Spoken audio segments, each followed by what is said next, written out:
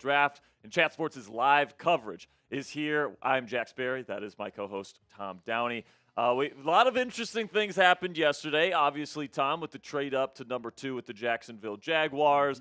2 quarterbacks go in. The Giants trade back in. We haven't been back together since we kind of went our separate ways with our separate streams. Give me some of your thoughts here of some of the things that we saw, especially in the latter half of the first round yesterday. O-line heavy, maybe not a huge surprise, just given the way the class shakes out. And I think kind of some shaky depth as you get into day 2, day 3, which also isn't uncommon at the offensive line. I do think that sets up for a potential run earlier today on a few spots. Receiver could have a run at some point on day 2. I think running back could have a run. That might be in the 3rd round, but I think you're going to have a run there. I mean, both Ohio State guys are there. Caleb Johnson is there, so maybe you get kind of 2 different little waves. And I think edge could also have a run. You know, there's some character stuff, obviously, with Mike Green that's got to be vetted, but there's got several guys in that 2nd, 3rd round range. So there's some depth at all of those spots, especially on the running back, edge side. And we'll see when some of the top followers end up going. It might not be too long for most of them. Yeah, so the Cleveland Browns are on the clock here at number 33 now. Yesterday, they traded out of the number 2 spot, took Mason Graham. What were your thoughts on the trade down from the Cleveland Browns yesterday, picking Mason Graham, and then what is your best guess as to what they're going to do at number 33 today? Surprising to an extent. They got a pretty good package back, and maybe they're looking big picture, and there's some feeling of security with that front office and coaching staff of they're not getting, they don't have to take the QB potentially. Obviously, Shadur is a potential fit here for the Browns with both 33 and their other early second round pick, I believe it is 36. But it could be. You could see him take a receiver with one of these picks. I know that's an area of potential concern. And there's value there, and I'm sure the Browns would love to trade down too. And the leaks have already begun. We're getting calls to move up. Mm-hmm. So we'll see what happens. That often ends up being overblown. Absolutely, the whispers are definitely beginning, and of course that number 33 pick is usually one that is rife for trade downs. And only 2 quarterbacks in the history of the National Football League draft, Tom, where a quarterback went 33 or 34, Drew Brees, and then Will Levis. So could we see Shadur Sanders come off the board? Could we see Tyler Shuck go off the board? All right, so go ahead right now, get down there in the comments section and shout out your favorite NFL team. Whatever team gets the most comments wins. So shout out your favorite team down there in the comments section. So that we can give you guys some shout-outs here. I see Gaming Wizard has Bucks. We got Jakias with Houston. We got M.A. Says he wants Scatabo to New England, so producer Jack would absolutely love that. Jack's burner, then. Yeah, that's definitely Jack's burner. We got Charles saying Tampa Bay Bucks. Ken saying Go Pack Go. We got Cassie saying Steelers. That's my lovely girlfriend, Cassie Voth, by the way. Thanks for watching today, Cassie babe. Cassie always gets a shout-out. Yeah, she's always got the best shout-outs. Everyone say hi to Cassie in the chat. We got Matt from who's cheering for Jacksonville. E.T. cheering for the Cowboys. B. Jackson with the Vikings. Shelly with the Patriots. Renee cheering for the Rams. Joshua is cheering for the Browns. Fishbowl cheering for the Cardinals. I see Panthers, Patriots, Steelers. One says Tom is my daddy.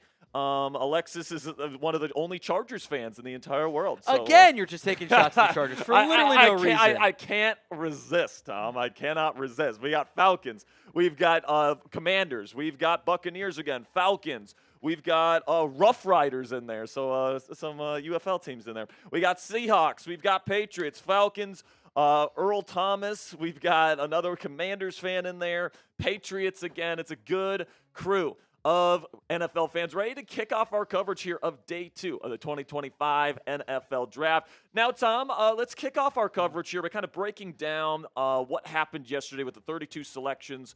And what your kind of takeaways are, and some of your, more in-depth kind of takeaways from the evening. We'll go kind of quick on these to an extent. We got other stuff to get to, and Day 2 to get to. One that stands out for each 4. The Travis Hunter trade was a pretty entertaining one. Jacksonville getting ultra aggressive on that one. Ashton Genty ends up being a Raider after all. And Mitchell Renz had himself quite the day and night after that selection as Pete Carroll gets his lead back there. If Shadur Sanders is a Raider tonight, watch out. I told him he has to go live for 38 straight hours or whatever it is, or 37 straight hours. That happens, so we'll see. I don't think he's going to do it, but it'll be really funny. This Booker to the Cowboys at 12 was a surprise for many. They were multiple Cowboys, like real reporters, who were like, they're not taking a guard at 12, and then they did. Then they take a guard. They take a guard In at classic 12. Jerry Jones fashion. Yeah, he's a good player though. It's just positional value stuff. I think Tyler Warren was my favorite pick in all of round 1 to the Colts at 14. Scheme fit, need fit, talent fit, all of it was fantastic there. I'm a big fan of Jahdae Barron out of Texas. I think he is a dog at nickel at the outside at safety. I don't think the Broncos thought he was going to be there, so to take him at 20, I think worked out very, very well for them. And then Pittsburgh passes on Shadur Sanders. They take Derek Harmon, which we had talked pre-show. We're like, who's pick the Steelers? Like, well, if it's not Shadur, it's Derek Harmon. And then, and he just screams Steeler. Yeah, he's Stephon Tuitt. Has some Cam Hayward in him too. Like he's just a perfect Pittsburgh Steeler. I'm really happy with that selection. I don't like the Jackson Dart pick. Because I get anxious when you trade up for a first-round QB for a coaching staff that's on the hot seat and you're going to sit him for an entire year. Yeah. I worry about the fit there a lot. Yeah, he does throw the ball down the field, and I think from a culture standpoint, he fits kind of the toughness profile that Brian Daboll really likes in his quarterback. Runs a little bit, I don't disagree, but I do think that there's probably more of a culture kind of fit. More than a player. Quick last thought. I've seen a lot of praise for Jackson Dart. It's great leadership stuff. I get a little bit worried when the first thing everyone goes to is talking about how he's not on the field talented. That worries me a little bit, right? All right, take it away, Barry. All right, so let's have a word from our sponsors here today, starting with Game Time. Download the prize or download the. Oh, sorry. Oh my goodness, I am completely lost here. Take the guesswork out of buying tickets with Game Time today. Download the Game Time app, create an account, and use code ChatSports. It's one word, all caps.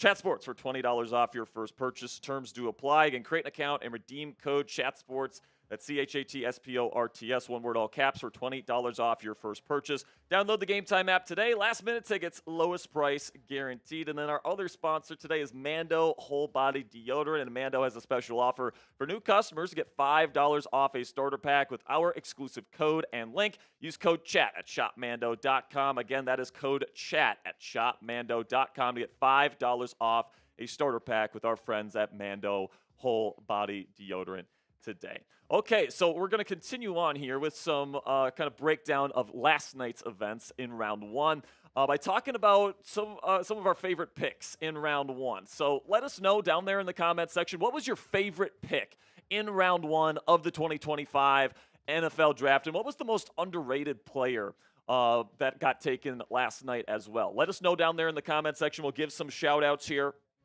But for me, what's the most underrated player that you think got taken? I got a favorite here. That's fine. Okay, we can go.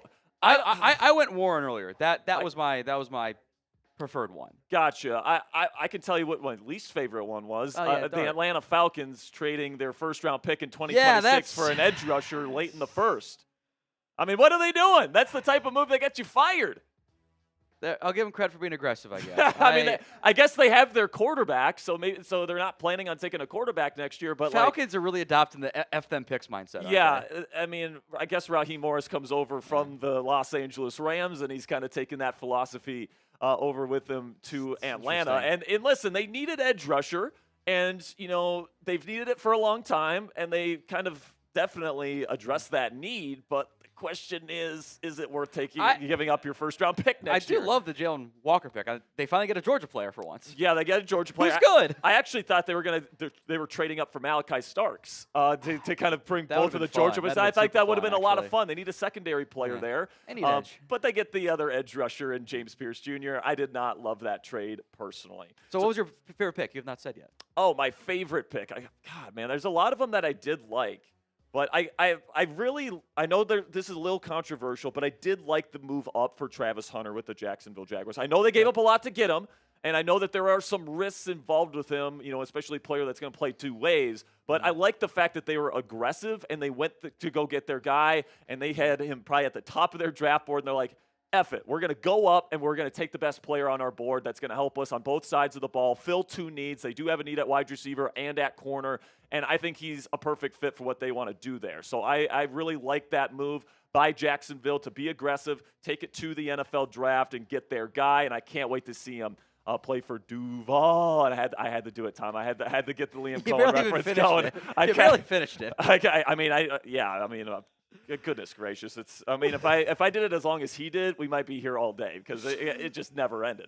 All right, so let's go over your best available here, Tom. Best players available on the board that are going to be ready here at the top of round 2. Yeah, I think there's really only 3 guys that like you could truly consider.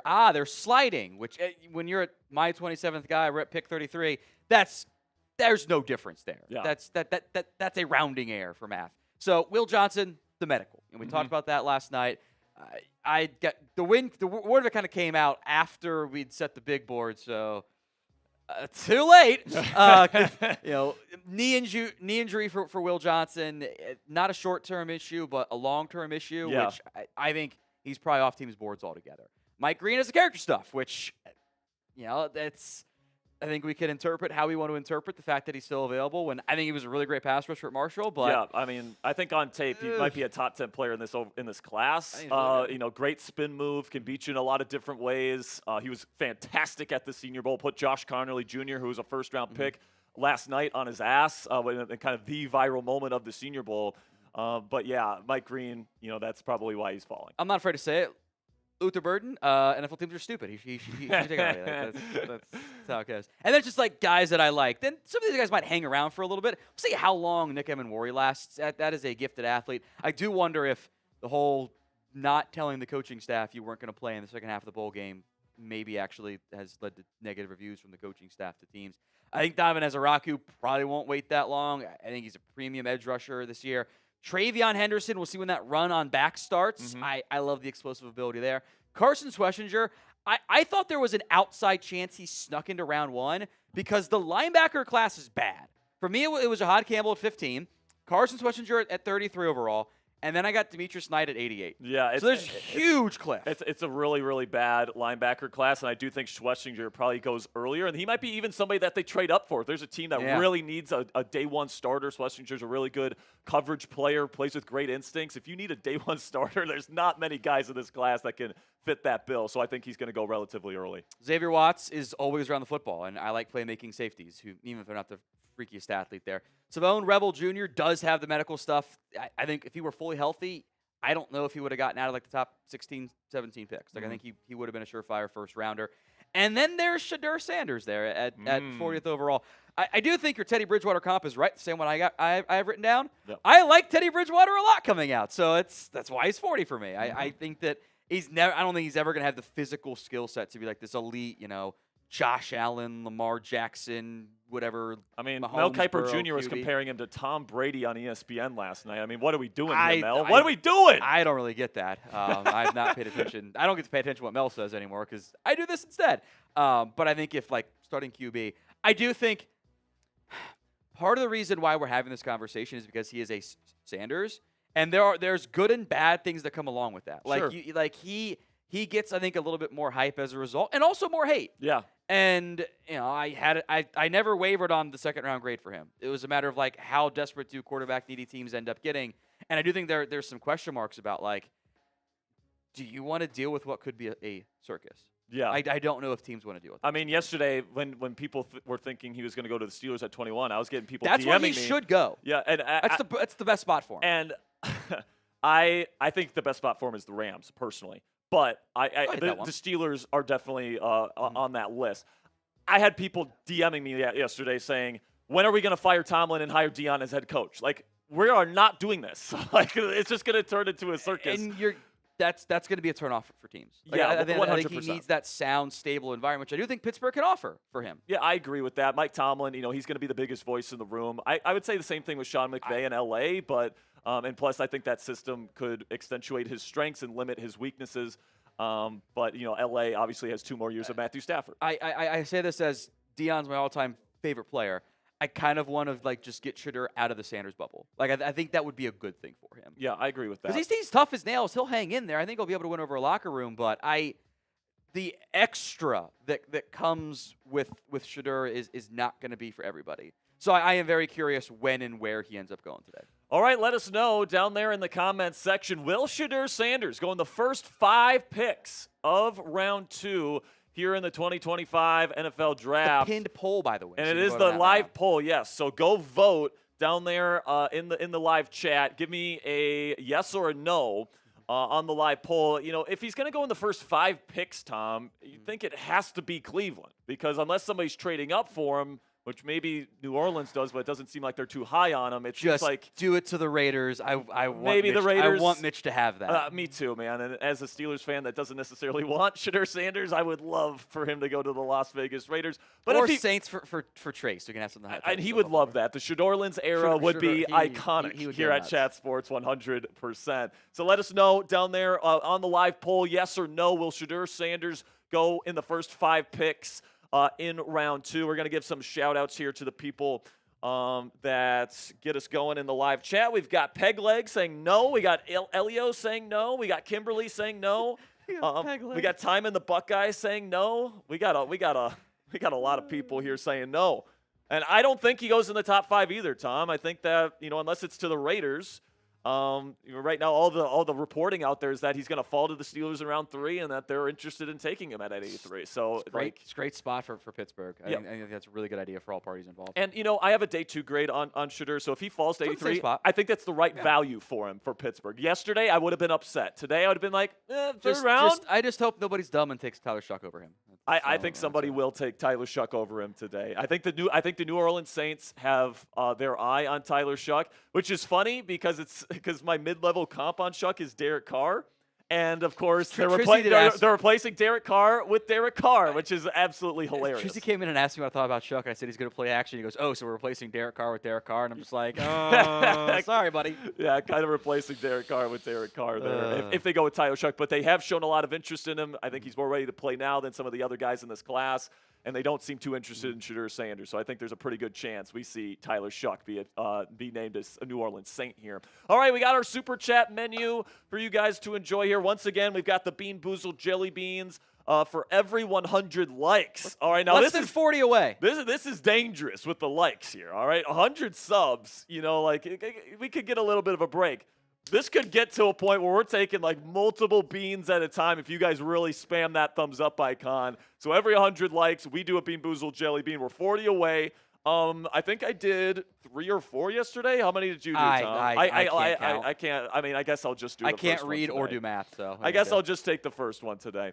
So that's 100 likes. We'll do the Bean Boozled Jelly Bean. Also, $5. We're giving away a draft hat for your favorite NFL team. So that's just $5 super chat gets you in on that. $10 super chat. We'll talk about your team. Doesn't matter which team it is. If you want us to talk about your team, $10 super chat, and we will do that. Special offer: if we get a 50, I will beer bong this Red Bull. Oh my goodness! I'm gonna go star Cowboys in like 5 minutes though. It's gonna be a limited time offer. All right, we got a beer bong this Red Bull. We got 50. A 5-minute shot clock here before Tom goes over to Cowboys to shotgun this Red Bull. We also have some giveaway items today. Like I said, the $5 raffle item, the NFL Draft hat, and then we also have the NFL Draft MVP football here, the NFL Daily football. I believe we're all going to sign this, correct, at the end of the weekend? Yes. And then we're going to send this out to whoever wins. Who's leading right now, producer? So Jack? we've got like a huge tie for first with a bunch of $10 super chats. A bunch of 10. So if someone were to send in an $11, a $15, if someone were to send in to $50 for Tom to do the Red Bull. Somebody send in the 50. You're in then the lead you by are, $40. You are clearly in the lead. It's not even close. All right, so if you guys want to get in on that, again, $5 gets you into the raffle for the NFL Draft hat, which, by the way, getting $5 donation, you get a new draft hat. That's an excellent deal for a brand new draft hat. Yeah, you're in the giveaway for it. You're not getting it. You're not getting one if you just put in the $5. To be absolutely clear, you are in the raffle to win one. But hey. I think that would be a lot of fun. So make sure you guys click that thumbs up icon if you haven't already. Help us be the #1 NFL draft stream anywhere here on YouTube. Also, you guys can share today's video on your social media, or you guys can send this to a friend of yours, a family member that you think would get a kick out of me and Tom and our tomfoolery here. That also make sure you guys click that subscribe button if you haven't already for in-depth, extensive NFL coverage every single day. And then you guys can comment all night long. We're going to be live for every single pick here in rounds 2 and 3 tonight, and then we'll be live for every pick tomorrow for day 3 of the 2025 NFL Draft as well. So thank you guys so much for all the support. Clock's ticking, buddy. Clock's ticking for the $50. Because I'm gonna go start Cowboys and offer the exact same deal. So yeah. All right, we did get this report from Jordan Schultz today, Tom, saying sources several teams picking in the high 30s and 40s are calling the Browns at 33, the Texans at 34, and the Titans at 35. Per the Browns, Texans, and Titans, who would love to trade down. Absolutely, yeah, exactly. About potentially trades to try and come up. Wide receiver and edge are viewed as having tangible drop-offs and a wide range of evaluations. Would expect both positions targeted early in the second. Should be another fun night in Green Bay. Completely agree with Schultz's assessment here. There's some really high-end wide receivers still on the board that I think are going to go early. Same thing with the edge rushers, and then you got a couple corners as well. I think I've got different evaluations on the receivers than most people do too. So Yeah, it's- and I think there are going to be differences of opinion there. some people love Luther Burden III and Like his me. dynamic ability to have the ball in his hands. Just take the good football player. It's not that hard. And then guys. some Come on. people don't love the route running that he brings to the table, and I think that's the knock on him. Yeah, I think that's fair. So make sure you guys click that subscribe button again, like the stream, all that stuff.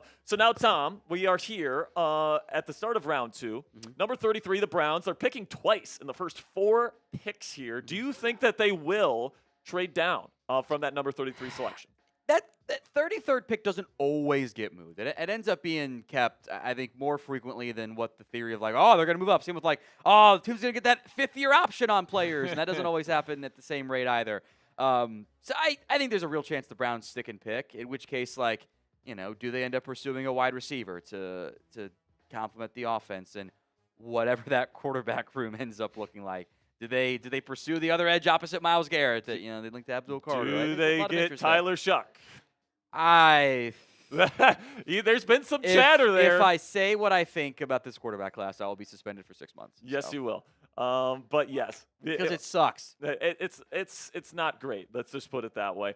But I do think Shuck is going to go by pick 40. That's my prediction here. I think that by pick 40, Shuck is going to be taken by somebody. All right. I'm not gonna be here. I'm gonna be on Cowboys, and somebody be like, he's 156 on the board. What? Yeah, he's just not good. Sorry. So that's Sorry, it took him 7 years to be competent at QB. What are we doing here? 100%. Gen Z, Brandon Weeden. Gen Z, Brandon Weeden. I think he's more Mitchell Trubisky. You're not comp. That's selling not great. And I think that mid-level comp, Derek Carr. Shuck is going to be a great backup because that's all Jeff Brom creates is good backup QBs. Yeah, and some people link the Aiden O'Connell thing because they were both Jeff Brom guys and kind of similar body types. I can see why the comp is there.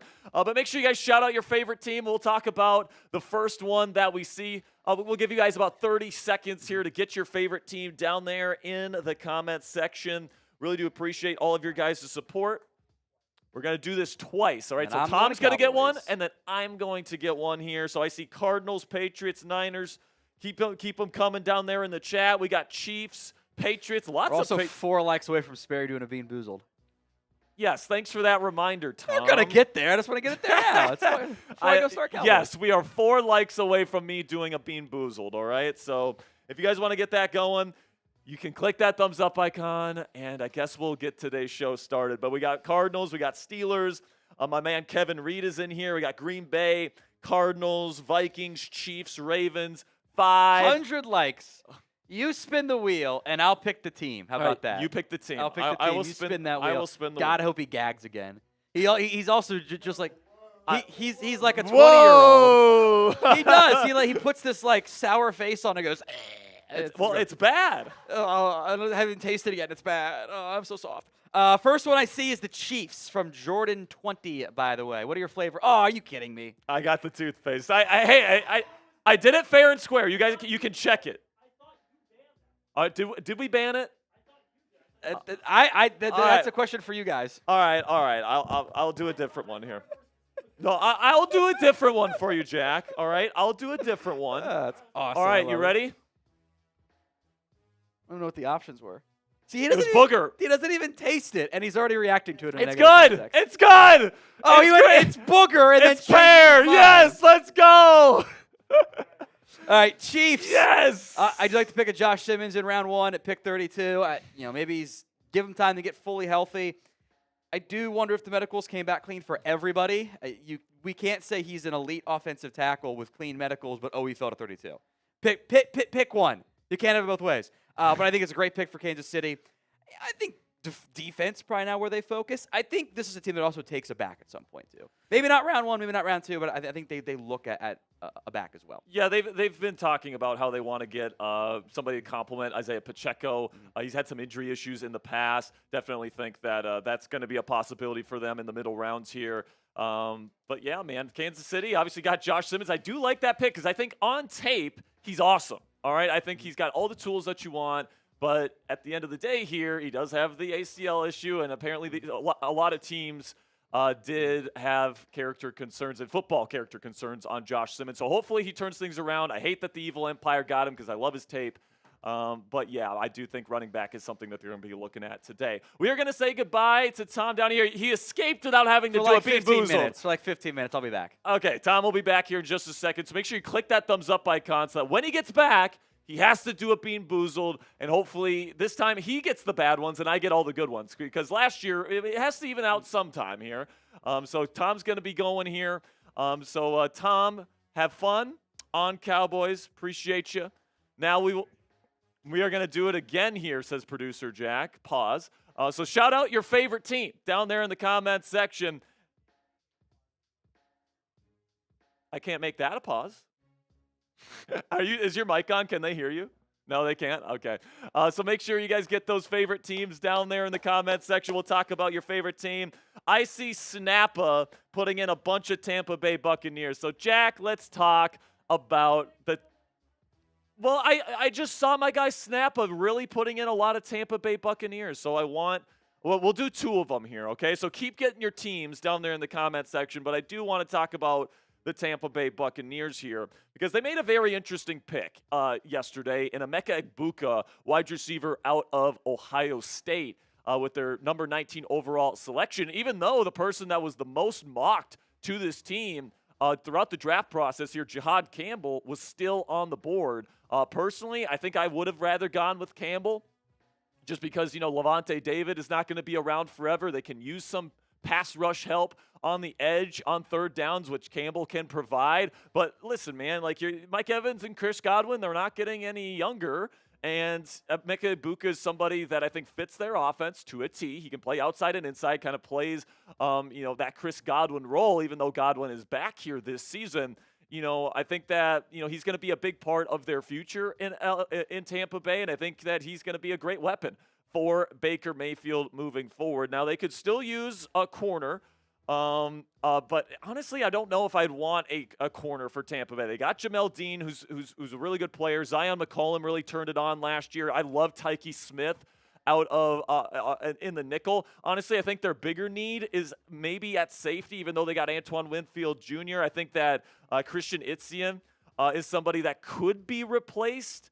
But honestly, if he was their starter next year, I'd be perfectly fine with that. I think linebacker's a position that they should be looking at because, I wanted them to take Jihad Campbell. And their other starting linebacker right now is Anthony Walker, who's okay, but he's certainly replaceable as well. So if Tampa Bay has a chance to take a linebacker here on day 2 that they really like, watch out for Tampa to pull the trigger on linebacker relatively early. They could use another edge rusher as well. They did bring in Hassan Reddick this offseason. They do have Yaya Diaby, and then they got Vita Vea and Kalijah Kancey on the interior. So I like those players right there. Another position that I could see them potentially taking is offensive guard. Right now, Ben Bredesen is their starting left guard. That's certainly a position that they could afford to upgrade if they wanted to today. So keep your eye on those positions for the Buccos. All right, one more time. This time I'm going to give you guys a little bit more time to get your teams in the comments section. When we get to an hour. All right, so 25 more seconds here. Once that clock right below me gets to 1 hour before the start of round 2 of the 2025 NFL Draft, I will be picking a team. We're going to be talking about that team here for the next about 30 seconds or so, and then we'll move on to our next topic. Oh, man. And speaking of, there it is. And the first team I see is the Miami Dolphins. From Mike. So the Miami Dolphins are a team here where they had a very interesting pick in round 1 at number 13, which was, of course, Kenneth Grant, the defensive tackle out of Michigan. And Miami was a team that a lot of team pegged offensive line and cornerback to this offseason because obviously Jalen Ramsey could even be traded today. They have been shopping Ramsey over the last 2 weeks or so. And without him, you don't have much on that defense there with the Miami Dolphins. Let me find their profile here. Like they got Kader Kohu. They've got their number one outside cornerback outside of Jalen Ramsey is Storm Duck. So I expect cornerback to be something that they really look for today. If they can find a way to get Will Johnson, who is a perfect fit for this defense because he's played in this defense his entire career at Michigan, I mean, that would be an absolute steal for this football team. I had the Dolphins taking Will Johnson at number 13 in my final mock draft. If they can find a way to steal him here in round 2, even though he's got the injury concerns with his knee, I think that is something that would be absolutely phenomenal for the Miami Dolphins. They could also use another safety. Right now they've got Melifonwu as their other starting safety on the other side of Ashton Davis. So they could certainly find another safety if they really wanted to. Of course, offensive line is something they could upgrade. They did take Patrick Paul last year, who's currently slated to be their starting left tackle. Austin Jackson is slated to be their other tackle heading into the year as well. And then Liam Eichenberg, their left guard, is certainly somebody that could be replaced as well. So definitely going to be an interesting team here for the Miami Dolphins. They have some very defined needs that they need to address throughout the rest of the NFL draft here. And I certainly think that if Will Johnson is there when their pick comes up, they might even be trying to trade up for Will Johnson here. For all I know, he would be a perfect fit for this defense and a potential number 1 corner for them. All right, now, before we get into the rest of our round 2 and round 3 coverage on today's edition of NFL Daily by Chat Sports, let's have a word from our sponsor here at Game Time. And I'm someone that likes to go to baseball games on the weekends, guys, so I can relax, get my mind off of work. And thanks to our friends at Game Time, I can always get guaranteed low prices on tickets to whatever event I want to go see. So Game Time is the official ticketing partner of NFL Daily by Chat Sports. It makes getting tickets to any event faster and easier on your phone. Prices on the Game Time app actually go down the closer it gets to first pitch. And with killer last-minute deals, all-in prices, views from your seat, and their lowest price guarantee, Game Time takes the guesswork out of buying MLB tickets. Let me tell you guys, it's a super easy-to-use interface, which is why I love using the Game Time app. And when you combine that super easy-to-use interface with a bunch of great features such as Game Time Picks, which does the research for you to find the best possible seats at the best possible deals all over the ballpark or any venue you are ending up getting tickets to. But you also get the lowest price guarantee, and you get flash deals the closer you wait to game time. So download the Game Time app today. Create an account, use code CHATSPORTS for $20 off your first purchase. Terms do apply. Again, create an account and redeem code CHATSPORTS. That's CHATSPORTS, one word, all caps, for $20 off that first purchase. Download the Game Time app today. Last minute tickets, lowest price guaranteed.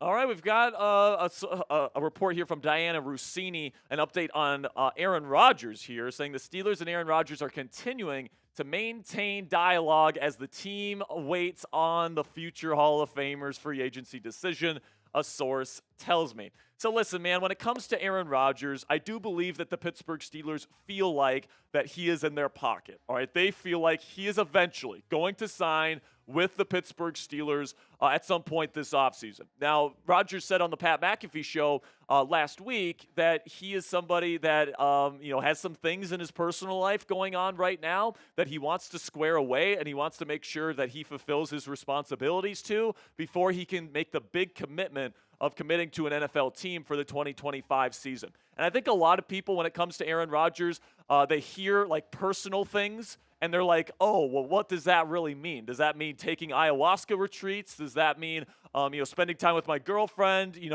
doing stuff that really isn't all that important? But the thing that's going on right now with Rodgers actually is that a lot of his friends lost their livelihoods and lost their homes in the California wildfires that happened last year, and they're still trying to rebuild their lives. And they're going through some really tough stuff emotionally that Rodgers is helping them through, and he's also helping rebuild their lives, getting new houses, all the different stuff that goes into the aftermath of really of devastating wildfires in California. So he's really making a commitment to the people that are close to him in his life that he's going to help rebuild their lives this offseason. And then once he feels like they're in a good spot, then he's going to consider signing with an NFL team. It seems like he likes the Pittsburgh Steelers. He visited Pittsburgh. He said that Mike Tomlin, the Steelers head coach, exceeded his expectations. He talks about how he's good friends with Arthur Smith, the Steelers offensive coordinator. Tom Arth, the Steelers quarterbacks coach, actually was a member of the Green Bay Packers during the preseason, back during the 2006 season, so he has a relationship with Tom Arth as well. And then he had that throwing session with DK Metcalf where he called him a fantastic human being and an absolute specimen. Sounded super excited to play with DK Metcalf. So I don't think it's a matter of, Aaron Rodgers doesn't want to play for the Pittsburgh Steelers. I think it's more a matter of Rodgers wants to fulfill his commitments off the field before he's going to make an on-field commitment to an NFL team. And listen, I get the argument of listen, if you know that this is going to come to a conclusion and you're eventually going to be able to get around to football, why not just make the commitment now and then eventually show up? But I think Rodgers is wary of making a commitment to a team, not being there for OTAs because he's handling some of the other stuff that he's dealing with off the field, and then people call him lazy or not willing to commit to the team or whatever the case may be. And I think that's probably why he's holding off on making this decision. But the fact that the Pittsburgh Steelers had their choice of quarterback in this class yesterday in round one outside of Shadur Sanders and still went with a defensive tackle, a non-quarterback in round one, tells me that they still feel good that Rodgers will still sign with them at some point this offseason, and he will be their starting quarterback when they suit up in week one. So let me know down there in the comments section, is Aaron Rodgers washed? Give me a Y for yes or an N for no. I think that the easy answer here, guys, is that, yes, he hasn't been the same Aaron Rodgers for a very long time at this point. But I think that the positive spin on it, so to speak, and what the Steelers are hoping for is that you're getting, Brett Favre, who had a terrible season with the New York Jets. He goes to the Minnesota Vikings, a new team that won 10 games and was a one-round playoff exit. Sound familiar, Steelers fans? And then turned them into a legit Super Bowl contender that was a one play away from the Super Bowl. And then Tom Brady had his worst career year of his entire career with the New England Patriots his final year in Foxborough. Then he goes to Tampa Bay at 43 years old and wins the Super Bowl in his first year during a COVID year. So the Steelers are hoping that they're getting some of that late career magic that the Vikings got out of Favre, that the Buccaneers got out of Brady. You could even argue that the Broncos got out of Peyton Manning. He was, I believe, 36 when he signed with the Broncos. He wasn't quite as old as Aaron was. But let's face it, he has the same amount of mobility then at 36 years old than Aaron Rodgers has right now when he's 41 years old. Peyton Manning was an absolute statue, all right? So I think that that's a comparable kind of thing there. And with other options out there, Kirk Cousins, who got replaced last year and threw a shit ton of interceptions last year to finish out his tenure with the Atlanta Falcons. Mason Rudolph, who's currently on the team, the mid-round starting rookie quarterbacks. I just think that if you're the Steelers, you're waiting for Aaron Rodgers to clear up that off-field stuff. And then if he decides to sign, great. And if not, you're probably trading for Kirk Cousins. So shout out your city down there in the comments section. That's not what producer Jack wants. There it is. We want a like driver here, guys. We need to get to 50% like rate right now. I'll tell you guys what. If we get to our goal of 450 likes here, I will do 3 Bean Boozled jelly beans at the same time. All right? So it's all going to be, so no matter what, it's going to be bad. All right? My odds of getting all 3 good ones is probably 0. Okay? So if you guys want me to do 3 disgusting Bean Boozled jelly beans here, make sure you click that thumbs up icon, and let's get to 450 likes. I'd greatly appreciate it. It does help us out here. As you guys get those likes in there. Keep it going right now. We need to get to 450 for me to do a Bean Boozled here. 3 of them at the same time. Right now, we're just at 164. We need to get those numbers up, baby. Need to get those numbers up. We're about 50 minutes away from kicking off the NFL draft here at the second round. What's that? Tyler Shuck is on TV right now. He's just a chill guy. He's just a chill guy. Nobody's going to his birthday party. Is that what you're trying to tell me here, Sam? He was. I guess he's got no friends. Can't draft him. He's off my board. Tyler Shuck's off my board. He's sitting alone in his own house. Keep clicking that thumbs up icon. Help us get to 450 likes here. Can we at least get to halfway there here, folks? 225. Let's go. Keep it going. Keep it going.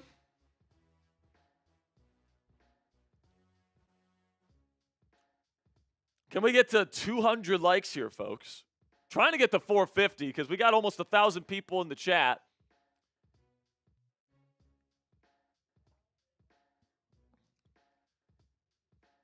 All right, we did get a super chat here, so we'll we will check in on this in a second, says producer Jack. So keep clicking that thumbs up icon. My man, John Masood, says Redskins had a great night last night. They've gonna have from the worst offensive line to one of the best. Listen, man, I like the pick for Josh Connerly Jr. for the Commanders. I thought they were going to go edge rusher, whether it was Mike Green or whether it would have been Donovan Ezeraku. I thought they were going to go in that direction because they need a number one pass rusher. But you can make an argument that the most important thing for that franchise right now is to protect Jaden Daniels and to give him the best chance at success. And, he had a phenomenal rookie season, led that team, and kind of carried that team to an NFC Championship game, if we're being completely honest. So he's capable of elevating an NFL roster already. But if you can protect him, if you can get him better weapons, he can go from a really, really good starting NFL quarterback to a potentially elite NFL quarterback here in year 2. And honestly, he's probably going to be one of the betting favorites to win NFL MVP next season. Josh Connerly Jr. is going to be playing right tackle for the Washington Commanders next year. Laramie Tunsil, who they traded for during NFL free agency, is going to be playing left tackle. And then it appears that there's going to be a good amount of competition for the left guard spot. Brandon Coleman, Nick Allegretti, Nate Herbig, all those guys are going to be competing for the left guard spot. I would say because Brandon Coleman was a relatively early draft pick last year, that he's going to have the inline road to be the starting left guard for the Commanders. And I think that's what role he's best suited for. So I like the pick there, John. I think that Josh Connerly Jr. is going to be a really good player for this team, a really good pass protector, and I think he's a perfect fit for what the Washington Commanders want to do on offense. So I'm right there with you, John. I think it's a great pick, and hopefully this offensive line can turn things around because they've been pretty darn bad for a pretty long time. We need to get to 50% like rate, guys. We need to get to 450. Let's get it going right now. What's that? All right, I'll do a Bean Boozled here.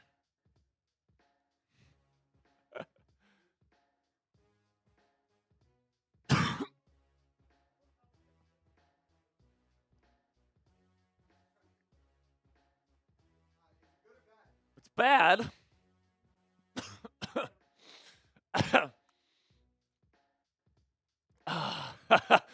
There we go. It's done and over with. If we get to 450, I will do 3 at the same time. If you think my reaction is crazy with just one, just wait till you see me eat 3 in a row. That's not going to be a pretty sight right there. So click that thumbs up icon if you haven't already. We are about 45 minutes away from the start of round 2 of the 2025 NFL Draft. And now let's talk a little bit here about Cam Ward going to the Tennessee Titans. I like this pick. I think that he reminds me a lot of Brock Purdy. They're like the same exact size, 6'1.5", 220 pounds. It's around where Brock Purdy's at. They throw with anticipation at a high level, rotational passers, really good pocket presence. They can make plays out of structure. I think Cam Ward is a good player, and it was a cool moment today when Warren Moon came out at his introductory press conference and literally passed the torch. He handed over his number 1 jersey to Cam Ward. So Ward will be rocking the number 1. I'm very excited to see him play for the Tennessee Titans, and hopefully, Brian Callahan and that crew there in Tennessee can put the proper help around him to be able to be the best possible quarterback that he can be. And like Brock Purdy, I think if you can put that right surrounding cast around him, I think he could be a really freaking good player. Now, the thing about Ward is that he's not the most accurate quarterback in the world, all right? He does have his misses, and he will make ill-advised throws at times where he will throw the ball into harm's way because he's trying to attempt a throw that his arm can't cash. It's not the strongest arm in the world. I think it's a very talented arm, very flexible arm, can throw from a bunch of different arm angles, and he's very rotational, which I love. But I would say it's about an average, maybe slightly above average NFL arm, and he's trying to make like Josh Allen, Patrick Mahomes level throws, and he's not able to make those throws at times, which puts the ball in danger. So he's going to have to really learn what he can and can't get away with, especially at the NFL level. But he's got these tools, man, that I really cherish: anticipation, pocket presence, playmaking instincts, that I think is going to make him a really good quarterback in the National Football League. Then one of the most intriguing trades that's going to be talked about for weeks to come here and probably years to come as well, the Jacksonville Jaguars moving up with the Cleveland Browns to the number 2 overall selection, giving up a second-round pick and fourth-round picks this year at 36 and 126, and then a first-rounder next year in exchange for the first-round pick at number 2 overall, the fourth-round pick at number 104, and a sixth-round pick at 200. And with that selection, they took the two-way player, the experiment here that we've really never seen in the National Football League before, because I think Travis is going to play mostly both ways, all right? And I think it's going to play at least half the time on defense and, on big time, kind of drive-killing type of downs, third down, stuff like that, late game situations. Hunter's probably going to for sure come in as a corner, and then, it sounds like that a lot of the league views him as a wide receiver, at least primarily. And, I think that that's a good way to view him because, when you're playing defensive back, especially outside corner, you can just tell Travis Hunter, just go man up this guy, all right? And the thing that I love about Hunter as a cornerback is that if you throw in his general vicinity, it has a chance every time of being intercepted because of how natural his ball skills are and the way he can contort his body to make incredible catches. He's got great body control and hands, and, that's just an incredibly dangerous person to have on your defense, all right? So I think that this is somebody that reminds me a lot of Odell Beckham Jr. as a wide receiver with the crazy catches he makes, the run after the catch ability. He's a really sharp route runner. I think that he's going to be a really good running back, a really good wide receiver in the league for Trevor Lawrence, who I think is actually a perfect fit for.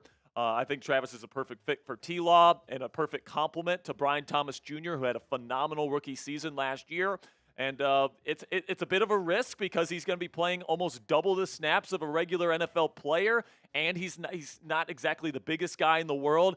The injury risk is going to be higher for a player like this, and if he keeps getting injured and if he keeps playing two ways, there's going to be concerns about how long he can do that, right? The tread on the tires is going to be taken off at double the rate of a normal player, so it's going to be interesting to see how the career of Travis Hunter goes, but I do appreciate that the new GM there in Jacksonville, Gladstone, moved up to get his guy and to start this new era in Jacksonville. So to kind of round out the rest of the first round here, Abdul Carter in the top 5. Abdul Carter went to the New York Giants. He wants to wear number 56, so he's asking Lawrence Taylor if he can wear 56. I don't know, man. I think that's a little bit of a weird number for a modern edge rusher, but at the same time, it's Lawrence Taylor's number. It'd be an honor for him to wear that. So we'll see what ends up happening with him, but the Giants get Darth Vader there. Then we get number 4 with the New England Patriots. They take Will Campbell. I think that's a little bit of a reach for him. I think that,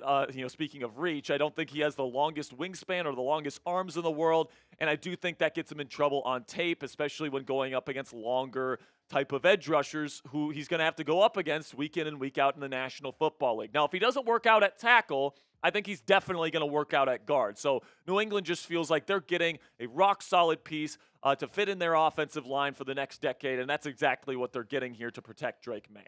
Then at number 5, the Browns trade down, and they take Mason Graham. Now, I like Mason Graham as a player, guys, but the pass rush win rate, the numbers last year at Michigan, they don't exactly, they're good. I don't know, excuse me, I don't know if they are like top 5 blue chip caliber player type of good. Sounds good. And the player that that they're passing on, Travis Hunter and Abdul Carter, those two players are like gold jacket level of players, and you're trading down for Mason Graham, who I think could be like a Pro Bowl caliber player, but I don't necessarily project him as like an absolute monster, dominant type of interior pass rusher. Maybe I'm wrong on that, but Mason Graham, I think because he doesn't have the measurables that you necessarily want in a stud defensive tackle, I think he's a really good player. I want to make sure I'm stating that, but I did think number 5 pick for Mason Graham was a bit of a reach. Then Ashton Genty goes to the Las Vegas Raiders at number 6. I really like that pick as well. Pete Carroll doesn't want to mess around. He wants to go and he wants to try and win now, and he really prioritizes the run game. Genty is the type of running back that you can really center your offense around. He's got fantastic contact balance, really, really good long speed as well. Okay, sounds good. Welcome into our Cowboys Report audience here that is coming in. Tom Downey will be joining me once again here on NFL Daily in just one moment. Sounds good. Okay, so then number 7 pick, Armin Membu, the offensive tackle from Missouri. It seemed like that was the very obvious pick from the start there for the Jets. They needed a right tackle. Membu's the best true right tackle in this class to help Justin Fields, Breece Hall, and the rest of the Jets offense. And Tedoror McMillan with the Carolina Panthers. Apparently Bryce Young went to Dave Canales and said, you got to take this guy. And, they've got a lot of really tall receivers in that wide receiver room already. Xavier Legette, Jalen Coker, Adam Thielen, who's on the tail end of his career, and McMillan is yet another 6'2" or taller receiver to add to that group. So that wide receiver room is absolutely massive, and he's a really good player that I think is going to fit right in. Then at number 9, the New Orleans Saints took Kelvin Banks Jr. out of Texas. I think that they just feel like he's going to slide in somewhere. I think he could be an NFL left tackle, but he could also slide into guard. And, the New Orleans Saints, they're a team that likes to take trenches, and they like to, Kellen Moore really wants to set the foundation there with New Orleans. We welcome back Tom Downey of the Cowboys Report. Tom, how was your trip over to Cowboys? That was fun. No one's done the Red Bull yet. No one's done the 50 yet. It's 50. 50, and I'll do a Red Bull beer bong now. So we were just breaking down these top picks here, and now we get to Colston Loveland, one of the more interesting picks because he went before Tyler Warren. I think that he's a good fit for what Ben Johnson wants to do, and of course he's done a really good job developing tight ends with Sam Laporta there in Detroit. What was your thoughts on Colston Loveland to Chicago? I like Tyler Warren more, but it's not like I dislike Colston Loveland. I don't think that was a consensus opinion either, that Warren over Loveland in the NFL, which obviously happened because the Bears took him. But I think a lot of teams, at least some teams, felt that way as well. I would have taken Warren, but I'm curious if the Bears play things out now in terms of the offensive line or the receiving core and tight end room. And do they do a bunch of 2 tight ends? Is Kmet on the move at some point? Maybe not this year, but next year. Stuff to figure out long term there. Yeah, I agree. Michael Williams, edge rusher out of Georgia, long-limbed edge rusher from Georgia going to San Francisco. Kind of fits their mold of kind of like a bigger defensive end type in their 4-3. And then you got Tyler Booker, your Cowboys. Once again, take a Tyler in round 1 to play offensive line. The Great Wall of Tyler. The Great Wall of Tyler. I like that a lot. Your thoughts for our Cowboys audience here on Tyler Booker? I'm sure they know how you feel about it. He's a good player. It was not the pick I would have made. I think they really wanted Tedoror McMillan. They claim that was their highest graded player. I'm inclined to believe them. I don't think it's a superstar player. I think he's going to be a good starter in the NFL. Yeah, I would have been over the moon if he was to pick at like 24. Right. It's yeah. 12. It's a little bit different. That's also this class too. Yeah, it's just the positional value thing there. Like you said, Booker's a great player. It's just 12 for a guard, true guard. It seems a bit early. $5 from my man, MA Football Guy says, if your boy Big Dad. It's your boy, Big Dad Bod. We have worst O-lineman in the NFL, and I've decided to put my faith in Will Campbell. Said he'd die protecting Drake May. What a guy. And listen, I love Will Campbell's mentality, all right? Like, he is somebody that is a football guy through and through. He was crying when he got drafted, so he loves the game, all right? And he's going to protect Drake May with his life. It's just, is a longer-limbed edge rusher going to be able to beat him consistently? That's going to be the question, and I can't wait to see how he does in the league. $5 from Caleb. This one's from Cowboys, so I'll let you take it, Tom. Jerry told Brian Broaddus the Cowboys are most definitely looking at Hall. I have not heard what Brian said about that. This is about Breece Hall, by the way. Yeah. Jerry said that they were looking at trades, and they never specified. And Steven said today they're always looking at trades. Last night of those could happen after the draft. So If I were the Cowboys, I would trade those 5th and 6th and 7th rounders and give me veterans who can play for me. Yeah, And fill needs that I can't fill through the draft. I think Kenneth Walker from Seattle is another guy that could be on the move as well. But because this is such a good running back class, I do feel like some of these guys might be on the move after the draft, or maybe on day 3 once like for sure you're not getting a Caleb Johnson or a Quinshad Judkins on day 2 here. We'll see what ends up happening here, but I would think that we're going to see at least one more running back trade this offseason, whether it's during the NFL draft or after it. That's kind of where I'm at with it right now. Our Super Chat menu, every 100 likes. We need Tom to do a Bean Boozled because I've already done 2. All right, so I like that video. So he needs to. We're 12 we're 11 away. Bring that over here. All right, over here. We're going to get it right now. There you go. 50 for the Red Bull beer bong. Yeah. Can I have the so spinner, though? What's that? Oh, yes, the spinner. Yeah, thank you. There you go, sir. Oh, I see some suspiciously placed candy over there. And well, I got to get – no. I got to get the taste out of my mouth. You're so soft. No, You're so soft. He was so no. I don't want my character questioned here. I just need to get the taste out of my mouth. This is pomegranate or Old Bandage. We just got to 300 likes. So. All right, Tom Downey. Also, as Tom downs that Jelly Bean $5 draft hat raffle, $10 talk about your team. I am going to go start our Steelers talk stream here. Tom's going to hold down the fort. Is it old band? Yeah, it's a bad one, isn't it? Yeah. All right, Tom. Well, I guess I'll see you guys later and hold down the fort, and I'll be back soon. Yeah, remember, on the Chat Sports side, $5 for the main raffle entry. $50, I will do a Red Bull beer bong. Dwayne Jackson, $20 super chat. Thank you, Dwayne, my friend. I think the Cowboys have to manipulate the board before the run on backs and receivers to prevent teams from jumping them. Might package those day 3 picks to move around. I would not be mad at that. I think that's actually a fine idea. I question if they would do it. They love their picks so much they don't move up very often. They're not a trade-happy team ever. But if it's not expensive, I think you should consider it. I think at that point it's just like it's value. It's getting key players at positions of need. Like you trade away a 6th-round pick to go to a guy. I don't care about that. Is that doable for you in terms of making a big jump up? No, probably not. Can you do a lower jump up? Maybe. I am intrigued, depending on what the board looks like in the second. Could you trade down? Could you find a partner? You couldn't find a partner in round 1. Texans were not offering you nearly enough to do it. Could you trade down? Maybe. Nick B, $10 super chat. Thank you, Nick. Says, think about Trey Harris. Do you want to go to the wide receiver rankings here, Sam? I'm going to preface this by saying I think my receiver rankings look a lot different than it looks different than the consensus rankings and probably different than what the Cowboys have. So Luther Burden is, I think, for most people, is the best available wide receiver. I had a 1st-round grade on him because I think he's a great player. I'm a huge fan of L.K. Manor. It kind of similar mindset of the Luther Burden stuff. Like, the production was actually pretty good. His quarterback stunk. His quarterback is now backing up at Auburn. Transferred from Stanford to go be a backup at Auburn and might be the 3rd stringer when it's all said and done. So, like, I like L.K. Manor a lot. I got a 2nd-round grade on him. 2nd-round grade on Trey Harris.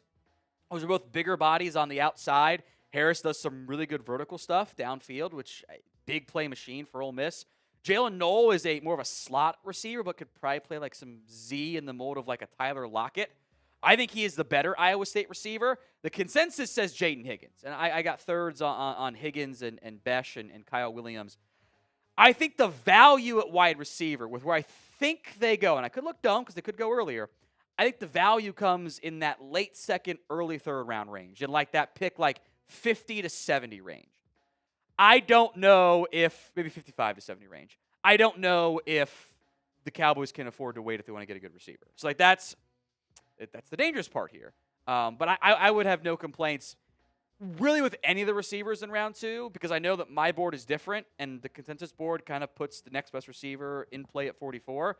So I would not be upset by that one if that ended up being the pick with Trey Harris. I know there's people who are even bigger fans than I am and some who are not as big of fans as I am.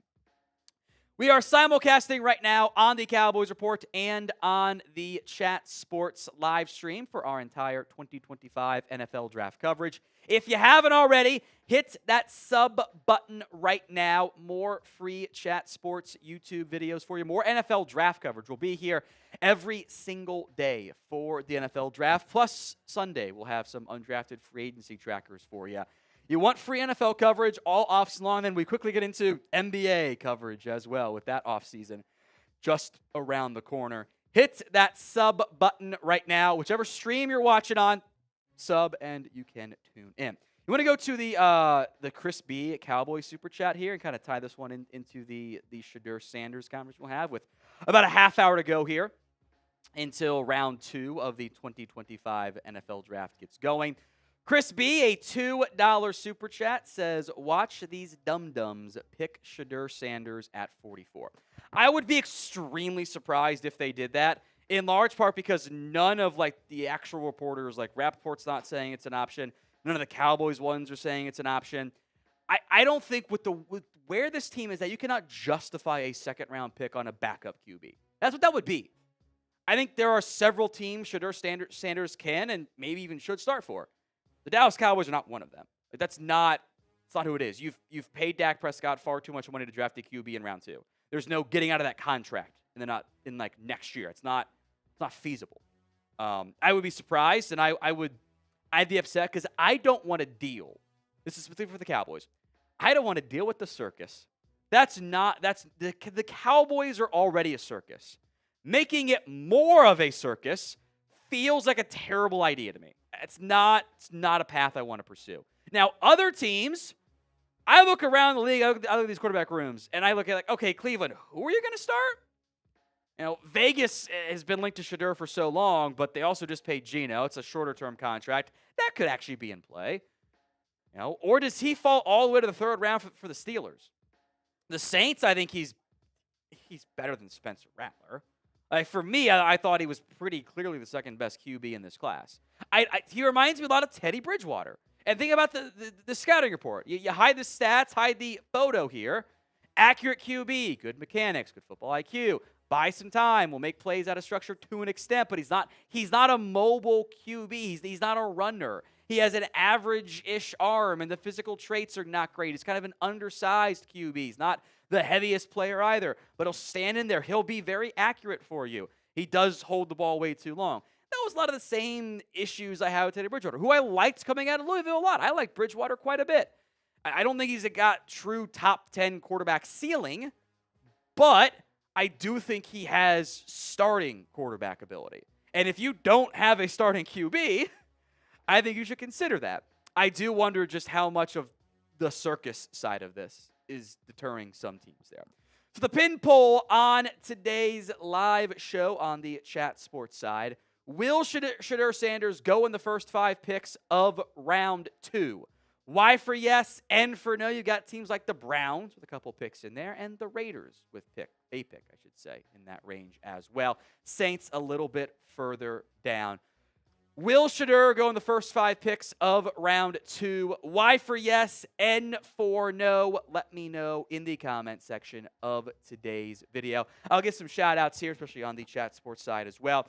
Guerrero says 34 to Cleveland. Sports News is spamming yes. Computer Geek says no. Look at me says yes. I guess you got your wish there. Rogero says yes. Brett says yes. Robinson says no. Computer Geek says no. Jesse says no. Ryan says yes. Jimbo says no. Stretch God says no. TJ says no. Nathaniel, Paul, Alex, Jesse, all spamming in their nose. But My Legacy Transformed. Zach, DJ, bunch of letters, says yes. Squeaky Assassin says yes as well. Brian Nation says A. Romeo, Wowboy, all typing in their yeses. Cullen, Kyron's, Kai Trimble, Romeo, all typing in yes. Super chat here on the Chat Sports live stream. Then we got, I think, 2, on the Cowboys side. The Giants go to the playoffs. I pledge a $200 super chat. Nothing would make Marshall Green happier than that. We already got to that one. Nothing would make Marshall Green happier than the Giants making the playoffs, and plus the $200 super chat on that one. We did this one earlier from M.A. Football Guy, but we appreciate you, my friend. Kai Trimble, I know it's not our biggest need, but would love to see them grab a premier safety. I'm calling UCLA linebacker in round 2. So that's Carson Schwessinger. We'll see if he goes that far. Give me the Pitt wide receiver. So I assume you mean Kanata Mumpfield, who I've got early 7th on. If we grab him the 5th. I'll say this. I assume I'm talking about a George Pickens trade with the 5th. I think taking a receiver like in the 5th and 6th round is kind of useless. Like, those guys aren't going to be better than Tolbert in year 1, and maybe even better than Flournoy. So, like, I think it's kind of go big or go home at receiver. But who's going to be our running back, Tom? Wouldn't be shocked if Bashal Tutin is the 3rd round pick. Let's see how the board plays out. There's a lot of running backs. I have 11 backs in my top 100. I don't know if 11 are going to go in the first 2 days. I think there will be players there. Chris B, is Tutin an option at 44? Seems early. I feel like this was kind of started by like a Jane Slater tweet saying keep an eye out for Bashal Tutin, and she then clarified that she meant like 3rd round. So I think 3rd round is where it makes sense. Let's see how the board plays out. If there's a big run on running backs, maybe things all change. But 44 would be early for me, but I do love him as a 3rd round pick. That's where I have him graded. I think he is an explosive player. Love the player. That would be around early for me. All right, the Super Chat menu on today's show. Every 100 likes equals the Beaned Boozled spin, which Sperry has bent the crap out of this, by the way, just so we're clear. Because he kept, like, flicking it on his finger. Like, he kept putting the finger, like, in the way and was like, why can't I spin it? That's how it goes, you know? Every $5 Super Chat on the Chat Sports stream is an entry into the Draft Hat Raffle. What's up there? Oh, okay. Deal time. Until the draft begins, so about 23 minutes, double the entries for the $5 Draft Hat Raffle. So 2-for-1 specialty on that side. What's up, Sam? So John already has 2 entries for the 10. So now that's 4 for John there. If he does it again, it'd be 10. So like 10 we'll do 4 entries. 20 we'll do the math and on there. My bad. The timing confused me there. Hashtag math. So double the Draft Hat Raffle entries, $5 Super Chat to get entered on that one. $10, you will still talk about your team. If we can get a $50 Super Chat before the draft gets going, the boss has said I get to beer bong a Red Bull, which, you know, I'm not. Sometimes people don't like when I do that because it's a little bit of a lot of caffeine, but I'll do it. So $50 on either Cowboys Report or on Chat Sports, and I will beer bong a Red Bull. But for the next 22 minutes and change, $5 gets you the double 2-for-1 Draft Hat Raffle entry. Jordan Schultz, this is from earlier today. He also sent this out with the Giants at 34 and then deleted it. And almost, honestly, the timing of this tweet makes me wonder if, like, Schultz had scheduled this previously and then had to change it because it said Giants, not Texans, then had to reschedule and send it out a lot later. It's very suspicious timing for me. This is the Browns and Texans and Titans trying to get trade interest. Like, Tennessee would love to trade down. They don't have a 3rd-round pick. They would love to move down 15 spots and get a 3rd. You know, their GM has said that they want, you know, multiple top 100 picks every single year. You can't get that without trading down right now. I do think he's right. Receiver and edge are viewed as the spots where you could have some sizable drop-offs potentially. And I'm curious, there will be a run on edges, a run on receivers, and a run on backs, I assume, at some point. When that run happens, I don't fully know. Cleveland at 33, wouldn't be shocked if they focused on offense.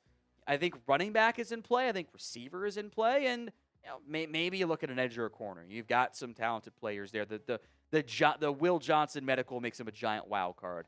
I think Houston probably has interest in offensive line, but is that a little early for, maybe not too much, but Ariante Ursary? Does Marcus Bowe interest them as like a tackle, center, guard, do-it-all piece? Jonah from Zona stands out. Tennessee, I feel like if you're Tennessee and you can't trade down, you just take Mike Green if you trust the off-field stuff, Luther Bird or Donovan Ezeraku, and you got to feel real good about that, right? Right? Browns at 36, kind of mentioned them. We'll see if a quarterback goes in that spot. The Raiders and Saints, 37 and 40, have very much been linked to quarterbacks, and I'm curious if one goes. You know, Saints don't have a long-term or even short-term solution right now. And the Raiders have Geno, but he's getting up there in age. Is that a spot for a QB, or do they like They could also like wait until like the 5th and like maybe target a Will Howard or something. Patriots, I'm curious what they go. If they go back to defense or, maybe a corner falls to them, Will Johnson would be super fun if the medical checks out. Chicago, I feel like a running back is in play there, but maybe O-line edge too. Best available players. I'm not taking Scatterby at 38 there, Jack. Calm down. Best available, Will Johnson's got the medical. That came out after the big board was done, but he's very talented. I'm a huge fan of his game. He was one of the best players on that Michigan defense a year ago. Wasn't as good this year, though. Helps with the slide. Mike Green's got character. I just like Luther Burton a lot. I'm probably hiring him the most, but he should not last more than a couple picks. What? Good take, Jack. Good take. Says he likes Burton, too. We'll see how long he lasts. And then it's like, those are my only 3 first-round grades left. Everyone else is a second-round grade. No first, second cheaters left either. So Nick Emenwari, the safety out of South Carolina. Donovan Ezaraku, the edge out of Boston College. Wonder how long we'll wait to hear Travion Henderson's name get called. He had some buzz for a sneaky late round 1 pick. Might be an early round 2 pick. I don't think he gets past 44. I'd be surprised. Be happy if he fell to 44, but we'll see how that plays out. The linebacker class is not very good.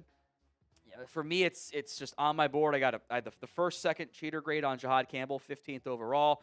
Twishinger is a round 2 grade. Then I have a late 3rd on Demetrius Knight and some 3rd, 4th cheaters, and I got 4 in my top 100 at linebacker this year. That's it. 2 in my top 85. It's a light linebacker class for me. Xavier Watts, playmaking safety, love his game. Savone Rebel Jr. out of ECU, the cornerback, I think he would have been a first-round pick if he hadn't torn his ACL. He might not have to wait that long, but the medical stuff we don't get good access to. Shadur Sanders is there. We shall see how long that wait for him ends up playing out. Trey Amos, corner. There'd been some late round 1 buzz. Again, corner could have a little bit of a mini run today. Caleb Johnson, outside zone runner. I think his fit with like any of the Shanahan, Stefanski, that type of Kubiak-centric run game offense really is a good fit. Some super chats from the Cowboys report here. Could you see us going linebacker today? If Schwarzenegger's there at 44, I think it's in play. I would be a little surprised if they took one in the 3rd round, just with the likely value. But if Schwarzenegger's there, I think they'd have the conversation of like best available player. Thank you, TMZ. Cooper Vestal, what grade do you have on Armstrong from Arkansas? I've got Andrew Armstrong as a 6th round grade, 224 overall. He was pretty damn productive for the Razorbacks, even more so than the freakier athlete in Isaac Tesla. I think he is a little bit like an undervalued player. Like I've seen some predictions of him not getting drafted, period. The as many drops as touchdowns at the FBS level is kind of a red flag. He tested really well for his size. I do think there's separation route running issues that is probably why he ends up being a day 3 pick in the end. Cooper, thank you very much, my friend. I appreciate that one. William Cook, what D-line I think will be available for the Cowboys in the 5th? Hard to project 5th rounders, but the guys I have in the 5th round are like, Vernon Broughton, Riley Mills, Cam Jackson, Cam Horsley, Jay Tuia at UCLA. Those guys might go earlier, but I don't know if like a Jordan Phillips, Jamari Caldwell, CJ West fall to you. I think it's probably some of those lesser run stoppers. On the chat sports side, Joshua getting 2 entries into the draft hat raffle. Is it 4? Oh, because it's double. I can't do math anymore. It is 4. Sorry, Joshua. Don't worry. The team that actually tracks it can do math, and they're tracking it for you. Sanders to the Raiders. Otherwise, what do those tweets mean? What are the tweets? Is he talking about Pete Carroll teasing tweets or? Oh, the Sanders ones. Those are right. Look, allow me to explain. Shadur sends that out when he gets up on Sunday. And it happens that the Raiders lose a lot on Sunday. So that was just the timing. Because you think about it, like they're playing on the road on Saturdays, right? They fly back. They don't have meetings. He sleeps in like a normal college kid. I think that's what that actually was. Like once he's up and doing stuff, he sends out that tweet. That's what the timing was, which I thought was kind of funny. Or did it on Monday mornings, and he's up on a Monday morning to go to class if the Raiders lost on Sunday night. So he was going to class. All right, Brian, all caps. Hey, Coach Tom, give me 4 entries. You're in. Our boy's going to go running back or Burden next pick. How do you think FJB for F the Jones boy is going to screw us with the 2nd round as we have such great results with our second rounders. Yeah, the second round always scares me because they're not good at it. They love to go with the character medical guy, and there could be character medical guy on the board. There also could be a good running back. I would be surprised if Luther Burden fell to them. I would be really happy. I would be really happy about that one. That would be a truly, as far as I'm concerned, a fantastic selection from that one there. So give me 1 second because I have not done that before. Okay. So we get set up here. Appreciate all the super chats that came in on that front. I just want to make sure I got the details pulled up here properly so I don't screw that one up in the end. So, all right, we have a giveaway offer coming up right now. What I want you guys to do is share today's video on Twitter. Tag @ChatSports. You got to tag @ChatSports for this. Otherwise, we have no way of tracking what's going on, and we cannot do the giveaway. Once we get 25 shares, we will pick one person randomly to give away this House of Atlas Razor kit and before and after set giveaway. So that is the giveaway offer here. Jack, you were going to say something or no? I couldn't tell if you were going to. Yeah, so this is a really awesome offer from House of Atlas, one of the sponsors here at Chat Sports. We are going to give away a Razor kit, which actually, Tom, if you want to show it off. Oh, yeah, toss it here. Slide it, don't break it. Nice, good job, good job. So that actually has everything in it. Everything that the people are going to get is in there. So that you got the Razor kit, and then the before and after set has the calming aftershave. Oh. Sorry, it didn't like when I put that up and it screwed up the chroma. Did not like that at all. Calming aftershave. There we go. And then the precision shave cream. It's a great product. I feel like Vanna White just like showcasing products. It's a great product. I've started using it at home myself. I really love it, and I think whoever wins is going to enjoy it as well. So here are the steps. Share the video on Twitter. Just click the share icon, whatever you're watching on. It makes it a lot easier. Click the Twitter option as part of that. You have to click the share button on YouTube. If you don't do that, your entry will not count. You have to physically click the share button on YouTube, share it to Twitter, and tag Chat Sports. You will not be entered if you don't physically share the live. If you are watching, by the way, on the Cowboys report side, just go to Chat Sports 1 and share that as well. But there's a little bit more people right now on the Chat Sports side because, all the picks versus the Cowboys not on the clock for another, hour-ish, give or take, or something on that front there. So share the video on Twitter. Make sure you hit that share button via the YouTube side and send it up. Tag @ChatSports, and we'll pick the winner after we get 25 shares, and we'll pick randomly for the winner of the House of Atlas Razor kit. So share the video on Twitter.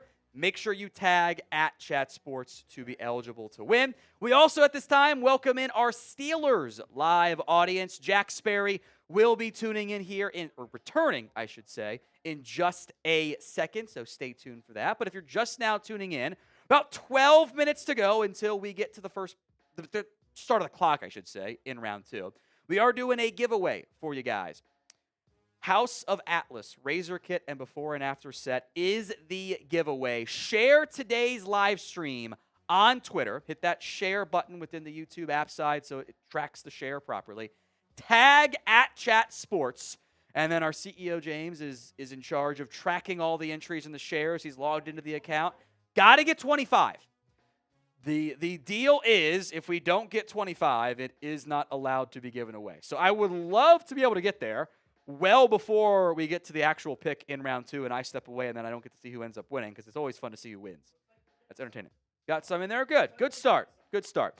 There's 2,800 people watching, so, we need a percent of you guys to do it. So share the video on Twitter. Make sure you tag @ChatSports as well. Once we get to 25 shares, we will pick and announce the winner here on the Day 2 coverage of the Chat Sports live stream. Got a lot of picks to get to today. It is a long day, a tight turnaround the next morning. We will be live an hour before tomorrow's live stream as well. So again, one more time in case you're just now tuning in. Share today's live stream on Twitter. Tag @ChatSports. And we will then pick the winner after 25 shares. The winner gets a House of Atlas Razor kit, the before and after set. So if you haven't already, yeah, why not enter for free? Hit that share button for me on Twitter. All right, we'll bring on Jack Sperry here momentarily.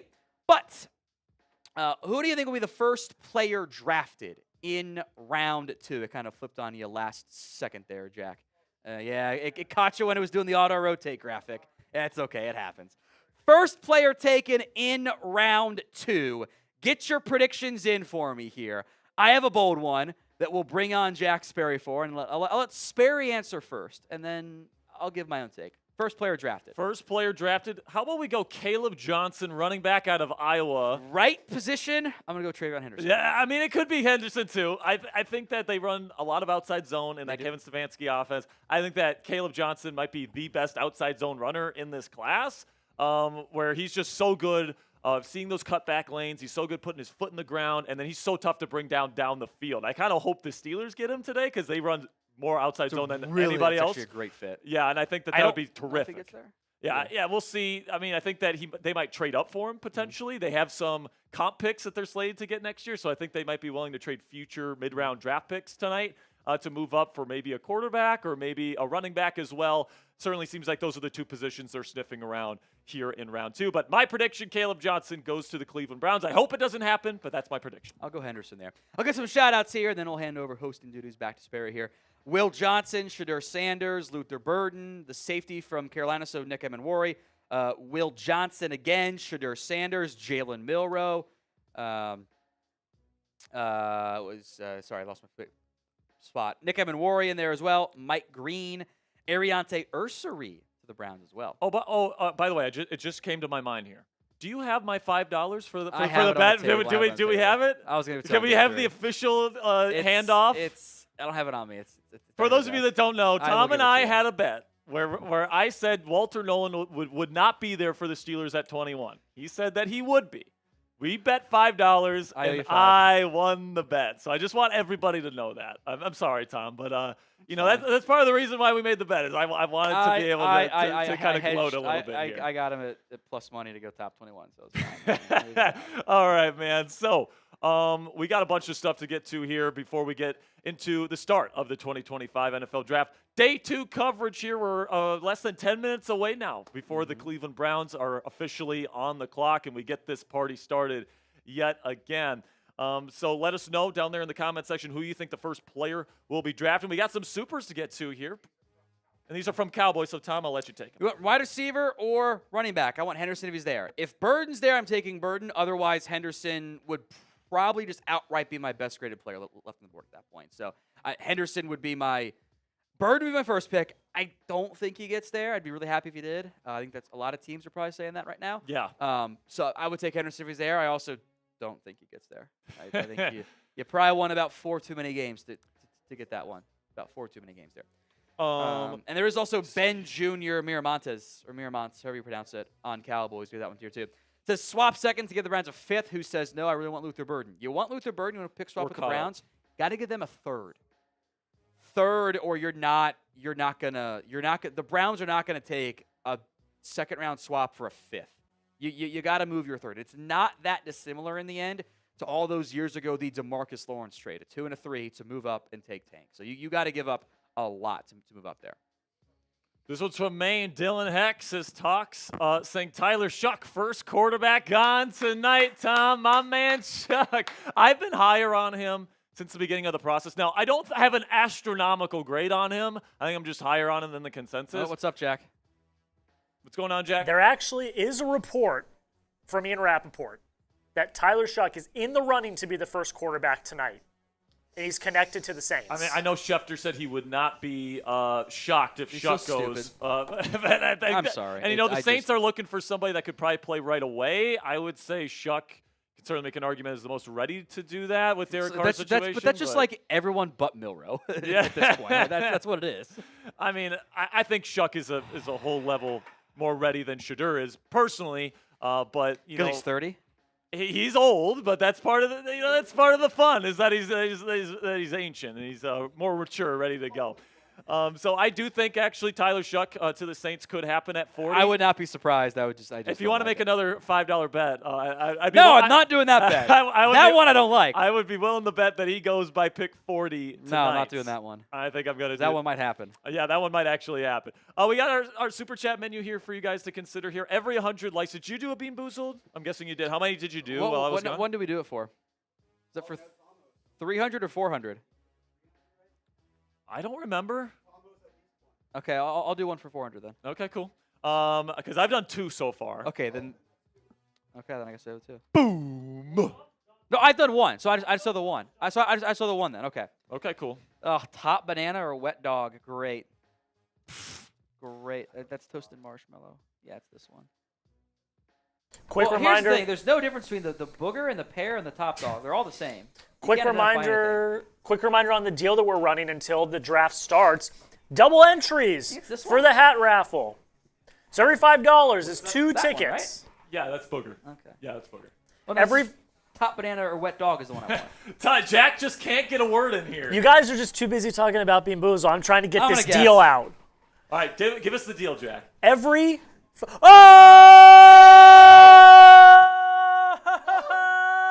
am I not seeing here? Check the live stream, bro. Look on Maine, bro. IQ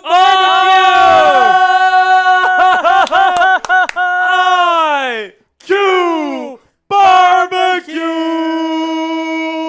Bang! Barbecue. Barbecue. Barbecue. That's one of my. That's the Commanders fan right here. I get my Red Bull bong. One of the all-time MVPs of the Commanders report right here. IQ Barbecue. It's raining money on NFL Daily because of IQ Barbecue. Bang!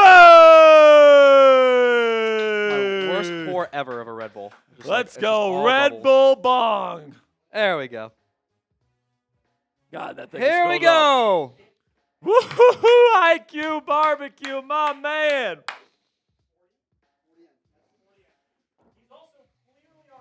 Yeah.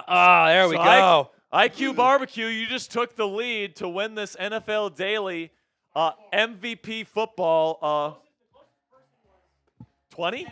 $10? Another one! Anthony Fuller! Oh, this one's rolling in from Anthony Fuller. Bang!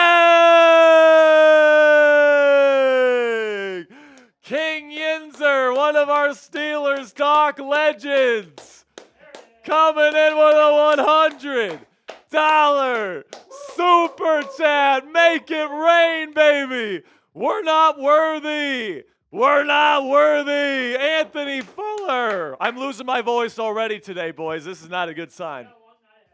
We got 5 minutes, or less than 5 minutes. We got about 2 minutes to go. Another beer bong. Another beer bong. This one's a happy dad because I don't think I should have back-to-back Red Bull. Yeah, that's probably bad for my heart. That's a real. This was just bad for my liver. It's fine. We don't need you to collapse on screen here, Tom. Let's go, Anthony. I love it. All right, Tom, I got a question for you. Yeah? Kyle Williams, does he go in round 2? I wouldn't be surprised. I wouldn't be shocked. I got him in the 3rd, but yeah, I think he goes tonight sometime. I think he definitely goes tonight. But Chris Sims is number 2 receiver. We'll see if he ends up going here in round 2. Kiss of death. Who said that? Yeah, exactly. All right, man. Appreciate you, Anthony. Appreciate you, IQ Barbecue. I'm ready to go. Woo! Let's get the goes going. Less than 2 minutes to go till we're on the clock. Type those goes in the chat if you're excited for day 2 of the 2025 NFL Draft. Come on, baby. When should I head over to Cowboys, by the way, boys? All right, so when should I step off to go to Cowboys here? Step off? Sweet. Cowboys watchers, stay tuned. We're going to let Sperry take over solo. We'll do the entire Cowboys report live stream here in just a second. Me and Chris on that one. So, Sperry, take it away. Bye, Tom. All right, now we've got less than a minute to go. Spam those goes, baby. We're almost on the clock again. We got to bring the juice. We got to bring the energy here, folks. Come on. Spam those goes. I see Dre. I see Idek. I see Papa. I see Kenneth Walker. I see IQ Barbecue, my man. We've got, there's a lot of talk about Tyler Shuck right now. Schultz just put it out too. We got David. We've got Daniel. We've got Never Abandon. We got Timothy. We got Nolan spamming his goes. We got Carl. We got LJ Foster. We got T. We got Steel City Mafia. Come on, baby. We are ready to get things going. In Green Bay, number 33 overall, the Cleveland Browns will be on the clock. They do need a quarterback. Question is, do they take one? I will say, Jack, I do kind of agree that I think Tyler Shuck is going to be the first quarterback off the board tonight. I have a weird feeling. Let's go, baby. Does it just keep switching? Sounds good. All right, we're going to reset right now. Our live coverage of Day 2 of the 2025 NFL Draft starts right now.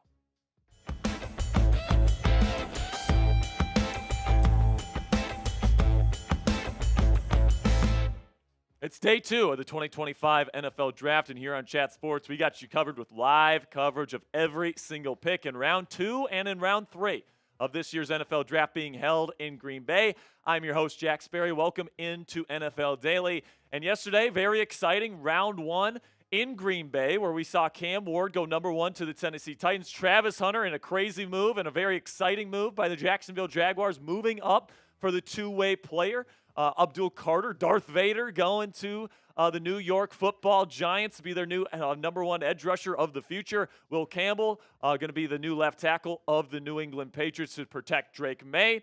And then now we get to the point here where on the clock is going to be the Cleveland Browns at number 33 overall. All right, they have possessed that pick for a while now, but the kind of change in dynamic here is that they added the number 36 overall pick in that trade down with the Jacksonville Jaguars last night. So they have 2 picks in the top 4 to start Day 2. And they've got a lot of needs that they need to address here, and we'll talk about those here in just a moment. Then after that, there are some whispers, according to Ian Rappaport, that the Las Vegas Raiders are, quote-unquote, discussing potentially taking Shadur Sanders as early as number 37. So keep your eye on Shadur to the Raiders at 37. 38, the New England Patriots. Producer Jack pushed me a little too early there. Then watch out for Tyler Shuck out of Louisville at number 40 to the New Orleans Saints. The Saints, they don't really know what's going to happen with Derek Carr and his kind of shoulder issue. They may need a starter ready to go week 1, and Tyler Shuck, in my opinion, is the most pro-ready quarterback left on the board. Then the Bears will be picking 39 and 41. The New York Jets are at number 42. The 49ers will be at 43. The Cowboys will be on the clock at number 44 in kind of the first half of Round 2 of our coverage here of the second round. Now, we got this report here from Jordan Schultz saying that there could be some movement at the top of Round 2 today. He says sources, several teams picking in the high 30s and 40s are calling the Browns at 33, the Texans at 34, and the Titans at 35, but potentially trading to try and come up. Wide receiver and edge rusher are viewed as having tangible drop-offs in a wide range of evaluations. Would expect both positions targeted early in the second. Should be another fun night in Green Bay. And then we just got this from Jordan Schultz when it comes to quarterback out of Louisville, Tyler Shuck. He says there's a growing belief that Louisville QB Tyler Shuck has a legitimate chance to be the first quarterback selected tonight, ahead of Colorado's Shadur Sanders, sources tell NFL on Fox. We can take a look at Tom Downey's best available right now. Will Johnson dealing with a knee issue that some teams have flagged, and some teams have probably just taken off their board entirely. but he's a really good player, really good zone defender out of Michigan. He is the number 8 overall player on Tom's big board. Mike Green, he's got some character stuff and some off-the-field stuff that definitely concerns NFL teams. He would have gone in round 1 if it didn't. Then Luther Burden III, wide receiver out of Missouri, is Tom's highest-rated wide receiver still left on the board. Nick Emmanwori out of South Carolina. A lot of people thought he would have gone round 1. He's still available. Donovan Ezeraku, 16.5 sacks last year for Boston College. He's an absolute technician. And then you got Travion Henderson, running back out of Ohio State. Could go very early. Could even be this first pick at number 33. And then Carson Schlesinger, linebacker out of UCLA, and Xavier Watts out of Notre Dame round out the top 8 on Tom's best available. So here we go. Roger Goodell is on the stage. Type those boos. Yeah, Sam said something I can't say on this stream.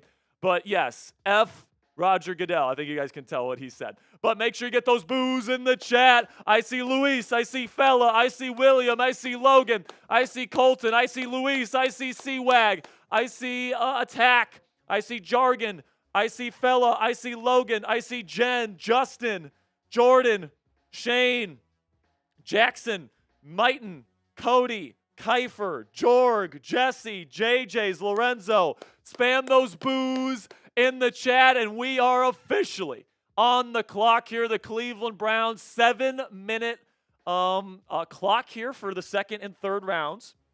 And now the Browns, who took Mason Graham last night, number 5 overall after trading down, now are on the clock. And there's speculation about potentially quarterback. They currently have Joe Flacco and Kenny Pickett under contract for them. Could they take a quarterback here in the first few picks? It's certainly possible. They could certainly take a running back as well. Travion Henderson, Caleb Johnson, Quinshon Judkins, some really good backs still on the board. They could still go corner. They run a lot of man coverage, so I'm not sure if I'm expecting this to be Will Johnson. There's also Trey Amos. There's Savone Revel. There's Benjamin Morrison. I wouldn't be shocked if this is Benjamin Morrison here, guys. I really wouldn't. All right. All right, sounds good. So we have a winner here for our giveaway for the House of Atlas giveaway. What were the I wasn't here when we gave the details of this, so what was the details here, Producer Jack? Here's what we're rocking with, okay? And here are the details. So listen up, okay? Okay. And I've got the details right here. You share the video on Twitter. You have to physically hit the share icon on Twitter. Okay. I'm not on Twitter, excuse me, YouTube. On YouTube. You have to physically hit the share button on YouTube and share the video to Twitter. Okay? When you do that, tag at Chat Sports. And then if we get to 25 shares, we will give away a Not a Mando. No. Excuse me. House of Atlas razor kit. Okay. And before and after set, which includes calming aftershave and the shaving cream. Very good. I mean, House of Atlas is awesome, man. They've got super sleek design. They've got that little hook that you can put on your mirror so that it just so elegantly goes on your mirror. Excuse me, guys. Oh my gosh, I'm so excited for the NFL draft. I can't contain myself, Producer Sam. So if you guys want that razor from House of Atlas, let me tell you, man, once I started using House of Atlas, I have not used anything else for my shaving needs. It's absolutely fantastic stuff. So if you guys want to get in on the raffle today, share the video on Twitter, right below this video on YouTube. Tag Chat Sports in that post on Twitter, and then we'll pick the winner after we get 25 shares. How many shares are we at, Jack? Do we have that number? Jack's looking. I think we're almost there. Okay, we're very close. Okay, we have a report here from Mike Garafolo. Browns are not moving. All right, the Browns are picking here at number 33.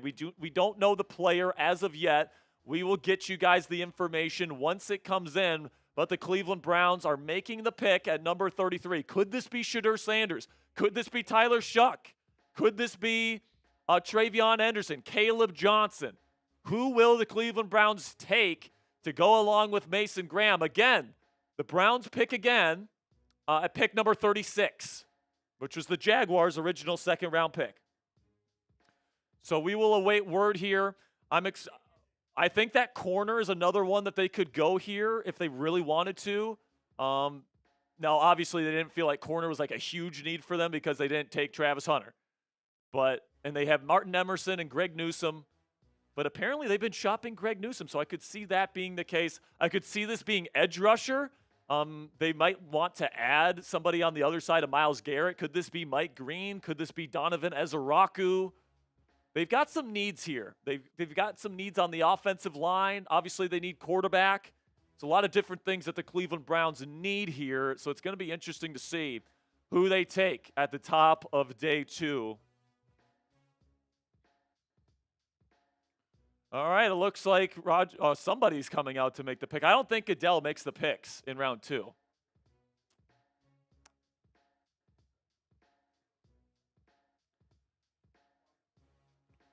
All right, I think this is Goodell or somebody. No, this is Joe Thomas. Joe Thomas is making the selection for the Cleveland Browns. Let's see who it is.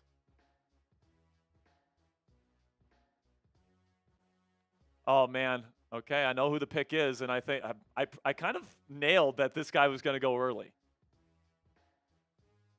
They are taking linebacker out of UCLA, Carson Schlesinger, to get JOK, Jeremiah Owusu-Koramoah, a running mate there at off-ball linebacker. And listen, man, this is not a good off-ball linebacker class. It's just not. So if you needed a linebacker in this class to start for you right away, you need to get them early because there's not many of them. And Schlesinger is definitely one of the guys that is more than capable of doing that. He's got excellent instincts, both in zone and in man coverage. He reads the eyes of the quarterback extremely well. He's a good athlete. I wouldn't say he's a special athlete like a Jahad Campbell who went late round 1 to the Eagles last night. But I do think he's a starting caliber player right away. And, I think that coverage linebackers like this are starting to be more of a dying breed where you really have to have special instincts to play the game the way that Schlesinger does, and he's going to be an impact player for them on defense immediately, all right? This is a defensive culture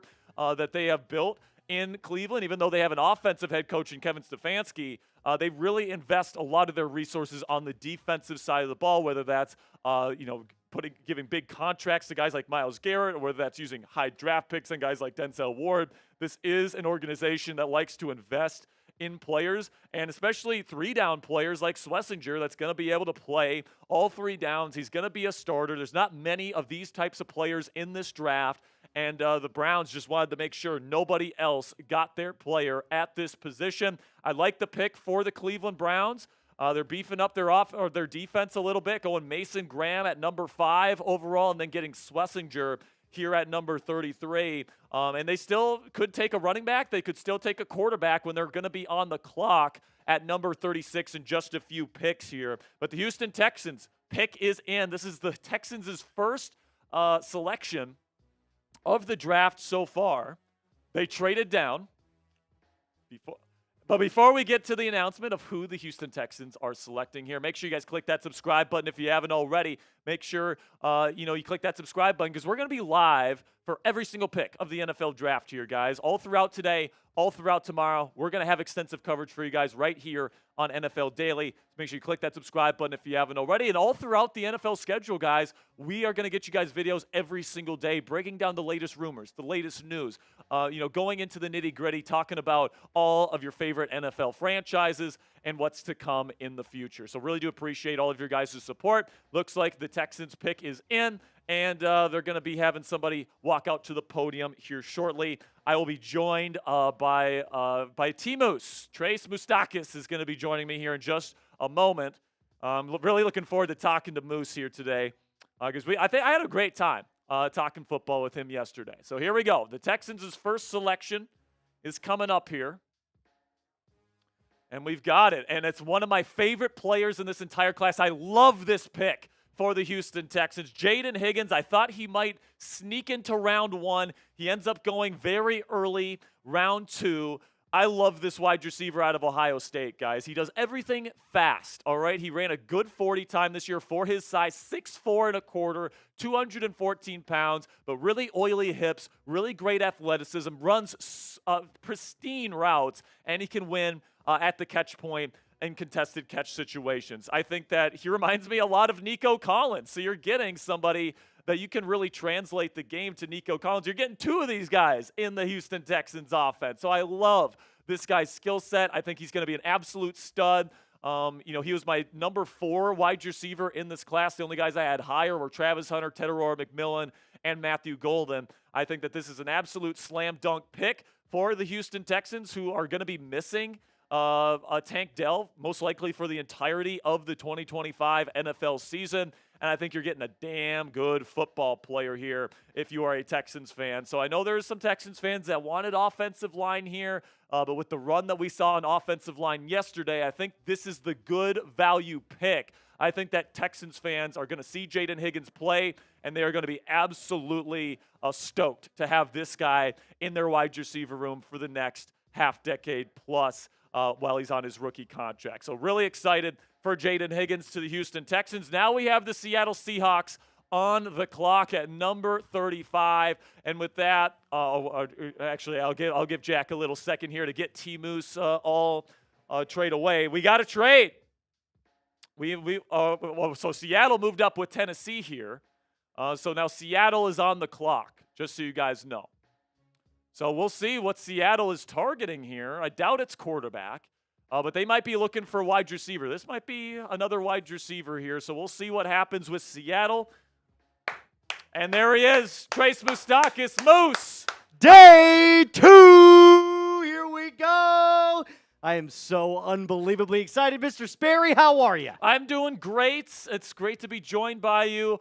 Your thoughts on the first 2 picks here. Carson Schlesinger, linebacker out of UCLA to the Browns, and then Jaden Higgins, Iowa State wide receiver to the Texans. I love what the Browns are doing, loading up this defense and just kind of stacking the roster so that next year when they decide to go after a quarterback, because I don't think they're going to go after a quarterback in this year's draft. I mean, we'll see in 2 picks here. We'll see in a couple picks. They could say that Shadivland is going to be a – I don't know if that's how you would say it. Shadivland. But listen, I love the pick for the Browns there with Carson Schlesinger, but I also love Jaden Higgins as well. Did you say he has oily hips? Very oily hips. Very oily hips. That's crazy. Fluid mover is another way to put it there. But yes, he's got great athleticism for his size, and I think that when you look at the way he separates versus man coverage, I think he's got the potential to be a number 1 wide receiver in this league. I'm really high on him, and I'm excited to see what he does in the league. All right, so we got a trade here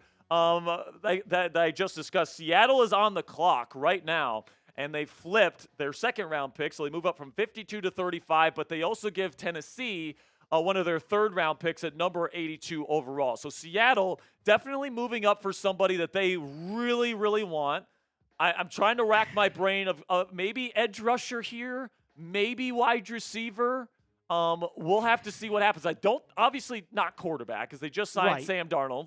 I've seen some people say if Shadur goes to the 4th round, they might take him there. But could this be Luther Burden the third right here?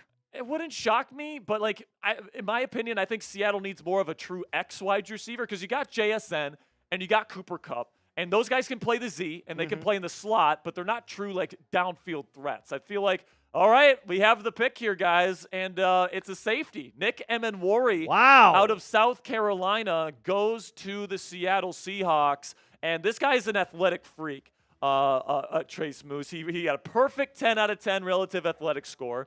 Really similar to Jeremy Chin in terms of his body composition and his explosive athleticism. I thought for somebody that was so big, though, I thought that he was really slow to diagnose the run. And he was somebody that I thought really underwhelmed me as a run defender. So if you're hoping that he's going to be a true run defender in the Seattle Seahawks defense, I don't know if I see the vision there, but hey, it's Mike McDonald here who helped develop Kyle Hamilton in Baltimore. I think he sees a lot of Hamilton in Emenwari, and he certainly believes in his skill set, and that's who the pick is here. Yeah, I would like to see Emenwari throw his weight around a little bit more. Like you said, he plays a little bit too light and finesse for my taste, especially given that size. But as you alluded to, unbelievable athlete, a freak. I've even heard some comps of him going maybe playing an inside linebacker role or an outside linebacker role with his size and his athleticism, but I think safety is the perfect position for him. I've seen him going as high as like 13 in some drafts. So the fact that he's falling to 35 is a great value pick here for the Seahawks. Love the play. They're going to solidify that defensive backfield. I think he's going to make an excellent addition up in the Pacific Northwest. Yeah, I'm a little bit lower on Amenwari personally. I have Kevin Winston Jr. out of Penn State and Xavier Watts ranked above him on my big board just because I think that he still has a ways to go before he can reach his potential. But if you're going to tell me, all right, Seattle's going to take him, I'm like, hell yes, because Mike Macdonald does a fantastic job at developing these safeties. All right, this is what he does, and this is what he does, Moose, where he likes to rotate coverage post snap. And Amenwari has the type of body type and the type of athleticism where you can use him as a chess piece. All right, you can move him all around the formation, like you said, almost like a hybrid linebacker role. I think that as kind of like a bandit safety type, he can really be a really good player. So I love the fit between talent and player here. I have no problem with Amenwari going this early because of the team that he's going to. Moose, tell us about our sponsor today. We have the winner. We have a winner. We have all a right, winner for a sweet. giveaway here. So we have 25. We have 25 shares. So who's the winner here, Producer Jack, of the House of Atlas? Here we go. One more time, what we're giving away. We are giving away a razor set with a razor kit with the before and after set from House of Atlas. We have our winner, ladies and gentlemen. Who is it? Our winner of the House of Atlas set is... Whoa, what happened here? Come on, Jack. I got it. What we got? A lot going on here. I see Our that. giveaway winner is at Brandon Altman 82. Brandon, Way to you go, are the winner. Brandon. Here we go. Yeah. Let's go, Brandon, baby. I love it. So here's what we need you to do, Brandon, okay? If you're still watching, here's what we need you to do. DM us at Chat Sports on Twitter. We need your address and your email address so we can get in contact with you. So once again, Brandon Altman 82 on Twitter. Make sure you DM us. We need your address for shipping and your email address so we can have easier conversation back and forth between each other. All right, we have our next pick here, ladies and gentlemen. The Cleveland Browns were back on the clock, and they take a running back here, but maybe not. I predicted it was going to be Caleb Johnson. Yep. Tom Downey predicted it was going to be Travion Henderson. It's neither one of those guys. It's another Ohio State running back in Quinshon Judkins. Wow. And I love Judkins. He just looks like a Brown to me, man. He really does. He plays with a really high floor, in my opinion, Moose, because he's got a great body type, 5'11 and 5'8", 221 pounds. So he's got some size to him, but he's got some great athletic tools, great athleticism, acceleration, and, of course, the long speed is pretty darn good as well. Really good vision as well, which I think really sets his floor at a really high level. And then because he's got the physical tools that you want, I think that he's got a pretty decently high ceiling as well. So the Cleveland Browns obviously are a team that wants to run the football in that Kevin Stefanski offense.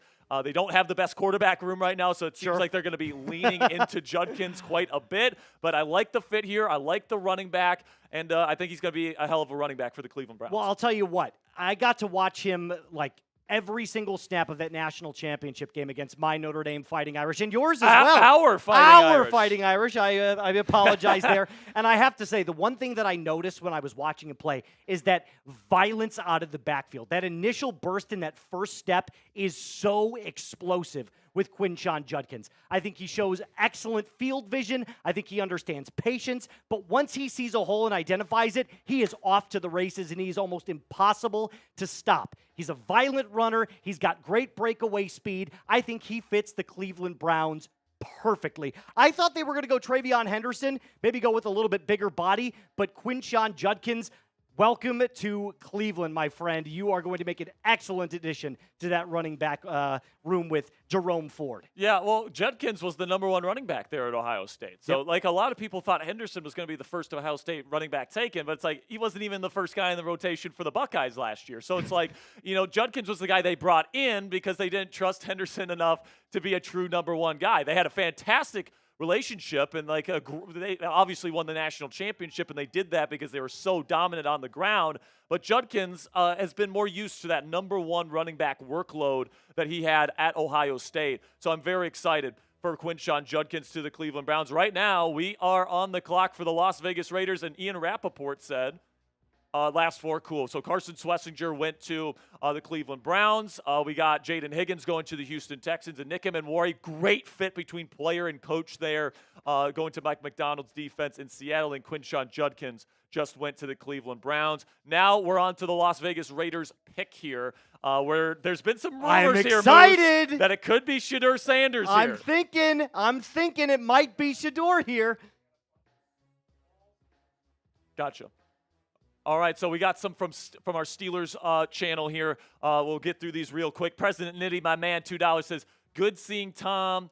Sup, Spare Dog. What's up, President Nitty? Good to see you. $10 from Norm Brown. Norm, you are in the draft hat raffle. Again, guys, for all my Steelers listeners out there, $10 super chat gets you into the draft hat raffle. $20 Venmo, Cash App, or PayPal gets you into the Steelers jersey raffle. Norm sent in another 2. Appreciate you, Norm. You are real. And then sent in a 5. My Nice man, little Norm. flex. My man, Robert Locke says, put Ali the Reaper in the hat raffle, please, Coop.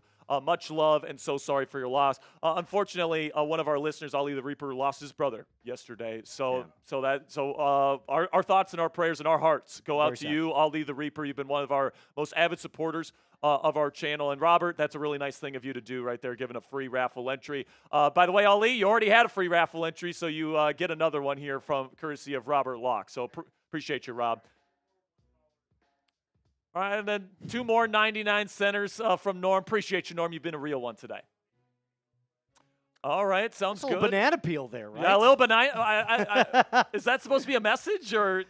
I have no idea what that's supposed to be. I don't know. But So this is from Maine. Drew Seiling says, "Let's go Cowboys." how about them Cowboys? How about them Cowboys? That's right. 5 from BC Studios says, "Is it just me, or are the Browns pretty much this the staring? Is that what I'm reading there? The staring I think domino? it's starting domino. Starting domino Starting of domino. chaos in the first 2 rounds of this draft. I mean, yeah. I mean, yes, they were the one to trade down yesterday, and then they were the one to take the 2 players at the top of round 2 today. So I guess you could say that, BC. Thanks for the $5 super chat. Do we have a trade here? We do have a trade here. It looks like the Dolphins are trading For nothing. for 0. The Raiders are just giving away the pick. They said we don't even want it. What a Screw Shadur. What a brilliant move by the Las Vegas Raiders to give away their 37th overall pick. They were just they felt sorry for was this Jalen Ramsey maybe? Our friends in Miami. It's not Jalen Ramsey. Okay. We're going to wait on what the actual Raiders did receive here. So by the way, the pick is in. We'll get to it here in just 1 second. But the Dolphins are on the clock at number 37. We're going to have to see what the trade compensation is. So it's not Shadur Sanders here. no, Moose, it is not Shadur Sanders unless they're moving down to take him later in the second round. who knows? So we'll see Here's the pick. we will see what the Miami Dolphins do here. They took Kenneth Grant out of Michigan, defensive tackle. I have to think Will Johnson here, don't you? I think that's what it is. Will Johnson played in this defense his entire college career. This has got to be Will Johnson. No, they took Wow! Savania. They took a guard. How did they This is insane. How did they not take Will Johnson there?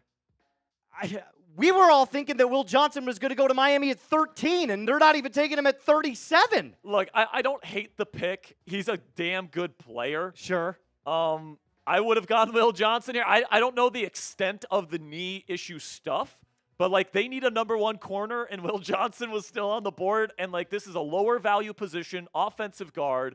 This is a position that Miami and their GM Chris Greer hasn't really prioritized as of late. But now they do, trading up for the big guy out of Arizona. And listen, man, he is stout, 324 pounds. He's a big boy. You're not bull rushing this guy. Yeah. And he does move pretty well, in my opinion, for his size. Our scouting report from Tom Downey says he has good frame and fantastic length, which is absolutely true, especially for a move to guard, can absorb and engulf defenders like we talked about. You're not moving him. and then he struggles to recover. So, yes, he doesn't have the best foot speed in the world, so he's not going to be a tackle or anything. But I think he projects as an excellent guard. It's a really good pick, and he's particularly really, really good as a pass blocker, Moose. I think it's a good pick for Miami, but maybe not the one I would have made. So here's what I have to say. I was talking to one of our draft analysts here at Chat Sports, and one of the statistics that I found very interesting was back in 2023, Tua Tagovailoa had the highest success rate of any quarterback in the NFL under a clean pocket. Yeah. So drafting somebody to make sure that he gets the ball out quickly seems to be working in favor of the Miami Dolphins. And like you said, just take a look at the guy. He's gigantic. He's huge. There is no chance that you put your, feet forward, your momentum going forward, and you bull rush this guy because you're going to run into a brick wall. So I love the pick here. I think it's an excellent addition to this Miami offensive line. Tua needs to stay healthy. We've seen concussions very, very recently, which has been scary. We saw the fencing of the fingers. So making sure that he stays up on his feet seems to be the highest of priorities. Otherwise, you'd have to start looking for a new quarterback. But I'm still shocked that they didn't attack that cornerback 2 position with Will Johnson or any of the other cornerback prospects in this draft. It just doesn't make sense to me, although I do really like the pick, like you said. All right, so tell us about our sponsor today here, Trace Moose, Our which is sponsor? Mando Whole Body Deodorant. Yeah, dude, I'm telling you, spring is in the air, and I love to get on the golf course around this time of year, especially in Dallas. It's right in that peak prime season of like 85-degree weather. And listen, I'm a hairy guy. I sweat, I stink, and that's where Mando comes into play. Their whole body deodorant is unbelievable. And by the way, it's safe to use anywhere on your body. Your pits, your undercarriage, your thigh folds, anywhere you need to put that Mando whole body deodorant. I actually have a stick at home right now for when I go and work out as well. It was created by a doctor who saw firsthand how normal BO was being misdiagnosed and mistreated. It's clinically proven, by the way, to block all odor all day long and control odor for up to 72 hours. You are stink-free for 72 hours. All products, like I said, are baking soda free and paraben free. You can choose from a variety of fresh scents like bourbon leather, which is my personal favorite, Clover Woods, Mount Fuji, or Pro Sport. And right now, $5 off of our Mando deodorant when you use code CHAT. That's CHAT. Chat for $5 off Mando's starter pack. Thank you to Mando for sponsoring today's video. We appreciate it, Mando, and thank you so much. All right, so right now the Patriots are on the clock at number 38 overall. Of course, they took Will Campbell at number 4 overall yesterday. So, could go wide receiver. Maybe they did add Stephon Diggs. Yesterday you added some protection for Drake. Maybe get him a weapon here. Yeah, I'm thinking Trey Harris or Luther Burden III. Now, I personally like Luther Burden III. I think he's a little bit better with the ball in his hands. That yards after the catch is where he seems to really excel. Although, Trey Harris, when it comes to the deep ball, there is probably not a better wide receiver on the board when it comes to vertical passing threats than a Trey Harris. So I love both of these picks for different reasons, but if I'm going with my gut feeling here, it's got to be Luther Burden III.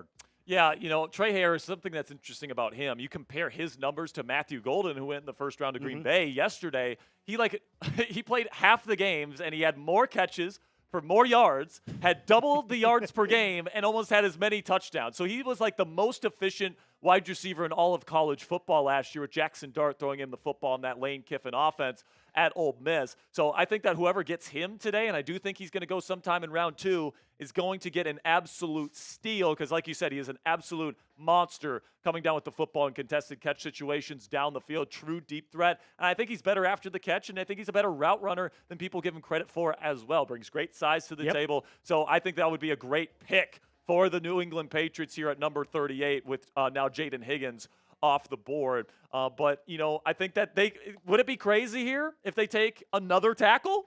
No, because listen, that offensive line, it couldn't stop a nosebleed last year. Only second worst in the league to the Chicago Bears, who gave up, 67 sacks, which is just insane work. So I think solidifying the offensive line as the pick comes in is probably the move here, but I could absolutely see them going a weapon. All right, so the pick is being made right now, so we'll see who the Patriots take. I think it's going to be wide receiver is what I got to say it's got to be.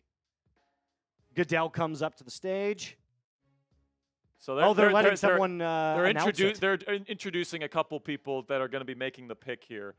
So defensively, I'm not sure if they have a ton of big needs. Maybe they could add another edge rusher. How about this? We'll make a little quick bet here. I'm going to say offensive tackle or offensive line. You can say weapon, or we can flip-flop. I'll say wide receiver, yeah. And here's what I'll do. If I'm wrong, I'll open my first beer of the night, and I'll start drinking. Okay. I'll start drinking. All right, we have the pick in, and it is neither wide receiver or offensive line, but it is an offensive weapon, so I think I was closer there.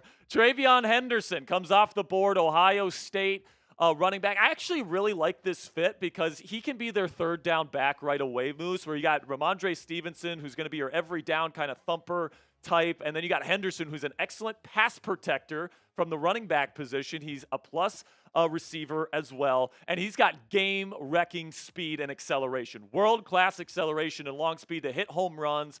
When he's curving the corner, like, people just can't catch him. But, in my opinion, the vision needs to be better. I think that, it's spotty at best, and I think that if he's going to be playing in a system where he's asked to do a lot of outside zone or he's going to be asked to identify cutback lanes, that's not necessarily his game. It's more a see it, run it kind of deal with Travion Henderson, but he's an explosive player that I think is going to be a really, really good third down back right away in the league. Yeah, no. So one of the things that I was kind of concerned with when it came to Travion Henderson was, did we see enough of him last year to really get an idea of what kind of a player he was because of that 50-50 split with Quinshon Judkins? But as you mentioned there, he thrives in that Chip Kelly-style offense. I think you're absolutely spot on. Now, you did say that this was a weapon, so I did crack open my first beer because I'm a man of my word here. But when it comes to getting even more, help in the backfield there, I know that the Patriots have always been kind of a running back by committee team, usually going with 3 or 4 backs that they kind of rotate with. To have a solidified RB1 right now in that room seems to be an excellent move here, and I love what Vrabel's building with this new era of New England Patriots football. Yeah, and producer Jack is in shambles because that means Cam Scatabo won't be a New England Patriot. Oh, no! Are you just in shambles over there, Jack? What do you have to say about this pick? Because I know you wanted Scat. You were wearing the hat. You're wearing the tee. Now look, there's a lot of conflicting thoughts here because, one, I'm a Michigan guy. Yeah. So I hate anyone that comes out of Ohio State. I hate anyone that comes out of Ohio State. Did they need a running back? Yes. Would I have loved for it to be Cam Scatabo? Yes. There's a lot of conflict here. Yep. That's all I'm going to say. There's a lot of conflict. They filled a need. Fair. They filled a need, which is great. Do I love who they filled the need with? I don't know about that one, Jim. Yeah, I'm starting to think that we're going to get a run on running backs here. I wouldn't be surprised if your Chicago Bears, who are on the clock here, take Caleb Johnson out of Iowa, who's kind of the next guy that's slated to go. Listen, I was like on the board for them taking either Henderson or Judkins. So if it's not Caleb Johnson, I don't know what the pick's going to be here because I was all about a running back here with these first few picks. Let's talk about another potential possibility coming up in the next few picks, which is Shadur Sanders going to the New Orleans Saints. Now, Shadur has fallen past the first round, as I predicted, by the way. Right. I had a day 2 grade on him, a true day 2 grade. And, I think that he does have a ways to go in terms of his pro readiness. And then I do think he has limited physical upside. I think teams are looking at him and saying, well, he's not that ready to play now, and we don't get a ton of star-level upside. So why are we, going to spend a first-round pick on him? I think that, the NFL is telling you exactly what kind of prospect Shadur Sanders is here, and there's rumors that he's going to fall into late round 3 to the Pittsburgh Steelers. So I think the NFL is telling us exactly what type of prospect Shadur Sanders is at this point, which is a day 2 prospect, and that's okay, all right? He doesn't have to be an amazing prospect. He is what he is, and to me, he's a day 2 guy. Well, listen, interviews matter. We have heard the narrative that has been going on with Shadur the past 24 to 36 hours, and he is not a good interview. He's entitled. He's cocky. He's got this air about him, and I feel like for these younger kids, especially when they get this NIL money, because look, Shadur is one of the highest paid college players in the entire college football landscape last year. So he's making a ton of money. They come in with this, like, I'm already better than you kind of attitude. Not always. There's a lot of kids that are still humble, but it's clear in this case, his interviews didn't go necessarily the way that teams thought they were going to go, and I think that's really hurt his draft stock. So hopefully a team is able to kind of look past that. Maybe it's Shadur Lynn's coming up here in just a few We'll picks. see. I know that's what Trizzy Trace, our Saints Great host, for the wants. company, great for the company, but I think pairing with Kellen Moore, a rookie quarterback and a first-time head coach, I think it's a match made in heaven. I think that's what's going to be the pick. I think they're going to take Tyler Shuck at 40 out of Louisville. I think he's more pro-ready than Shadur is right now. Played in a pro-style offense at Louisville. He has a great deep ball. And I think that he's got a chance to be the first quarterback off the board today. Who's going to have the best career? I mean, I think the NFL is telling you it's not going to be Shadur, but, let us know down there in the comment section. Cam Ward, Shadur Sanders, or Jackson Dart. Spam it down there in the comment section. The Bears pick is in, and they are making their selection. So while they are announcing this pick, make sure you guys let us know down there in the chat. All right, it's very nice. also the new pin poll, so go vote. Right now, Cam Ward is the leading vote getter, but Shadur is down quite a bit. Oh! Do we have it? We've got the pick! Oh, Luther Burden the third, another weapon. Round 2, pick 39 for your Chicago Bears. Luther Burden the third, and all is well again. Good Lord, is Chicago building a star-studded offense. Think about this room. Just listen to the weapons the Bears have currently. DJ Moore, Rome Odunze, Cole Kmet, Colston Loveland, DeAndre Swift, and now Luther Burden III. How is Caleb Williams going to get the ball to all these guys? I just don't understand it. But let's talk a little bit about Luther. Unbelievable with the ball in his hands. Now, the route running is something that a lot of people have been skeptical about. He doesn't have the best route tree. But when he is open and he gets that ball in his hands, good luck stopping him. He's shifty. He's fast. He's got all of the spin moves, the juke moves that you're looking for. A very much a highlight player, in my opinion. Kind of had a dip last year in production at Missouri, but still, for what you're getting on an upside player, I think this is an excellent addition for the Chicago Bears as their wide receiver 3. Yeah, I completely agree. I'm a big fan of watching Luther Burden the third on film because he's so dynamic with the ball in his hands, like you said. The modern NFL has a lot to do with getting the ball in your playmakers' hands in space, and a lot of it is short passes, screens at the line of scrimmage, and allowing your playmakers to work in space. And that's exactly what Luther Burden III is going to be able to bring to the table. We have seen Ben Johnson work with guys like Amon-Ra St. Brown in the slot, and I do believe, with DJ Moore, who might play a little bit in the slot, but then like Rome Odunze probably not going to play much in the slot. You got Luther Burden III here, who I think could be a really good slot weapon for them to get the ball out on bubbles and get the ball out on screens and on drags and all these different things that Ben Johnson likes to do, get the ball in his hands in space. And, if you got to worry about covering Rome Odunze deep and DJ Moore deep, and you got the intermediate level with the 2 tight ends that they got there in Colston Loveland and Cole Kmet, and then you have to deal with the underneath stuff with the dynamic Luther Burden III in this offense. I mean, it certainly seems like they might be looking running back at some point to pair with DeAndre Swift here. I thought they probably would have gone Caleb Johnson here, but I can't say I hate the pick for the Bears here at number 39. You like this a lot more than the pick at 10. I love this so much more than I loved the pick at 10. I love Colston Loveland, the prospect, but I think it was not the right fit there for the Bears. Now, coming in at pick number 39 to get a wide receiver who had round 1 grades for a lot of different teams and a lot of different organizations, I think this is an excellent pick. I'm going to stake my claim right now. Bears to the NFC Championship in 2025. Bear down, Chicago Bears. Where they will lose to the Washington Commanders, and Don't say that. and Jaden Daniels will be Caleb Williams' daddy. The real ones know how Moose felt about this team in their draft about 10 hours ago, or whatever it was. Yes. That was a different man. This guy was That- yelling about Colston Loveland, and now you thought that the Bears are just God's gift to football. They Come are. on now. So This now, is God's team. Get over yourself. Now we're on a very interesting pick here at number 40. With the New Orleans Saints on the board, all right, and they're on the clock, could they go quarterback? Whether it's Shadur Lynn's, whether it's Tyler Shuck, who a lot of whispers have said is going to be the pick here at 40. Do we have the pick, Jack? People This in is Slack are crazy. reacting. I don't think we should look at. Don't look at Slack. I'm not going to look. I'm not looking at anything.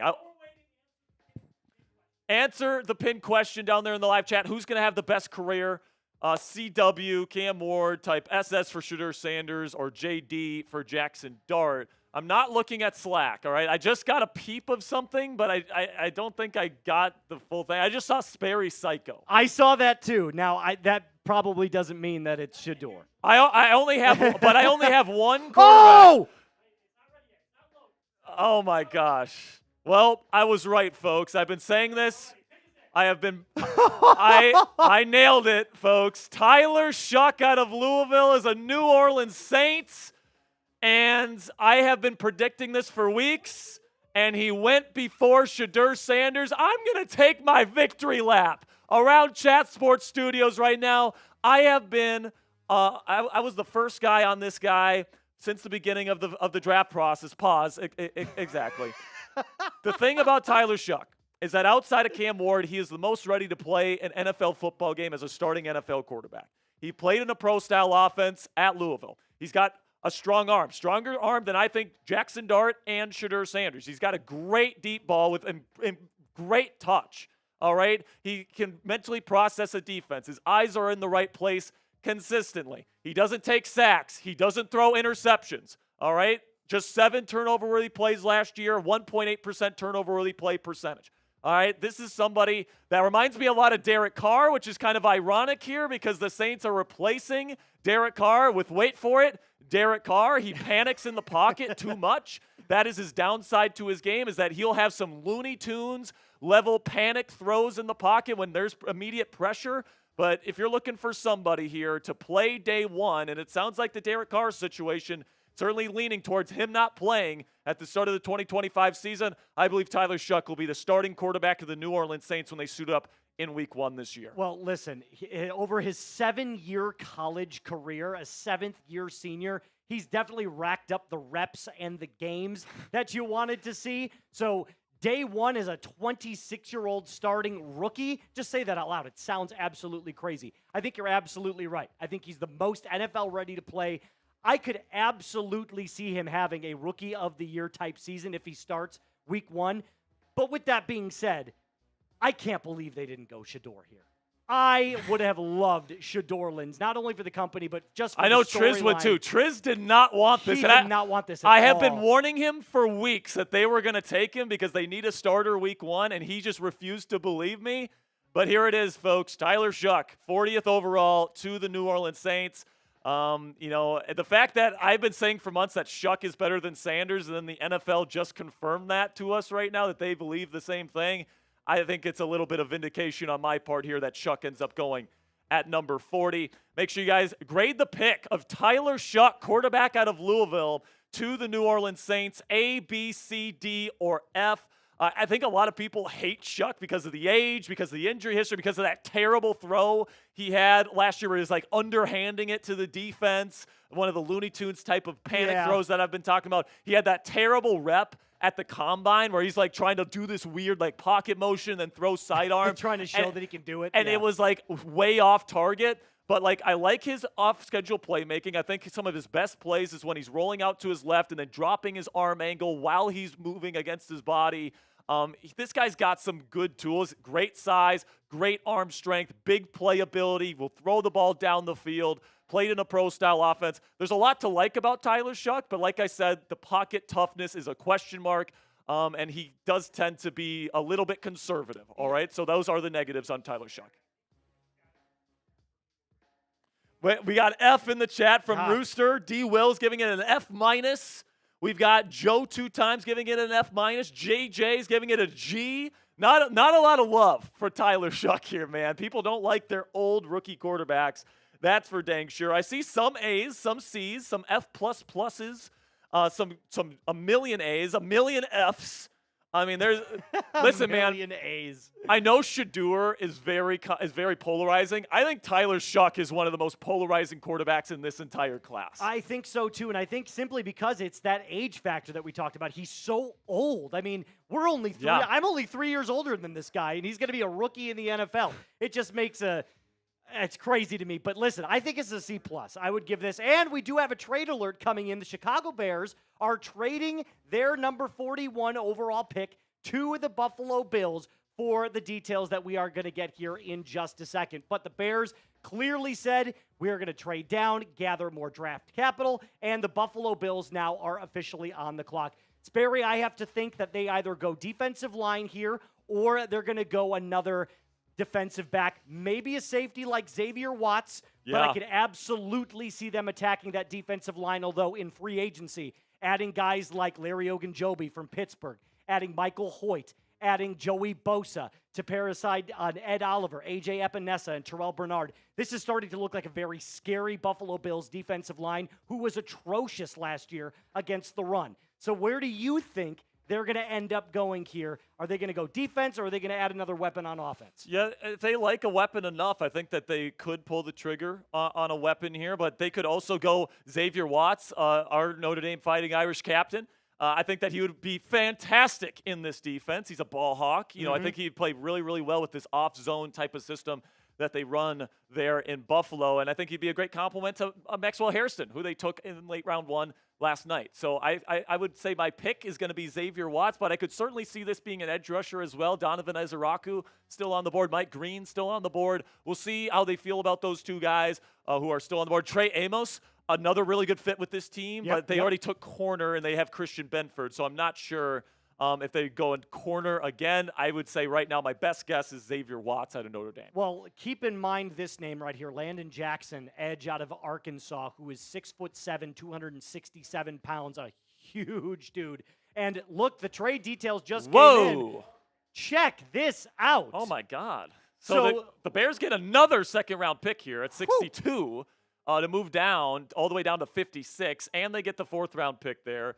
Bills get a third-round pick from Chicago at number 72 and a seventh-rounder at 240. As a Bears fan, your thoughts on this trade, Moose? Listen, anytime you can get another second-round pick, I'm all on board. So I think we got, both of our weapons. Now the Bears are going to probably address defense. Colston Loveland, Luther Burden III. Now they're going to have to go with another edge piece or a defensive tackle to pair on the opposite end of Montez Sweat, who had a very big dip last year in production as he started to get double-teamed more and more often. He's not one of those players that, he's not a Myles Garrett or a TJ Watt, but given a one-on-one, he can still give you 10.5 to 13 sacks per year. So adding another edge, I think, is probably the spot for the Bears.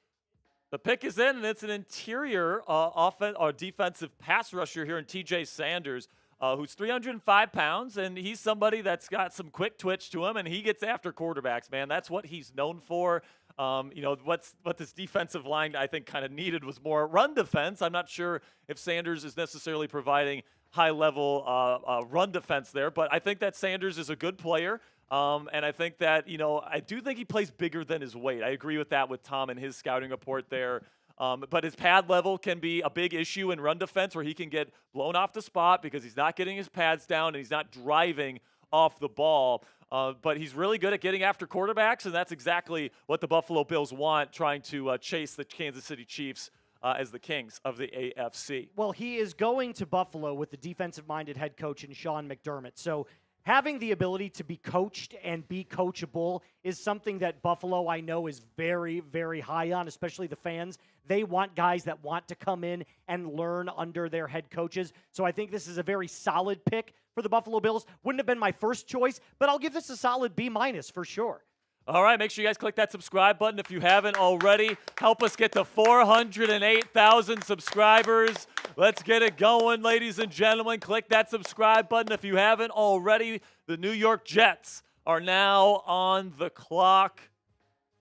And Jack says we're doing something here. I love doing things. I love doing things too.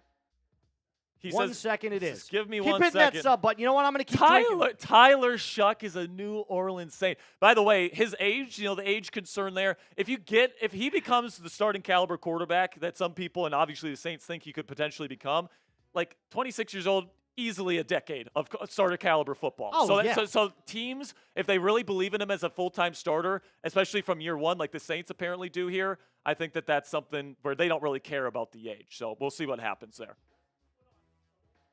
Uh-oh. Well, we just put on subbed-only chats. Our bosses told us we had to go to sub-only chat. So if you're not subscribed yet, make sure you click that subscribe button. If you're in the chat right now, spam me in the chat. Let's go. All right, Trace, give some of those shout-outs. Logan says me. Johan says me. Birch says me. Dallas says me. Cassie says me. JJ. Robbie. Maury. Logan again. Robbie again. We got a lot of Robbies here. Abigail, DJ. Tony. Abigail, Tony. Yeah. Michael. I see you, Fox, Tony. D-Rock. Matthew. Steven. MJ. Mr. Scout. D2. Julio. Mike. Spam those me's. Jordan, Come on. keep spamming me's, guys. Mason, I see you. Justin. Bull. Nicholas. Joshua. Richard. Terry. Kevin. Sam. Tony. Abigail. Tony. Abigail, Tony. Sam.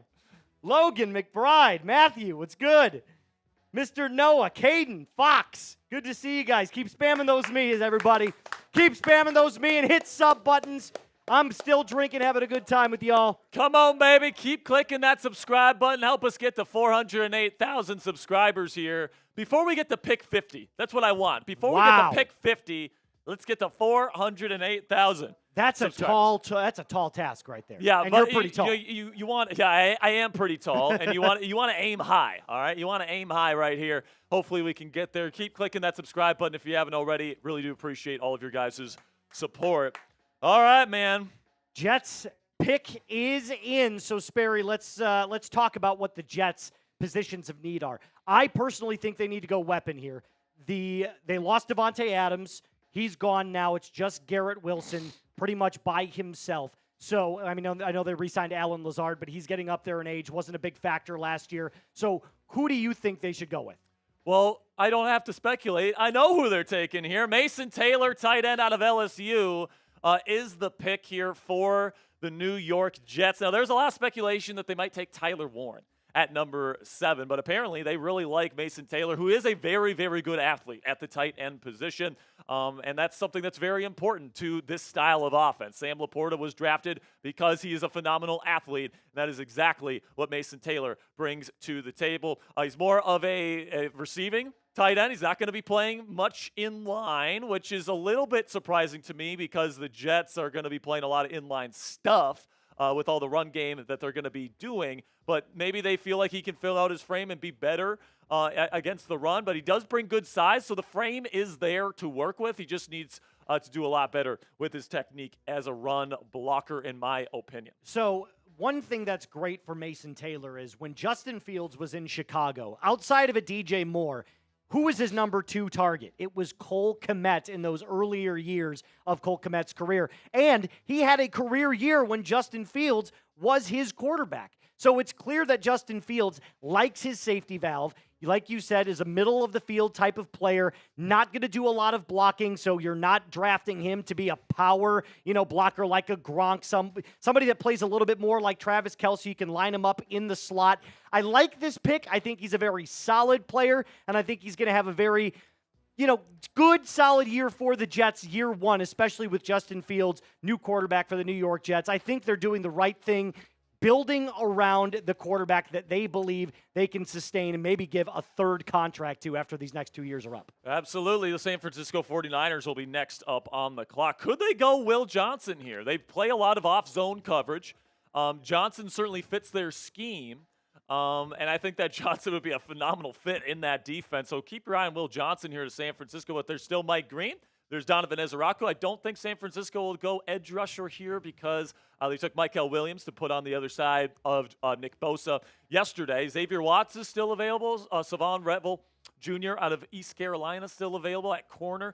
Shadur Sanders still on the board. Tyler Shuck went ahead of Shadur Sanders. Then you got Trey Amos.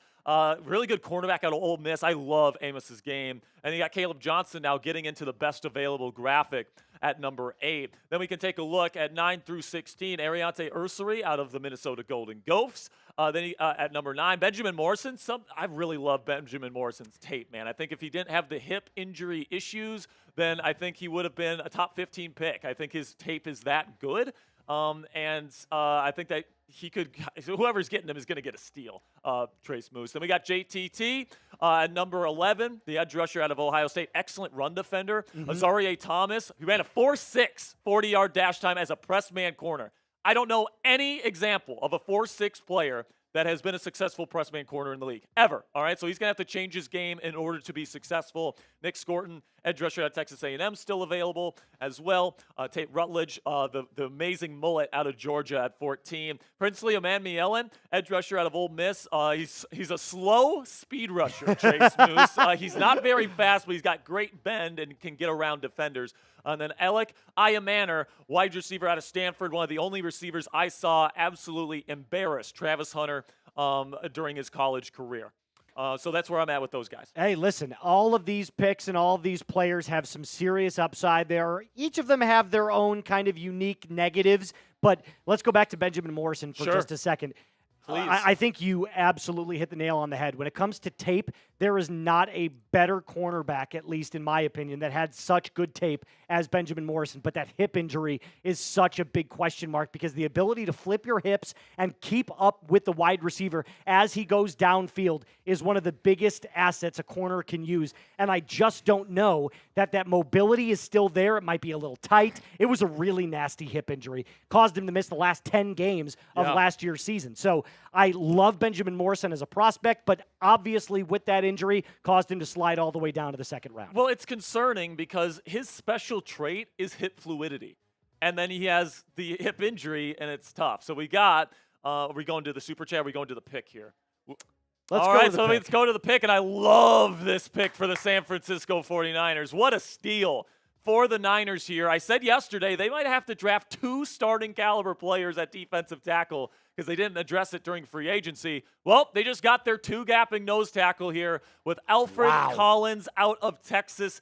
The massive nose tackle that's phenomenal at 2-gapping. He takes on double teams better than any other defensive tackle in this entire class, in my opinion, and he's arguably the best run-stuffing nose tackle in the entire group. Kenneth Grant, I think, has the potential to maybe have a little bit higher of an upside. I think he's a better pass rusher than Collins is, but I think that Alfred is just an absolute beast in the middle of the defense, and this San Francisco 49ers defense is going to be trying their very best to have a really good run defense unit, and this is the opening kind of act to that. I think later in the draft, they're going to get more of a penetrating 3-technique type to attack pass rushers. Now they get their nose tackle of the future, and I absolutely love the selection. He was a Sperry psycho this year. Well, so I think you definitely hit the nail on the head there, Sperry, when it comes to stuffing the run like he is. He's a big human being.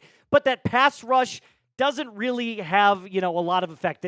It's not really something that there's a plan for quite yet for him. But to put him on the defensive line and just kind of be a tree stump right in the middle and just kind of plug up a hole, I think you're drafting him for a very specific purpose. And that's okay for right now. If there's an ability to develop those pass rush skills, then that's great. But to have him solidified on that defensive line, especially with all of the players that San Francisco lost in free agency, I mean, they lost a bunch of dudes. So to keep adding back to that defense is something that I'm sure Kyle Shanahan has been eyeing at least, and is number one to do on his priority list. Yeah, absolutely. And the thing that's interesting about Collins is that he had a higher pass rush win rate last year, according to Pro Football Focus, from the nose tackle position where he's getting double teamed more often than at 3-technique. So I think that is something that is going to be a really good asset for this team because they like to go 4-down fronts very pejoratively.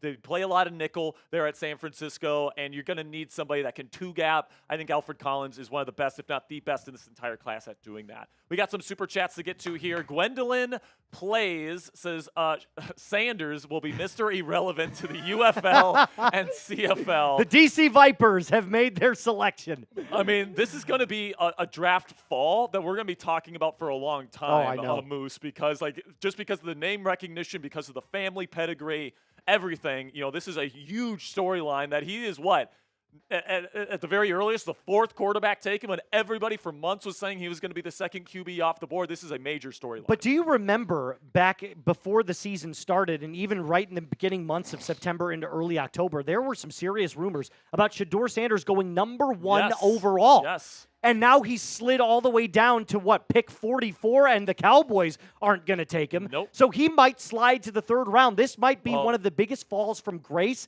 we have ever seen. Keep your eye on the Los Angeles Rams. I would like to see Shadur in that Sean McVay offense. I think that if he's going to succeed anywhere, it's going to be with an elite offensive play caller. You'd have time to develop behind Matthew Stafford. If I'm Shadur, I'm praying that Sean McVay gives me a call here in a couple of picks.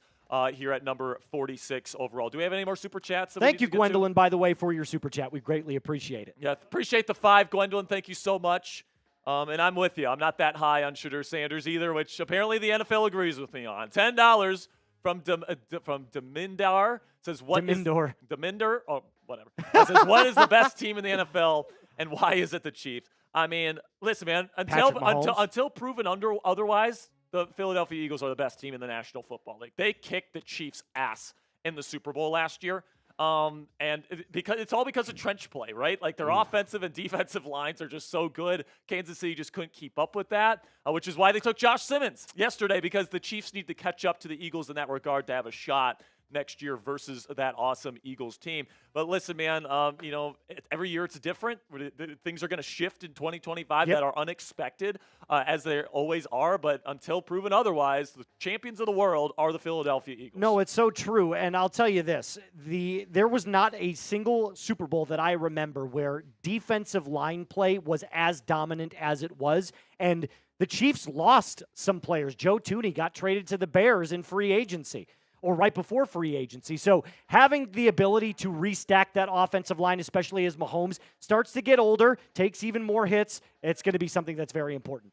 All right, so we got the pick coming up here for the Dallas Cowboys. Let's see who they take. Who is Jerry taking? They took Tyler Booker at number 12, and now they're getting an edge rusher, one of my favorite players in this entire class, Donovan Ezaraku out of Boston College, 16.5 sacks last year, an absolute technician, great burst off the line, really good bend, and then he pairs that with really good finesse rushing. Moose, I think that he is an awesome player, and after losing DeMarcus Lawrence, you add somebody to put on the other side of Micah Parsons here. Listen, I don't mind the player and I don't mind the pick for who you're getting as a prospect, but can we ask what is going through Jerry's mind? Why are we not attacking the opposite end of CeeDee Lamb? What? Trey Harris is still out there. Maybe they're targeting George Pickens.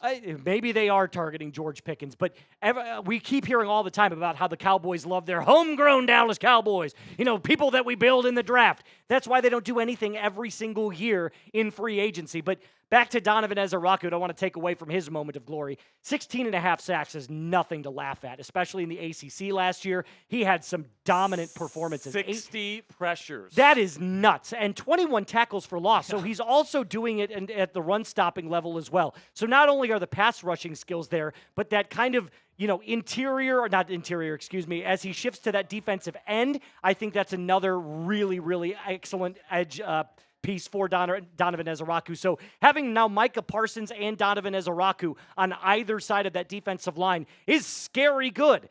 But it just still begs the question for me, why on earth are they not going offense, especially after hiring an offensive-minded head coach? They had their offensive coordinator last year, Brian Schottenheimer. Yeah, obviously, neither their offense or their defense was good enough last season, and they're trying to address their needs. And, I think that Jerry Jones and Stephen Jones, those guys are very controversial drafters at times. They kind of dance to the beat of their own drum at times. And, obviously they're prioritizing trenches here. You get guard, which is a low-value position in round 1. Then you take an edge rusher here when you still need wide receiver help. So that's where we're at this point in time. Then we got another pick here, and it's another edge coming off the board. JTT out of Ohio State going to the Indianapolis Colts, which is this is a weird pick to me because you got Kwity Paye as a really good run-defending edge rusher, and that's really all he does. To me, Tuimulau, I'm probably butchering that pronunciation. My apologies, but he is somebody that, to me, is a very, very good high-floor player that is more of a run defender than a true pass rusher. Well, so look, I mean, obviously drafting Laiatu Latu last year, they kind of saw that he needed a little bit more time to progress. It was not exactly something that he took naturally to the NFL last year. So I actually think this is a pretty good pick. Getting even more edge rushers, and especially with that middle of the field already locked up with Zaire Franklin, who every single year seems to lead the NFL in tackles. I think this is an excellent pick here for the Colts, and especially after what he did in 2024. JTT was a monster, 12.5 sacks, 22 tackles for loss, 51 pressures, and like you said, can still stuff the run. So I think, again, fortifying that defensive line, something that the Colts have not had in recent years. I think this is an excellent pick, B+, A- for the Indianapolis Colts. Yeah, so this guy here, he's going to be probably their 4th edge rusher in the rotation, and you're taking him in round 2. You have Kwity Paye, you have Leatu Latu, who you took in the first round last year, and you have Samson Ebukam. So, you have somebody already like this on the roster in Kwity Paye, and now you're putting another one on there. Now, maybe, it's good depth. I'm not saying it's bad depth, but, with all the players falling in this draft that maybe, could fill some of your other needs. I wouldn't say edge rusher was a true need for the Colts, but obviously this is somebody that's high on their list and they think is going to be a contributor moving forward. So that's where we're at. $20 from Norm Brown. This one's from Steelers, by the way. Shout out to all my Steelers fans out there watching our stream on Steelers Talk and on NFL Daily. 20 from Norm. Norm's been a real one today, man. He's been lighting it up. He's been lighting up those super chats. All right, there is more from Norm, which you love. $5 from Useless Wrestling Knowledge says, do you think Steelers focus more on defense or offense in this draft? Well, they just focused on defense. Now I think their focus shifts to the offense. I think they're going to draft a quarterback and they're going to draft a running back with probably their next 2 picks. So keep an eye on that. Useless. Caleb Johnson. Another one from Norm with the diamond in there, $1. What's that? Somebody's here. Who's here? Somebody. Oh! Kurgan Gold, the legend, is here. A 6 and a 9. Nice is in the chat. Kurgan Gold. Kurgan, I appreciate you, man. Yins Nation rise. That's awesome. Kurgan, let me know in the chat. How did you feel about the Derek Harmon pick, man? I love the pick. Let me know what you guys think down there in the comment section. And then we got another one from Norm. We got 4 $1 from Norm. Norm is just sending in the emojis like crazy. Dude, Look at these Norm things. Norm is getting it done today, man. With a $10 super chat here. This is like hieroglyphics. From Norm. He's typing in a new language. Norm, man, I love you. I appreciate you. Kurgan, I love you and I appreciate you. This one's from Mame. What is it again? Deminder? Yes, Deminder. Deminder. Imagine hiring a new offensive head coach and then giving him any offensive players to use. Couldn't be the Cowboys. That's what I'm saying. Listen, man, I think the Brian Schottenheimer hire was a dumb one. And, I think Cowboys fans really wanted weapons, and for good reason. Yes. And they haven't done it yet. So it's like, I understand you guys, Cowboys fans. I would be wanting weapon too, and they're not doing it. So I don't get it. I just don't get it either. I really, really don't. And I feel bad for Cowboys fans. I really do. So the Rams have made their selection, and this is where I wanted Shadur to go. Oh, I love this It's once pick. again not Shadur, and it's Terrence Ferguson, who I do like a lot as a tight end out of Oregon in this class. Helped out Dylan Gabriel a lot this past season, in my opinion, as a safety blanket for him.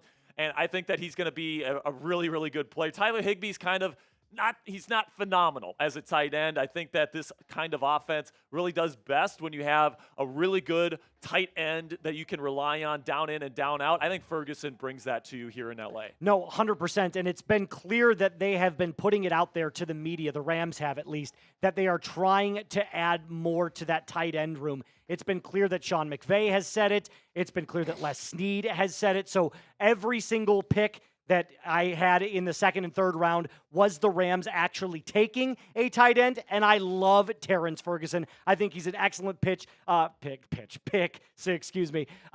Like I said, his size suggests that he could be a good blocker, but those skills just aren't as developed yet. But under Sean McVay, anything is absolutely possible. So I love this pick for the Rams. All right, make sure you guys click that subscribe button right now. Where do we have to get to here? Yeah. 47.5. So we're almost there. What are we doing if we get there? I'm still drinking until we hit that number. 13 subscribes. Moose, I'm going to keep drinking. How about being boozled for Moose? I'll do both. How about that? I've already I'll done do both. I've already done 2 today. All right, so he needs to catch up. All right, we need this to be fair. Okay. Because you guys know how much I hate these jelly beans, and these producers over here keep making me eat them, and it's not okay. Yeah. It is the producer's fault. Man, you guys must really hate me. I'm gonna say, hey, Moose is. How about we do a promotion here? $20 super chats. I slap Sam with a tortilla. How about we do that? I would love that promotion. We're 7 away We're 6 away. Keep clicking that sub button. Come I on. also just want to say for the record, we're 10 likes away from 1,000 as well. Okay, So 10 likes away. Click that thumbs up icon. Come on, baby. We're 4 subs away, 3 subs away. We need to get there here. 2 subs away.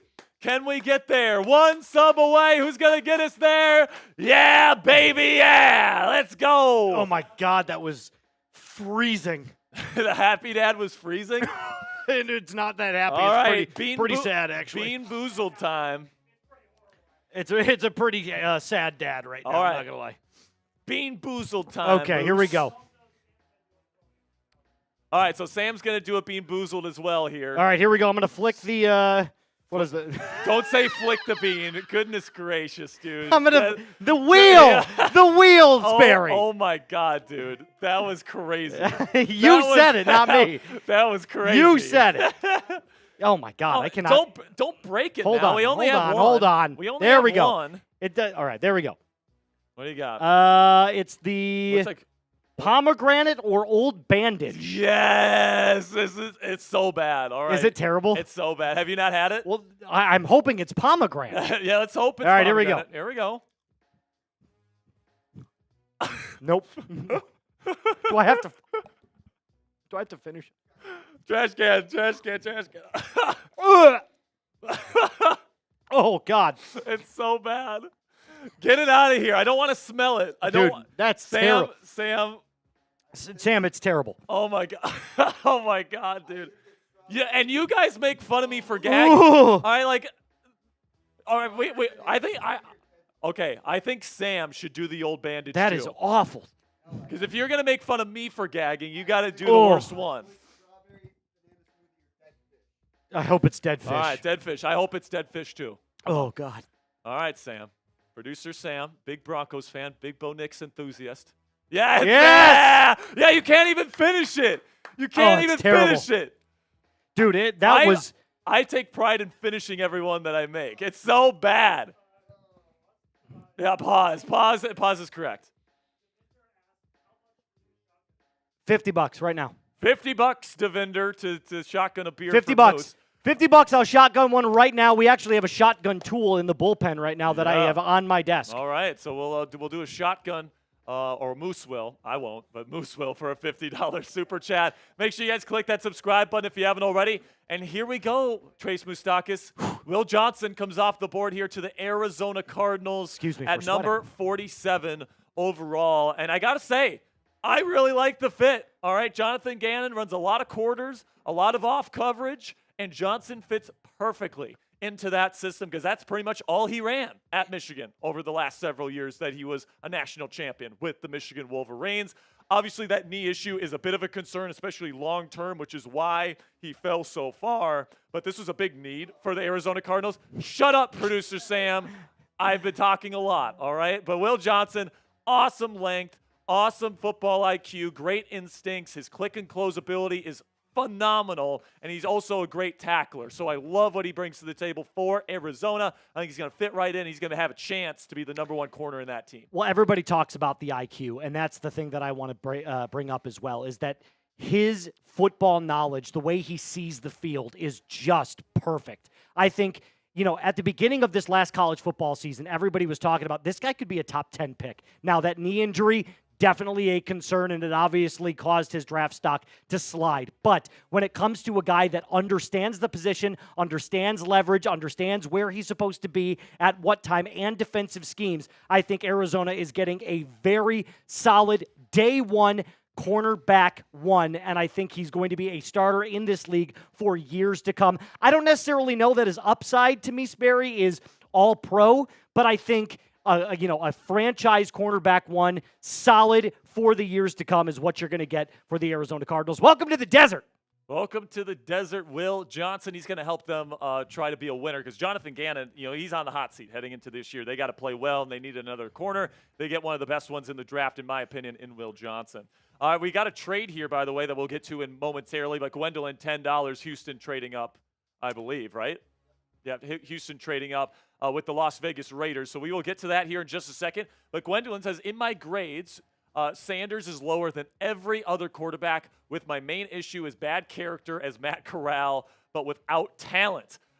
Listen, man, I have him ranked as my 5th quarterback in this class, ahead of guys like Kyle McCord, Will Howard, Quinn Ewers. I have Tyler Shuck, I have Jalen Milroe, I have, of course, Cam Ward, and then forget Jackson Dart ahead of Shadur Sanders on my board. I see where you're coming from there, Gwendolyn. But I do think he does have some starter upside. I don't think he's completely hopeless. Yeah, no, and I completely agree with you there, Sperry. But again, the concern is I don't think he has character concerns in terms of he's a bad person. Yeah, I think people exactly. confuse this. Yeah. I think everyone's like, oh, you guys are just hating on him. No, it's not hating. We don't think he's a bad guy. We just think that the air in his head might be a little inflated, and he's kind of got to have to be brought back down to earth. I still think that in terms of all the quarterbacks that have been in this draft, I think he's the most NFL ready. I have said that multiple times. So if I were an NFL franchise, I would have already pulled the trigger on it, but it's clear something has caused him to slide, and I think it's the fact that his interviews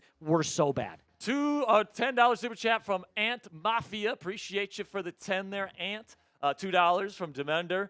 Says, how much to watch Trey shotgun a beer? $50. $50, but you know what? As I'm thinking about it, I might lower that. We'll let it breathe a little bit. Let's see. Like a good bottle of wine, we'll let it breathe for a little bit. But I'm thinking about maybe potentially lowering that price. Is this Steelers or Maine? This is Maine. Kermit is my god. He's one of our Steelers talk listeners. Kermit the Frog. Jack, do you think the Steelers pick more than one tonight and make a trade? So we'll see what happens here. They might trade George Pickens, which might net them another pick today. They might trade down, or they might actually trade up for a quarterback if they particularly love, like Jalen Milroe or even Shadur Sanders. We'll see what happens with the Pittsburgh Steelers. But certainly it's looking like Jalen Milroe or Shadur Sanders for the Steelers if they take a quarterback here in round 3. But if I had to guess, Kermit, I think they just make one pick for today. So, Trace, we got a trade here. You want to break it down? Yeah, we have a little trade between the Texans and the Raiders. So the Raiders report with Jeremy Chuggs is going absolutely ballistic right now. But the Texans are receiving the 48th overall pick, and the Raiders are going to be taking pick number 58 and number 99 in the 3rd round. So they just kind of go back a little bit, but they also get another 3rd round pick. And it looks like the pick is in, and this is what we've been waiting for, Mr. Sperry. I love this pick. Ariante Ursary going to the Texans to start at left tackle for Laramie Tunsil, who was traded away. I think this is an excellent pick from the University of Minnesota, our old stomping grounds. I got to tell you, from a player perspective, I think this is one of the most underrated offensive linemen in the entire draft. He's gigantic, and he's got some good athletic ability for his size. But he's like that power gap run blocker, which I think is going to absolutely solidify the offensive line for C.J. Stroud, who last year was running for his life at times. You just saw him get so frustrated. Now, the PFF grades don't necessarily do it justice, but it's not the Holy Bible. You don't have to take that verbatim. It's just kind of a guideline to tell you how players performed last season. And everything that I saw leads me to believe that he is going to be a very solid plug-and-play player on the offensive line. What do you think? Yeah, and, there was a lot of talk about Josh Connerly Jr. potentially for Houston last night. They decided to pass on him and trade down, and now they get, Jaden Higgins.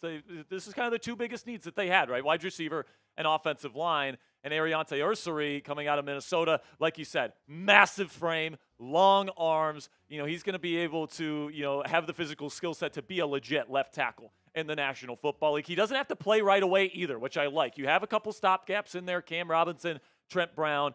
So if Ursary's not ready to go day one, you can kind of ease him in. And plus, if you need him to play guard year one, I think you can ask him to do that as well and see how he fares there. But if he wins the job outright in camp and he, is the best left tackle on the team, that's great. All right, so I love the pick here for the Houston Texans. I thought Ursary was one of the better fits for the Houston Texans for their need at offensive tackle, and I think that's a pretty darn good one right here. So, Moose, take us through the picks that we've had so far in round 2. So far, round 2 has been very, very event-filled. Carson Schweisinger going first to the Cleveland Browns with that first pick in the 2nd round at number 33, followed by Jaden Higgins. With the Texans, the wide receiver out of Iowa State, Nicky Manwari, going out and solidifying the backfield of the Seattle Seahawks as they traded up with the Tennessee Titans for that pick. So Nicky Manwari, the huge safety out out of South Carolina, heading out to Seattle. Then Quinshon Judkins went to the Cleveland Browns. He stays in the great state of Ohio. Super electric back, got that fiery good burst out of the backfield that you love to see.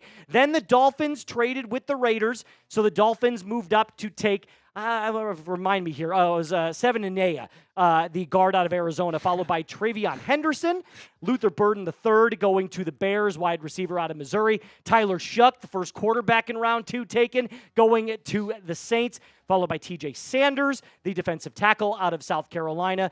There was a trade with the Buffalo Bills and the Chicago Bears. They basically just swapped a bunch of picks. Mason Taylor going to be adding another weapon for Justin Fields now in New York. Alfred Collins, the defensive nose tackle, going to the San Francisco 49ers. Donovan Ezraku, the high edge out of Boston College, going to the Dallas Cowboys.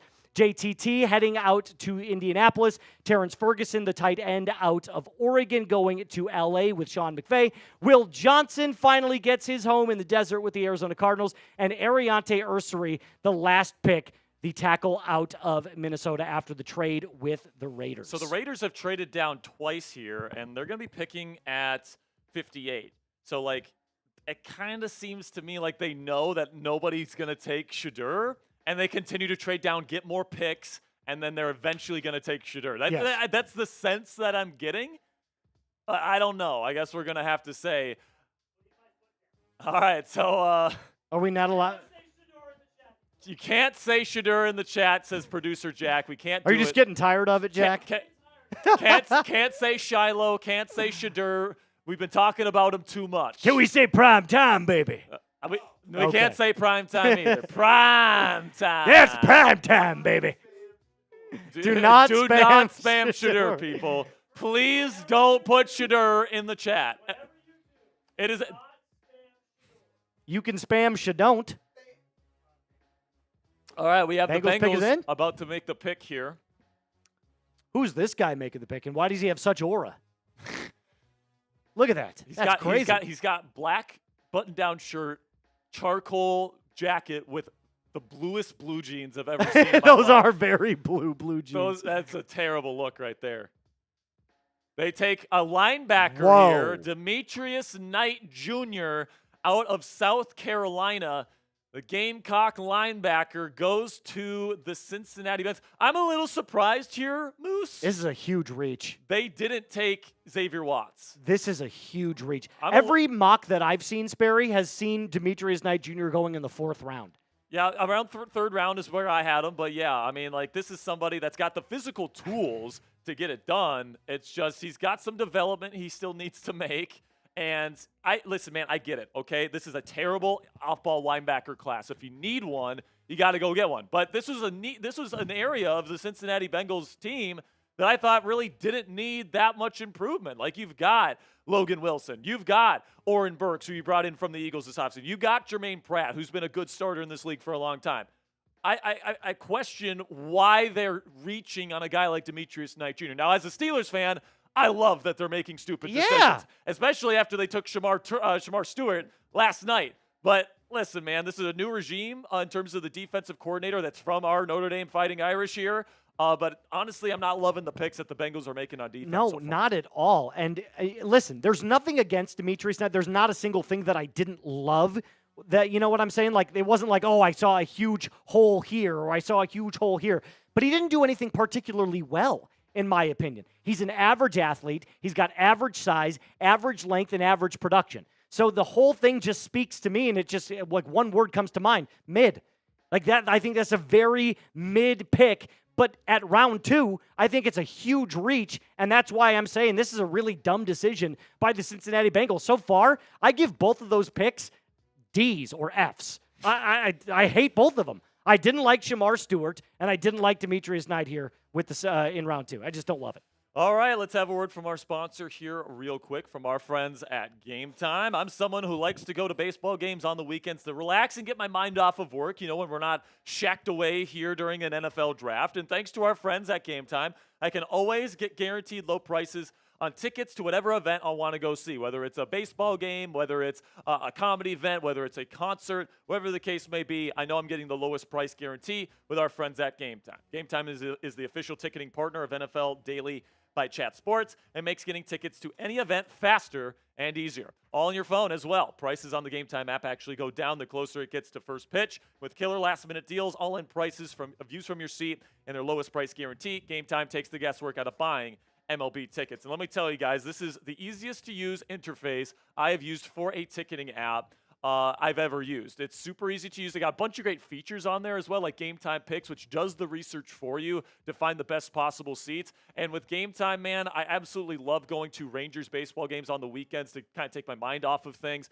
And with Game Time, I can get the lowest price guarantee whenever I get those tickets, and I can go see the Rangers play more often. So download or take the guesswork out of buying tickets with Game Time today. Download the Game Time app, create an account, and use code ChatSports for $20 off your first purchase. Terms do apply. Again, create an account and redeem code ChatSports. It's one word, all caps. ChatSports at ChatSports for $20 off that first purchase. Download the Game Time app today. Last minute tickets, lowest price guaranteed. Norm coming in with a $5 super chat here. So my man Norm just keeps coming in, man. Hieroglyphics. Hey, if you're watching us on Steelers right now, I want everybody to chant Norm, Norm, Norm, Norm, Norm, Norm, Norm, Norm.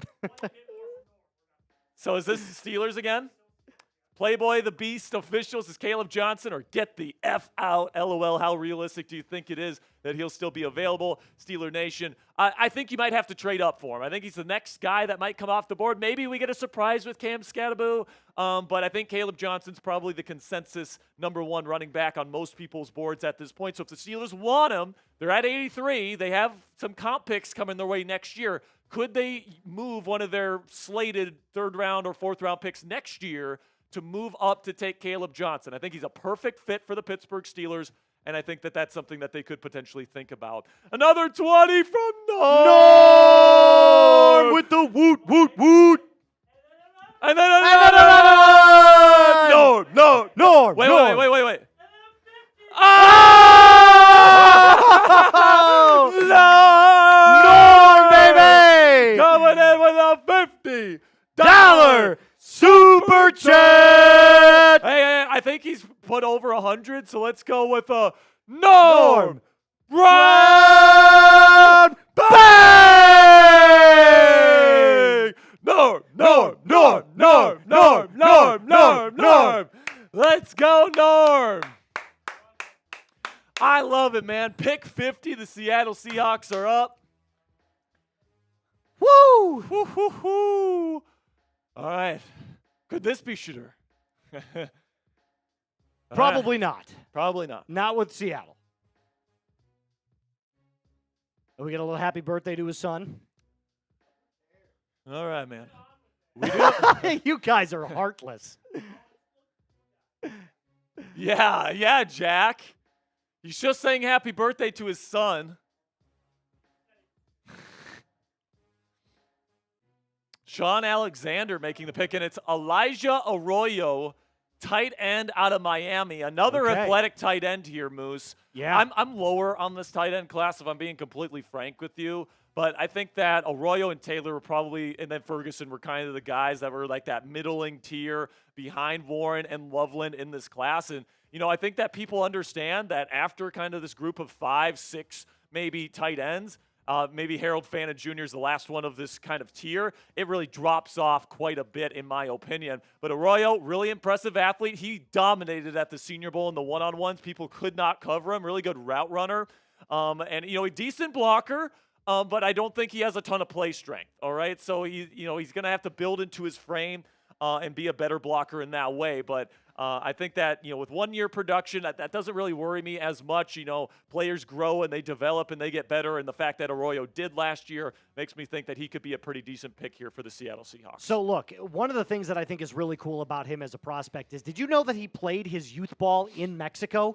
So he actually learned a different way of playing football when he was down there. Now, it is the same game, but they play a very different style, he said. So being the biggest player on the field, he didn't have to necessarily work as hard. Now, coming back into the United States, where he went and played in high school and then back to the University of Miami, I have a feeling that he's only growing as a prospect, and that's exactly what I have to say about him.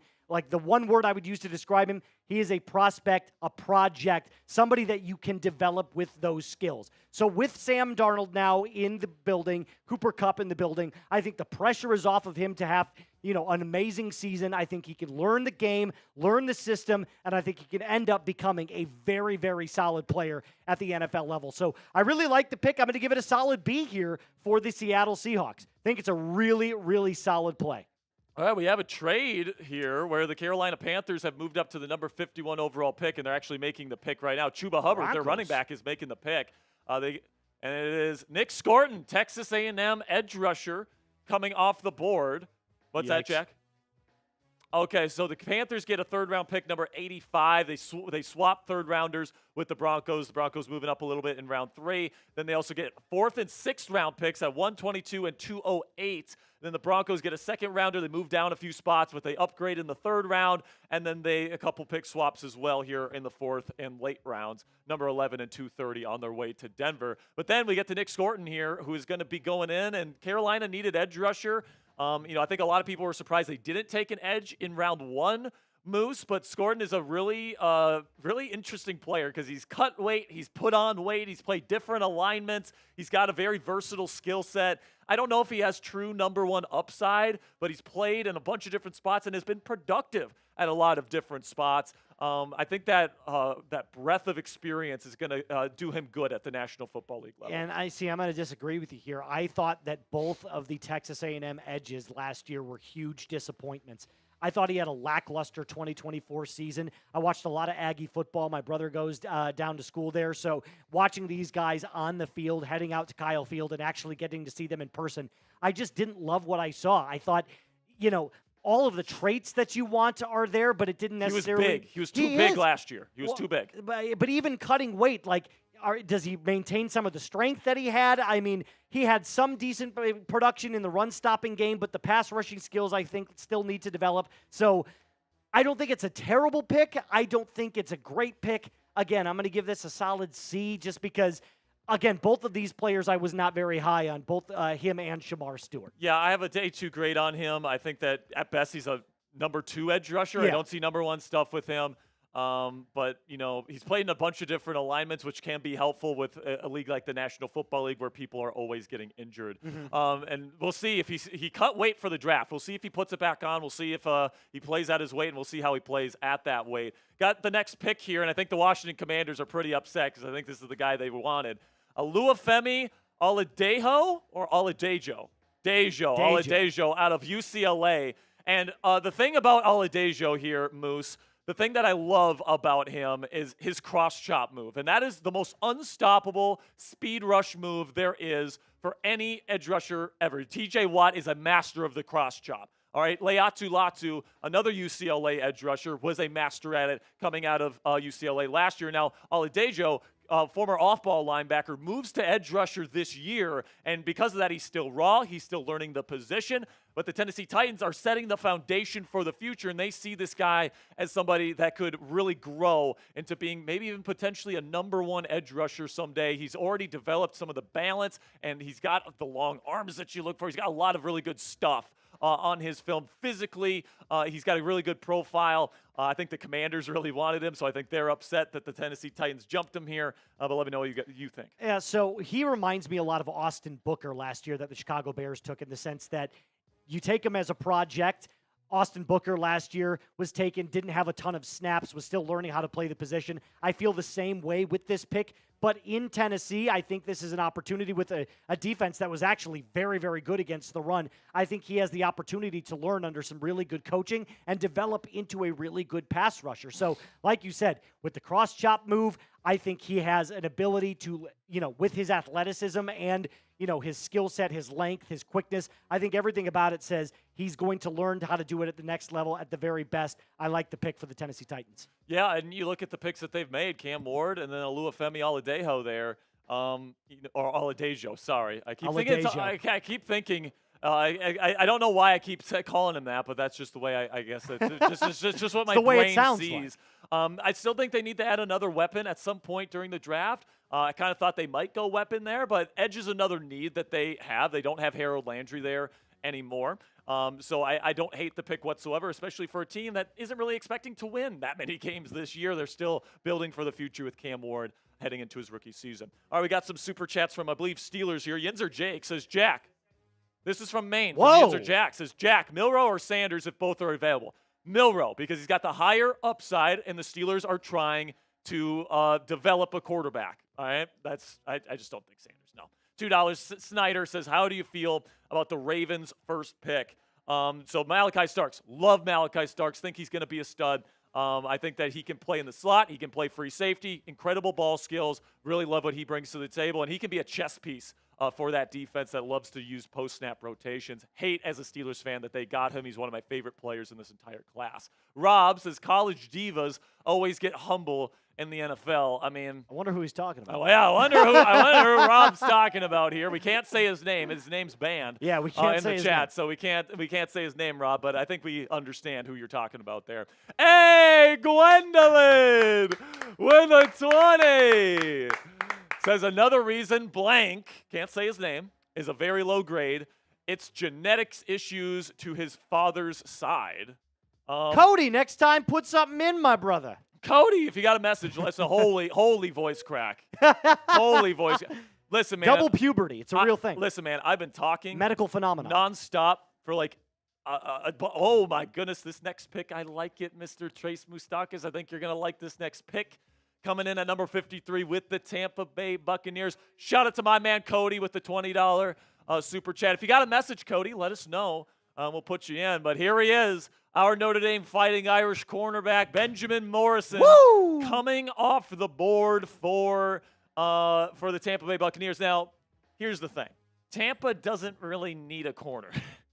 Like, they got Jamel Dean, they've got Ryan McCollum, who's played very well, and they got Tyke Smith to play the slot. So Morrison's going to be put down the depth chart a little bit here, I think. But I think long-term, they're going to check out how his hip is. They're going to make sure that's fully healed. And then in the future, they're probably going to let Jamel Dean walk in free agency, and then they're going to let Morrison kind of come in and be their kind of cornerback of the future. I think he's got phenomenal hip fluidity. Now, he's got that hip issue with the injury, so, the mobility and stuff like that, it's a question mark. But his film is top 15 level cornerback film, in my opinion. If he didn't get hurt, he would have been taken there. Yes, absolutely. And you said it exactly right. Tampa doesn't need a cornerback, but this is an opportunity for him to sit for half the year, maybe a full year, learn the position at the next level, test out that hip, see how it fares against NFL wide receiving talents. I think this is an excellent, in 2023, Benjamin Morrison was the best player on Notre Dame's defense, by far. I watched every single game, and I knew, I was like, this kid is something special. It was just so unfortunate to watch him go down with that hip injury. But with that being said, from a hands perspective,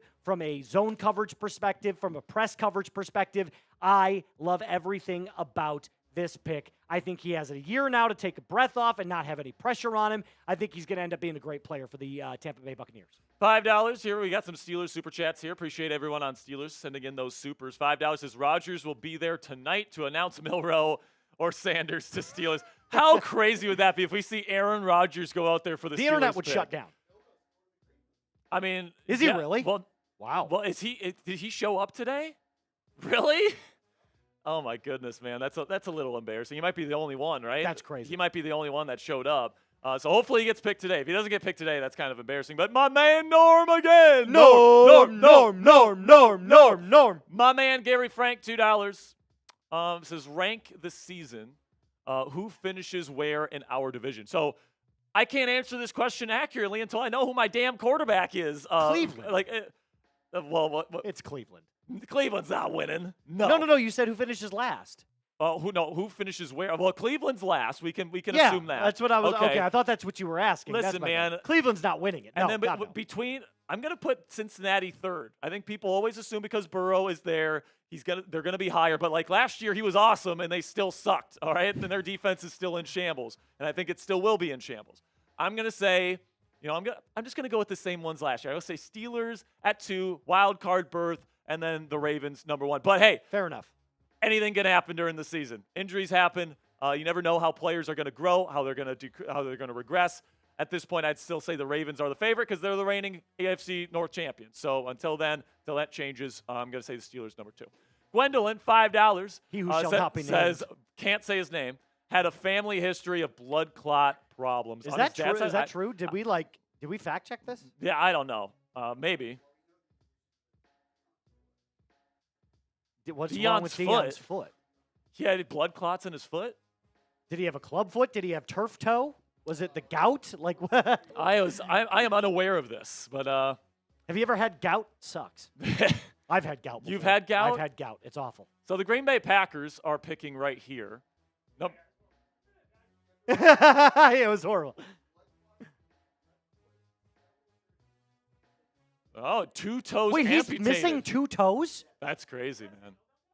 Prime time. The greatest corner in NFL history is missing 2 toes. I guess so. That's crazy work. So Oh, here we go. The Packers pick is in. hometown Packers. The hometown Packers. See who they take here. They took wide receiver Matthew Golden last night. You know who I think this is? I think it's Trey Amos out of Ole Miss. God, they would be taking another receiver? No way. No, Amos is a corner. Oh, Trey Amos. I'm sorry. I thought you said Trey Harris. Not Harris, Amos. I think he'd be a great fit with them. That'd be actually a really good pick considering they're probably going to move off of Jair Alexander. Yeah.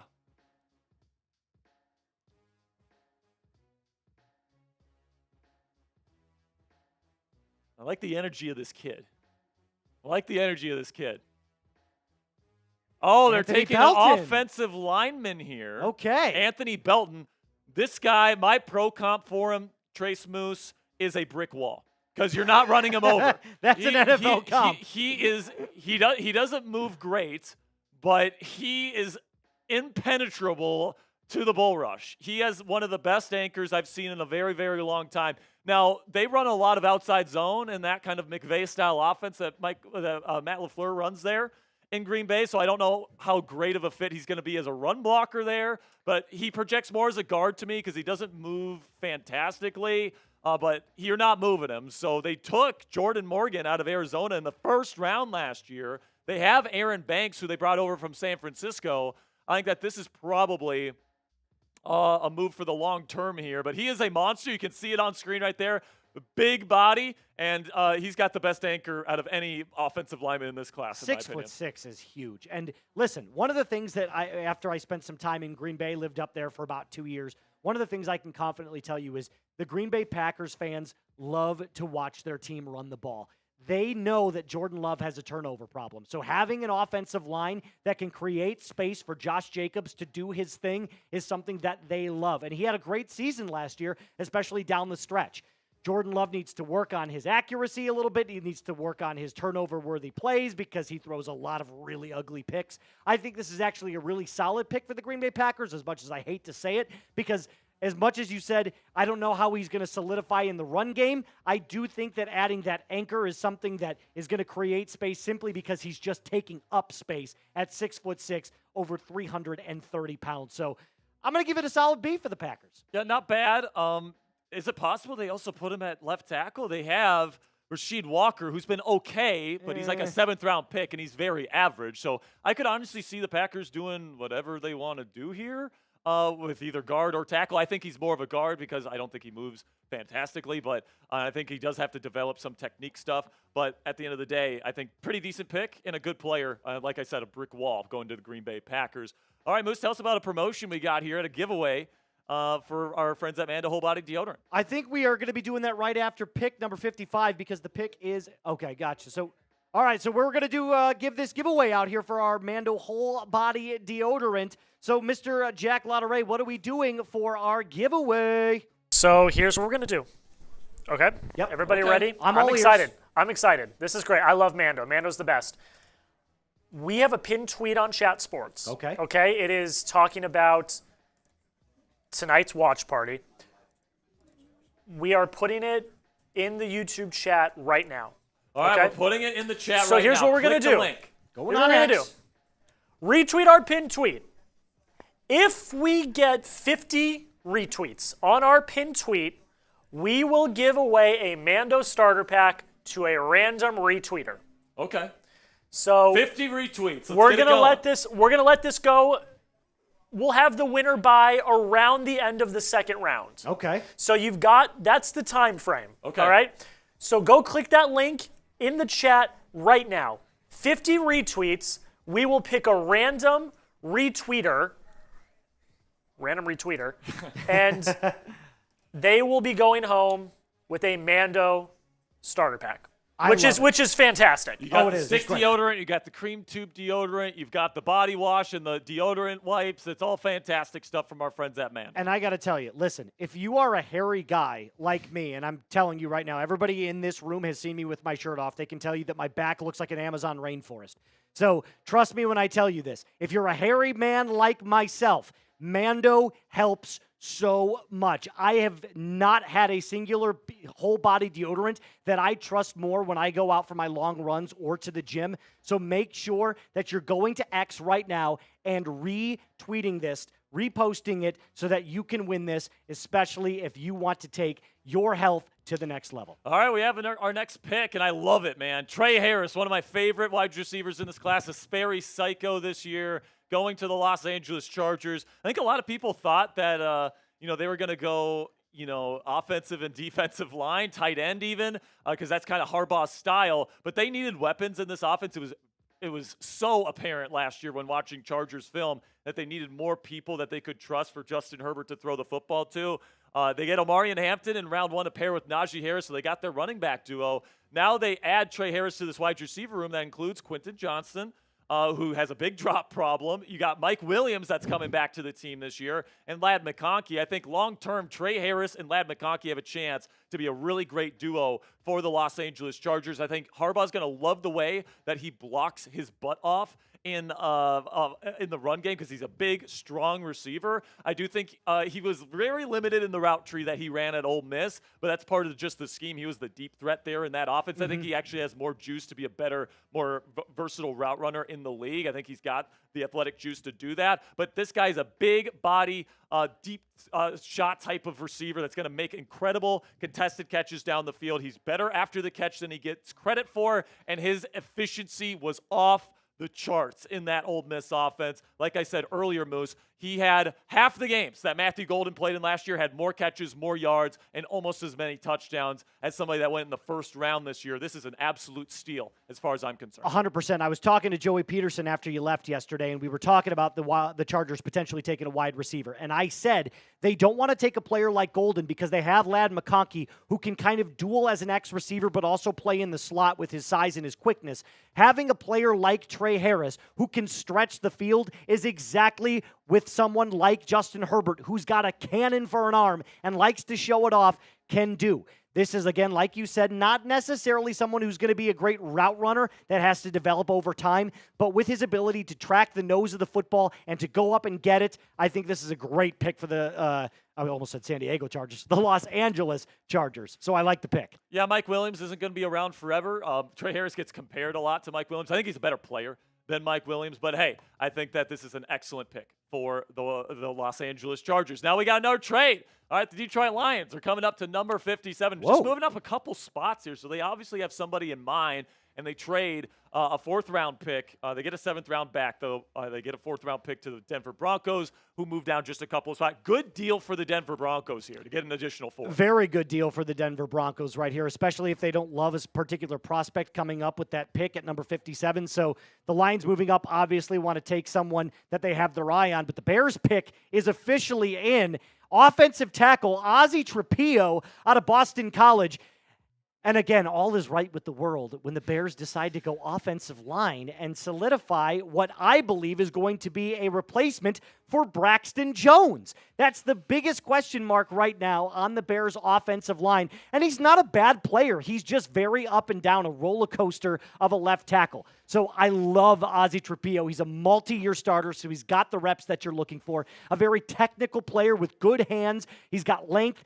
Stiffness is a little bit of an issue, so he's not the most athletic player, especially with that lateral quickness. But with his hands, his technique, I think you are basically saying we don't need you to be great at left tackle. We just need you to be consistent at left tackle. And I think that's exactly what the Bears decided to do here. Giving it an A because it's the Chicago Bears, the greatest team in the NFL. Yeah, his arms are just over 33 inches, which is like the bare minimum. So he's not the longest offensive tackle in the world, but he is somebody that I think was very up and down at Boston College. I think he plays with pretty good technique, and he does have the best athleticism, in my opinion.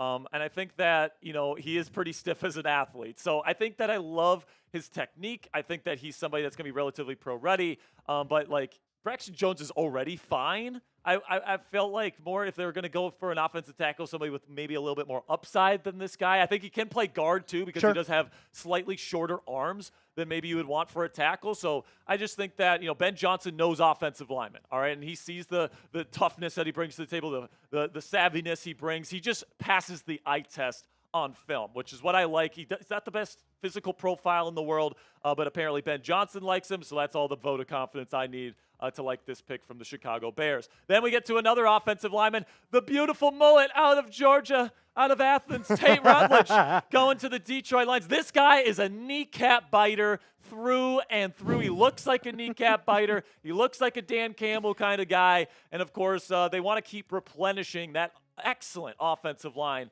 there in Detroit. They don't want that to go awry because they got a quarterback there in Jared Goff that needs good protection. So it's very important to keep up their ranks. Maybe Rutledge doesn't play right away, but I do think the power that he plays with is excellent. And I think that he's going to be biting some kneecaps off there in the Motor City. This is exactly what I believe is the definition of a Dan Campbell offensive lineman. Just take a look at him. The mullet is flowing. The power is there. He's got the neck roll. He's got the neck roll. Everything about him screams, I am ready to dominate the offensive line. I mean, it's just so good. Pause. It's so good. I love Tate Rutledge. I thought, last year he brought a lot of energy to that offensive line. I think that's why you're bringing him in, because he gives you that look. He gives you that power. He gives you that balance that you're looking for. And especially because we know the Lions have one of the best, if not the best, offensive line in the NFL right now. So even adding to that, even as a depth piece, awesome. So now the Raiders have made their next pick, and it's not Shadur Sanders. So once again, Sanders continues to fall down the draft board. But the Raiders take Jack Besh, a very physical, big wide receiver out of TCU who's great after the catch, 214 pounds. Over 6'1", and I like Besh's machine gun feet is what I like to call it because he's got quick feet. His change of direction isn't fantastic, but he can stop and start on a dime, which I like. So I think that he's really good with yards after the catch, rushing ability. He's tough to bring down for corners because he's so physical and so big. He gets some Puka Nacua comps. I think that's overblown. But he's a phenomenal run blocker, probably the best run-blocking wide receiver in this entire class. That's going to be important to, of course, the team that just took Ashton Genty. So I love the pick. So would you say, though, that this might be a bigger, more physical version of Hunter Renfrow? I don't hate that at all. I think he's better after the catch than Hunter was. I don't think he's as versatile of a route runner as Hunter was either. But I think they even look alike. It's just a bigger version. Yeah. So I see where the comp is coming from there.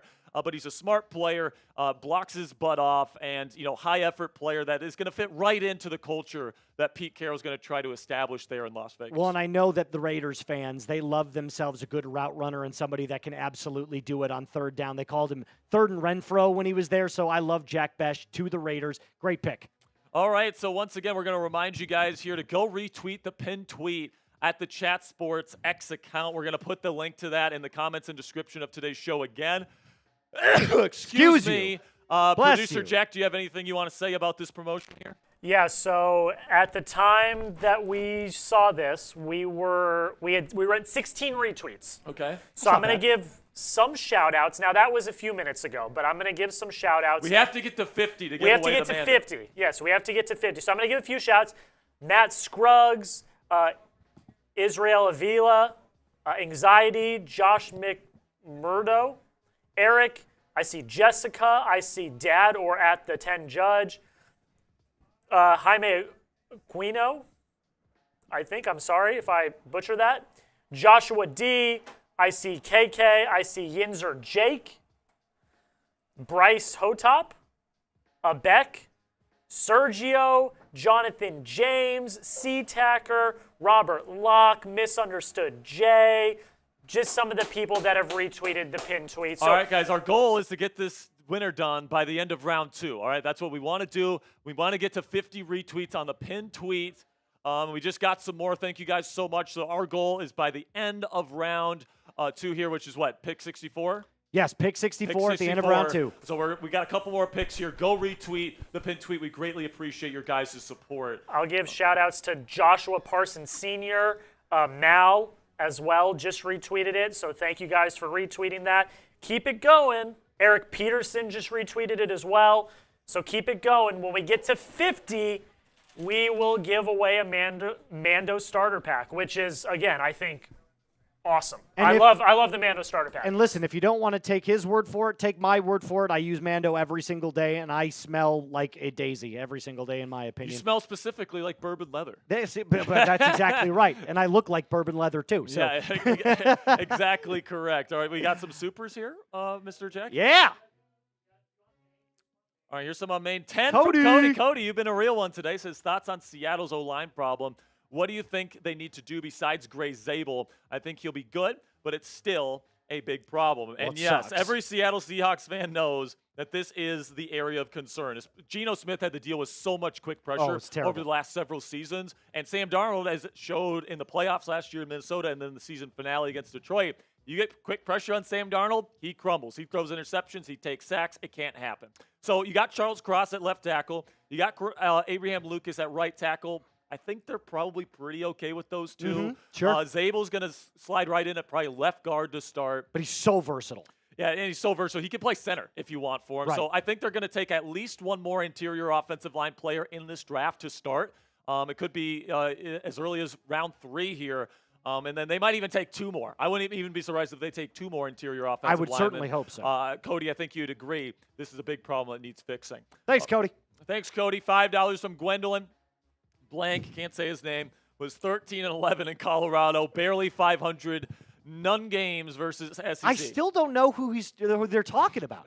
Who is this person they keep that mentioning? we can't say their name. I know. That's what I'm saying.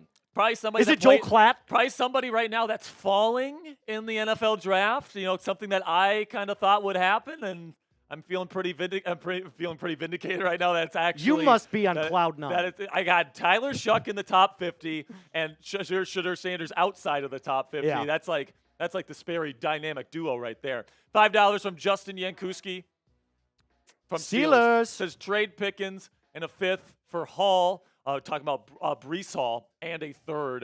Get a wide receiver and a quarterback in round 3. Interesting. Listen, man, so Breece Hall and a 3rd for Pickens and a 5th. That's an interesting trade idea right there. So that obviously assumes that Pickens is the more valuable player there because you're getting the lower draft pick. I don't know, man. He's got 1 more year left on his deal. I would be somewhat interested. I just don't think Pickens is a Aaron Glenn type of guy. They specifically did not want Aaron Rodgers back in New York because they didn't want drama. George Pickens is the definition of drama. So is DK Metcalf. So you guys have got the 1-2 punch of drama. That's okay. Tomlin likes the chaos, all right? I'm not sure Aaron Glenn would. So honestly, Justin, I'm not sure if that's something New York would necessarily do. I hate the Baltimore Ravens, folks. Mike Green to Finally comes off the board. 59 is wicked work. I mean, the Baltimore Ravens are winning the NFL draft, and I hate to say it. I love Malachi Starks, who they got in round 1. And then Mike Green, who needs kind of a strong culture to kind of rein it in. He gets one of the strongest cultures in all of football with John Harbaugh and the Baltimore Ravens, making their defense even more dangerous because I think he's going to be a number 1 edge rusher in the league right away. He's a top 10 player on my big board, wins in so many different ways. And the fact that he goes 2 picks before the Washington Commanders or a couple picks before my Commanders at 61, oh my gosh, I was hoping he was going to fall to Washington at 61. This is my favorite player in the draft. I have said this multiple times on multiple videos that I've made. He is literally my favorite player in the 2025 NFL draft. Why? Because one of my favorite players of all time is Khalil Mack, and get this, both 6'3", both 251 pounds, both played at small schools. The only difference, Mike Green is faster than Khalil Mack. He's a sleeker version of what one of the greatest edge rushers in NFL history is. So I think straight sacks. out of the gate, you are getting a player that has elite talent. The off-the-field issues, which we're just going to leave at that, are concerning. But as a prospect, as a player, the Baltimore Ravens are getting a certified baller.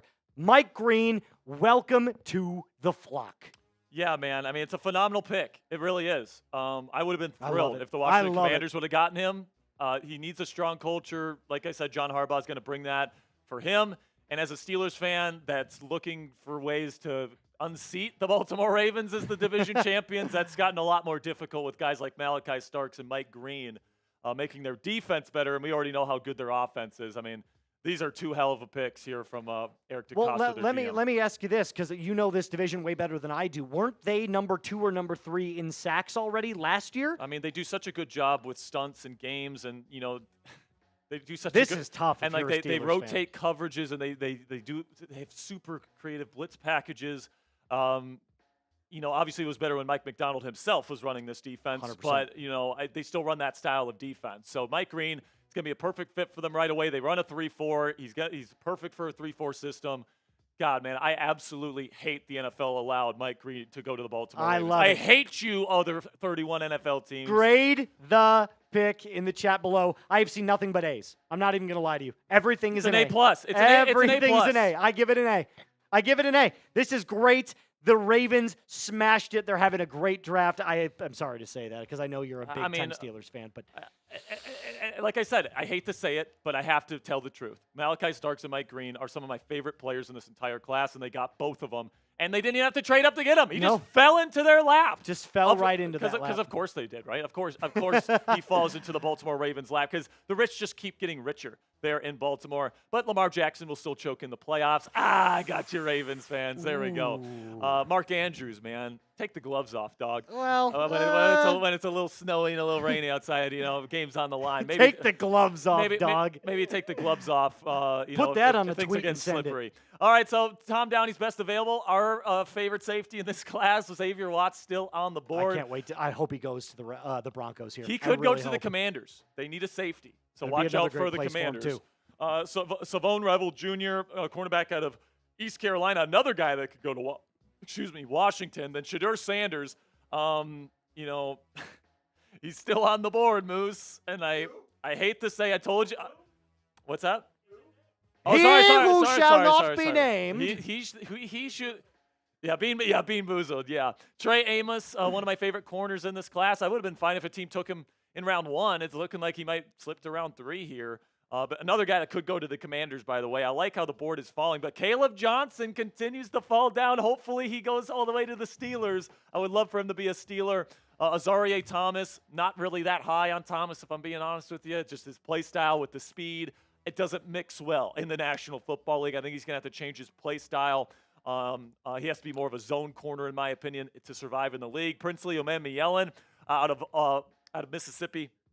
Really, like I said, the slow speed rusher is what I love to call him. He's very interesting. Alec Ayamaner, wide receiver out of Stanford. Really love what he brings to the table as well as a physical outside, big route runner that runs a 4.4. So, I love his profile, man. I think he's going to be a hell of a steal for somebody probably in round 3. So let me know what you guys think down there in the comment section. Who's the best player left on the board right now?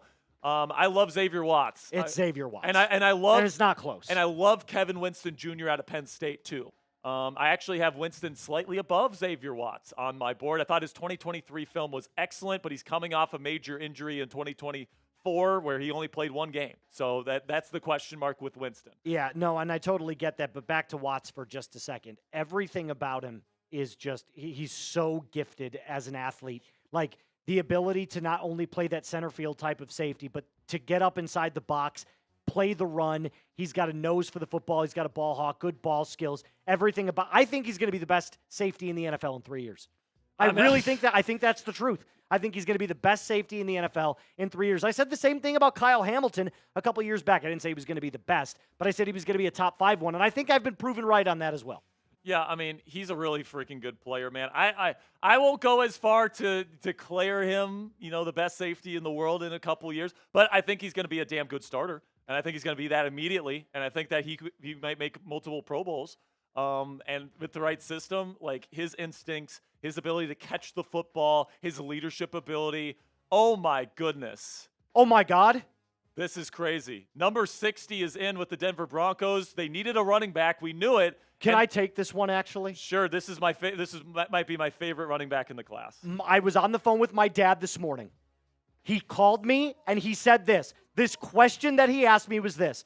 Who is the one player that you believe has round 1 or 2 talent that is going to fall all the way down to 4, 5, or 6? I said R.J. Harvey out of UCF. This kid is insane. This is ridiculous. An unbelievable pick here for the Denver Broncos. Not only is he a shifty runner out of the backfield, but he can bounce left to right so fast. The one thing that I don't love about him as a player is his hands. He doesn't have the greatest pass-catching abilities. But you know what? You can always work on your hand-to-eye coordination and get better as a pass catcher. As a runner, this dude is insane. He's not the strongest, he's not the fastest, and he's not the shiftiest. But he can do all of those things really well. A jack of all trades, a master of none. I love this pick for the Denver Broncos. Lock it in. R.J. Harvey, welcome to Broncos country. Let's ride. So he's an older player, 6-year senior, which concerns you about a running back prospect, but his film is awesome, man. He's got great vision and great patience. He lets blocks develop in front of him, and then he's got great acceleration to hit the hole, and then he's got really, here we go, Moose, oily hips to be able to move, change direction. No diddy. He's got quick feet, and he's got better long speed than people give him credit for. He ran a 4.4 flat at the combine, which is a lot better than people thought he was going to run, all right? So he's smaller. He's not going to be a power guy, but he is a big play machine. He was an absolute workhorse his last 2 years at UCF, super productive, and I wanted the Pittsburgh Steelers to get this guy, all right? I was hoping he was going to fall to the Steelers. He doesn't. He goes in round 2. I absolutely love R.J. Harvey out of UCF, and I think, Sean Payton just got himself one hell of a running back to use in his offense. Let's go Broncos country. God, I love this pick. And by the way, 22 touchdowns. Are we seeing a trend here that, like, this last season in college football, you had Cam Scadaboo, Ashton Genty, R.J. Harvey. He went ahead of Scadaboo. All of these guys have 20-plus touchdown seasons. They're just putting in insane work over the landscape of college football. And the one thing that I will say is playing at UCF, he didn't play against the best competition, but he also dominated that bad and competition. That's what you want to see. I am loving it, and subscribe right now. Hit that sub button. One thing that I have to tell you that I didn't realize was true, and I just realized it because I found out after I was paying for a subscription service.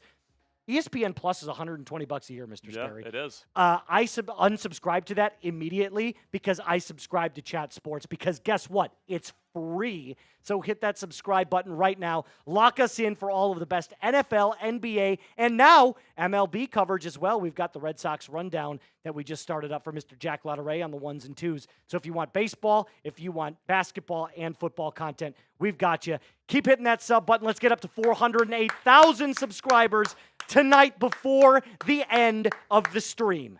All right, man. So we got the Washington Commanders on the clock. Very interesting pick here because I do think there's multiple people that they would take. I wanted Benjamin Morrison here because I thought he would be just an absolutely perfect fit with this. Oh, there it is, and I love the pick. I love the pick. Trey Amos. Go ahead. Out of Ole Miss is a Washington Commander. They signed Jonathan Jones from the New England Patriots this offseason to a 1-year, $5.5 million deal. That's a perfectly replaceable contract right there. They have Marshawn Lattimore, who they traded for last offseason. They really like him, and they drafted Mike Samerstroll out of Michigan last year to play the slot. Now that you get Amos, he's a day one ready outside corner that is scheme diverse. He's not the best athlete in the world, and because of that, maybe he's not going to be like a true number one, lockdown type of guy, but he's super, super technically refined, as in my opinion, and he's got really good press coverage ability, which is very important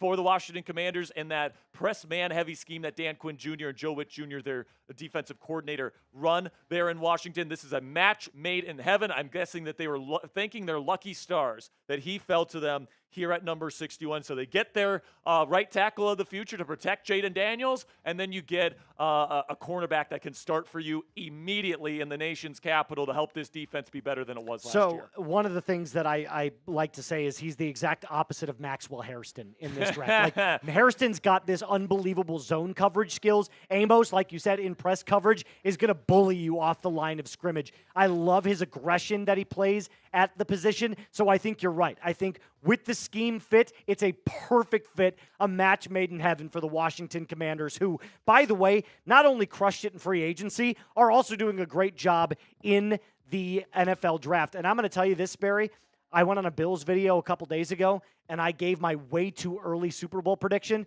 I have the Bills and the Commanders playing in Super Bowl, what is it, 60 now? I believe it's Super Bowl 60. Is it 60 next year already? Oh, my goodness. Man. Super Bowl 60. Those are my way too early teams. I mean, it seems like yesterday was Super Bowl 50 when Cam Newton didn't jump on the fumble, man. Like, goodness gracious, 10 years already gone by?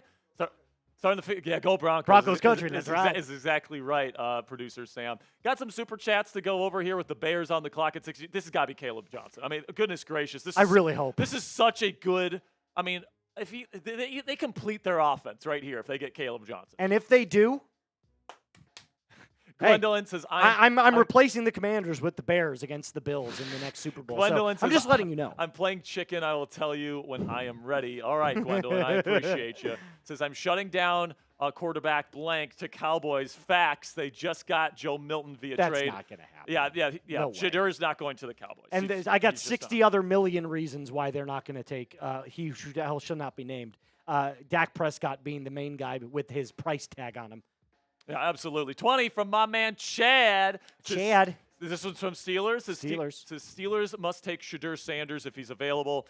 I have Jalen Milroe higher on my board personally because I think if you're going to draft a developmental quarterback to sit behind Aaron Rodgers or Kirk Cousins for a year or two, you want the guy with the higher upside. I don't think there's any doubt that Jalen Milroe has the higher upside, 4.4 speed, big body, high character guy that's going to work his ass off to, try to make that leap in ability that Jalen Hurts has been able to, and he's a Super Bowl champion. So if you want to kind of do the Eagles route and kind of backdoor your way into a franchise quarterback, you take somebody that's a little bit more raw like Jalen Milroe, you develop him behind a veteran quarterback, and then, you put him out there when he's ready, and hopefully, it is a risk, but hopefully you find your franchise quarterback to compete with Lamar Jackson and Joe Burrow in this division for the next several years. Wow. Because, you got Shadur Sanders on a Mic second. drop. So let's say you have Shadur Sanders, who is physically limited. I think we both agree on that. Oh, yes. He has some limitations for sure, especially with that arm strength. On his second contract, where he's making $60+ million per season, is he competing against Joe Burrow and Lamar Jackson on a year-to-year basis?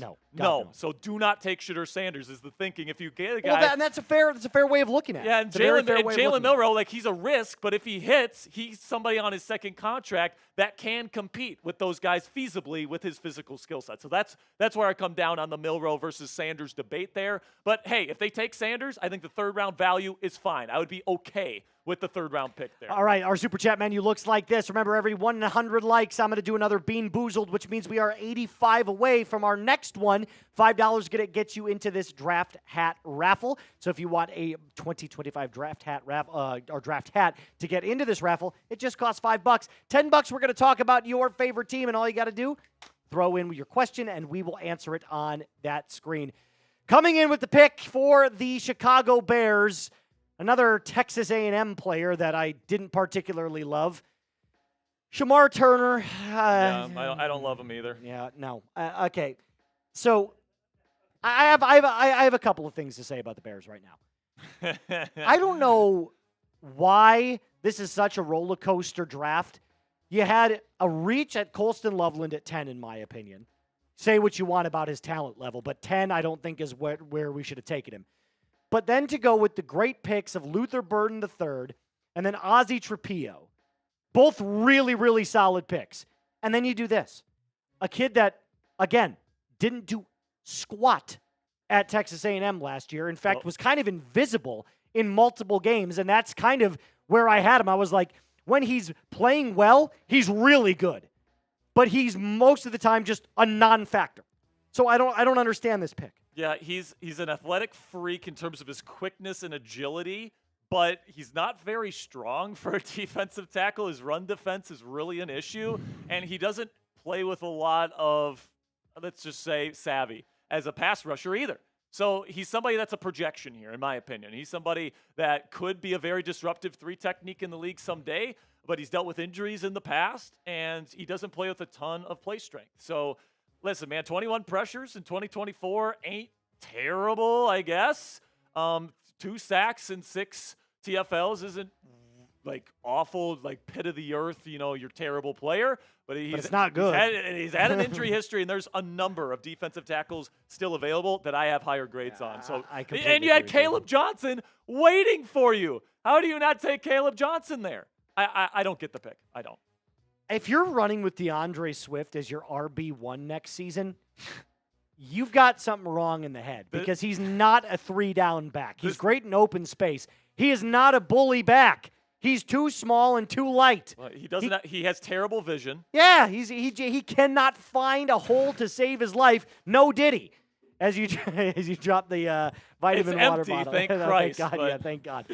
All right, let's just review what has happened so far in round 2 as we come to the very end of it. Carson Schweisinger goes to the Cleveland Browns with pick number 33, Jaden Higgins at 34, Nicky Manwari and Quinshon Judkins, followed by Seven Nyea, Trayvon Henderson, Luther Burden to the Bears. Again, I really like that pick. Tyler Shuck, the first quarterback in round 2, going to New Orleans. TJ Sanders, Mason Taylor, Alfred Collins, and Donovan Ezaraku going to the Dallas Cowboys. JTT, Terrence Ferguson, Will Johnson going to the desert. Ariante Ursary heading out to the Texans, followed by Demetrius Knight Jr., a reach by the Cincinnati Bengals. Elijah Arroyo going to Seattle. Nick Scorton. I don't even want to pretend that I know how to pronounce that. You know that way better. Oluwafemi Oladejo. Even better. There we go. Finally got it right. Finally got it right. Benjamin Morrison, Anthony Belton, Trey Harris, and Ozzie Trapillo. 53 through 56. Tate Ratledge, Jack Besh, Mike Green, and R.J. Harvey. I love this grouping right here. These were 4 excellent picks in a row, followed by Trey Amos and the worst pick in the Chicago Bears 2025 NFL Draft, Shamar Turner, defensive tackle out of Texas A&M. So now we head into the final 2 picks of round 2, Kansas City and, of course, the Philadelphia Eagles.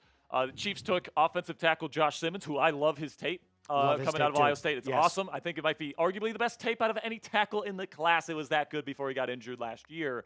Football character concerns and then the injury with the torn ACL are concerns there. But, it's going to be interesting to see what they do here. All right. So we do have our giveaway for this Mando. We have our winner, I should say, for this Mando giveaway. I got that backwards. We do not have our winner yet. We need 20 we are more. 20 retweets away. We are not even close. Hey, listen. Shame on me for preemptively saying that. I apologize. Shame on Moose. Shame on Moose. Everyone spam shame on Moose. Shame on Moose. So, it's easy. We're spamming the link in the chat. All you got to do, it's this simple. All you got to do is just give that a little retweet. Oh, yeah. That's all you got to just give it a little retweet. It's one button. It's one button. Well, it's like 2. You hit the thing, and then you hit the thing. But it's shame on Moose. But it's shame on Moose. Shame on Moose. It's that easy. That, huh? We are 20 retweets away, and that's it. And then some lucky person is going to win again, I think one of the best deals. It's a Mando starter pack, so you get a solid stick of deodorant. You get a cream tube deodorant. You get a body wash and then some deodorant wipes as well, all of which are great products.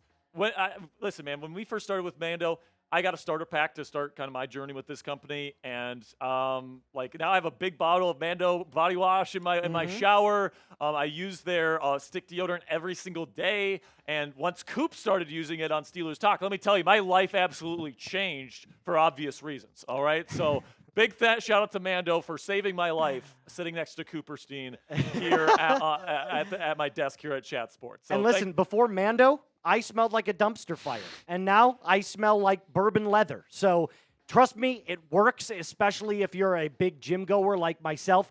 You don't want to go home riding in Humble your brag. car. Nice humble brag. Well, you don't want to go, but I also said I smelled like a dumpster fire. So it's kind of a little bit of both. And if you don't want to be going home sweating in your car and smelling like the gym, I'm telling you, Mando works. So go over to our tweet, hit that repost button right now, and lock it in so that we can pick a winner. So the Kansas City Chiefs lost Tershawn Wharton, defensive tackle, this offseason. Now they replace him with one of my favorite interior pass rushers in the entire class, Omar Norman-Lott. I mean, this guy would have been a better pick for Chicago if they were looking for kind of a twitched-up, smaller kind of defensive tackle. Listen, man, I start my process every year, Moose, watching the first-round caliber targets or as projected, and I was watching James Pierce Jr., and I was like, who the hell is this 55 guy that keeps popping up on my film with incredible power and just like incredible ability to just collapse the pocket, really good athleticism. You put him on the other side here of Chris Jones. I mean, you're going to have to be able to get after quarterbacks up the middle, which they've witnessed firsthand is a way that you can win a Super Bowl, all right? Because Jalen Carter and boys were getting after Mahomes with their weak interior offensive line at that point during the season. Norman-Lott is somebody that they're going to be plugging in at 3 technique, in their 4-down fronts, and he's going to be able to go to work. He is undersized. He might not be out there on early downs for the Kansas City Chiefs, but as a designated pass rusher, at least to start, he is absolutely electric. I don't know what you mean by undersized. Do you mean his height? Because 303 pounds is not undersized, my friend. He's a little undersized. He's got a low center of gravity. He's a bowling ball with legs. He is a bowling ball. So, that is right. One of the things that I will say, though, is without that burst and without that strength that you're looking for, it is going to be hard to get around some of the best left tackles and, interior guards in the NFL. But I love the play because I think Lott is one of those players, like you said. He shows tremendous upside. And playing for a Super Bowl caliber team every single year like the Kansas City Chiefs, he's going to learn a whole lot. Great pick. Absolutely. We got some super chats to get to here. $10 from Patrick B. One of Steelers Talk legend, Patrick B. here, says, how about the Raiders? This is having a very good and smart draft, thinking we go defense with the 3rd round. I tend to agree. If we can pull up their picks here, Jack. Gotcha. Okay, so we got a lot, but Raiders are doing good. How about that? $5 from Gwendolyn. Says blank have better odds than QB Jordan Travis to play in the NFL. So Jets is my best fit for Mr. Shadur Sanders. Shannon here, $5, I believe, from Steelers. 5 from Gary on Steelers is in a bid to have a winning season and make it to the playoffs. Browns have announced they are moving to Pittsburgh. Very good one there, Gary Frank. Shannon again, Steelers take an offensive lineman. I don't think they will. I think they believe in their offensive lineman. They're going to take a quarterback or they're going to take a running back here with this pick, Shannon. We got, a $50 super chat from Robert Folsom. I love it, baby. Says, love the show. Been a Steelers fan since 1991 when they signed the late, great Kevin Green. And my all-time favorite Steelers player has to be T.J. Watt. The person we'll take is Jalen Milroe from Alabama to sit behind Aaron Rodgers. Let's go get number 7. I'm right there with you, Robert. Fire me up with this $50 super chat. Let's go, Steelers. Let's go, Steelers. Woo! And I'm right there with you. Go get Jalen Milroe. Go get him, baby. Go get him, Omar. I absolutely love it. I love the 50 right there from Robert. That's a fire. Everybody spam Robert in the chat if you're watching on Steelers. Robert. Spam those Roberts, baby. I absolutely love it. Love that. $50 super chat. Thank you, Robert, so much for sending that in. We greatly appreciate it. So this is an interesting pick that's coming up here. Yeah, the last pick in the 2nd round is to the Eagles, and the pick is in. Okay. We are about to bring in our Dolphins stream here. Cool. Now, here's the interesting thing. They lost Josh Sweat, so they could use another edge, although Jahad Campbell can kind of double as that middle linebacker / edge. So where do you think Philadelphia goes here? I think they go safety. Really? I think they go either Could Kevin you Winston imagine, or Makuba. Do you imagine Xavier Watts? Maybe Watts, but I'm going to say Makuba. I feel like he is a Philadelphia Eagle kind of like quarters kind of safety. I just feel like he fits that beautifully. It's going to be interesting. Let's see what the pick is. Andrew Makuba. Do I know ball or what? He knows ball. Do I know ball? He knows ball. Or what? Andrew Makuba, fantastic instincts player. He's undersized. He's going to have to play free safety or in the slot. Not going to be able to play in the box. Right. But I love his tape. All right, out of Texas, helped that defense really turn into one of the best defenses in college football last year. And he was a phenomenal player playing alongside guys like Jahdae Barron, Verdon. There we go. We got Miami. The Dolphins today, crew. Everybody welcome What's going on, Dolphins fans? Fins up. Fins up. You are watching our coverage of this now third round of the 2025 NFL Draft. Andrew Makuba just went to the Philadelphia Eagles, and I love the pick here, Moose. Yeah, no, it's a great pick. Like you said, he's a little bit undersized, so he's not going to play up in the box, and he's not going to cover the run. But for what you're getting from a skill perspective, he just screams Philadelphia Eagles. He's going to roam around in that defensive backfield. He's going to do his thing. He's got good ball skills. Everything about him screams Philadelphia Eagles to me. The one thing that I do want to see is him put on about 10 pounds there, Sperry. Yeah. 186 pounds to me is just way too slight, especially at 5'11". Again, for what you're getting from a skill perspective, I love it. From the scheme that Philadelphia likes to run, I love it. Yep. It's just a matter of putting on the weight. I mean, you look at him like I have kind of the same size shoulders as he does. Yeah, and I mean, it's he's not crazy. going to be asked to play the run all that much. All right, like he's going to be, dual safety, shell type of defense, type of safety. So I think this is a good fit. They drafted Sidney Brown in the third round back in 2023 out of Illinois. Some people thought he might start for them this year, but that's not going to be the case. Makuba will start for them day one, along with Reed Blankenship in this defense, along with Cooper DeJean in the nickel. So like this pick a lot for Philadelphia. Our Steelers audience here, Coop is going to receive you over at our other – pause. At our other studio. We are going to be breaking down round 3 here on Steelers Talk at our other studio as we prepare for the Steelers making their third round selection. So I appreciate all of your guys' support. I'll see you guys over there. And here we go, Steelers. All righty. Thank you, Mr. Jack Sperry. Greatly appreciate you stepping in and having a great time with us. How about I tell you guys a little bit about today's sponsor, and that is Mando. Spring is in the air, fellas.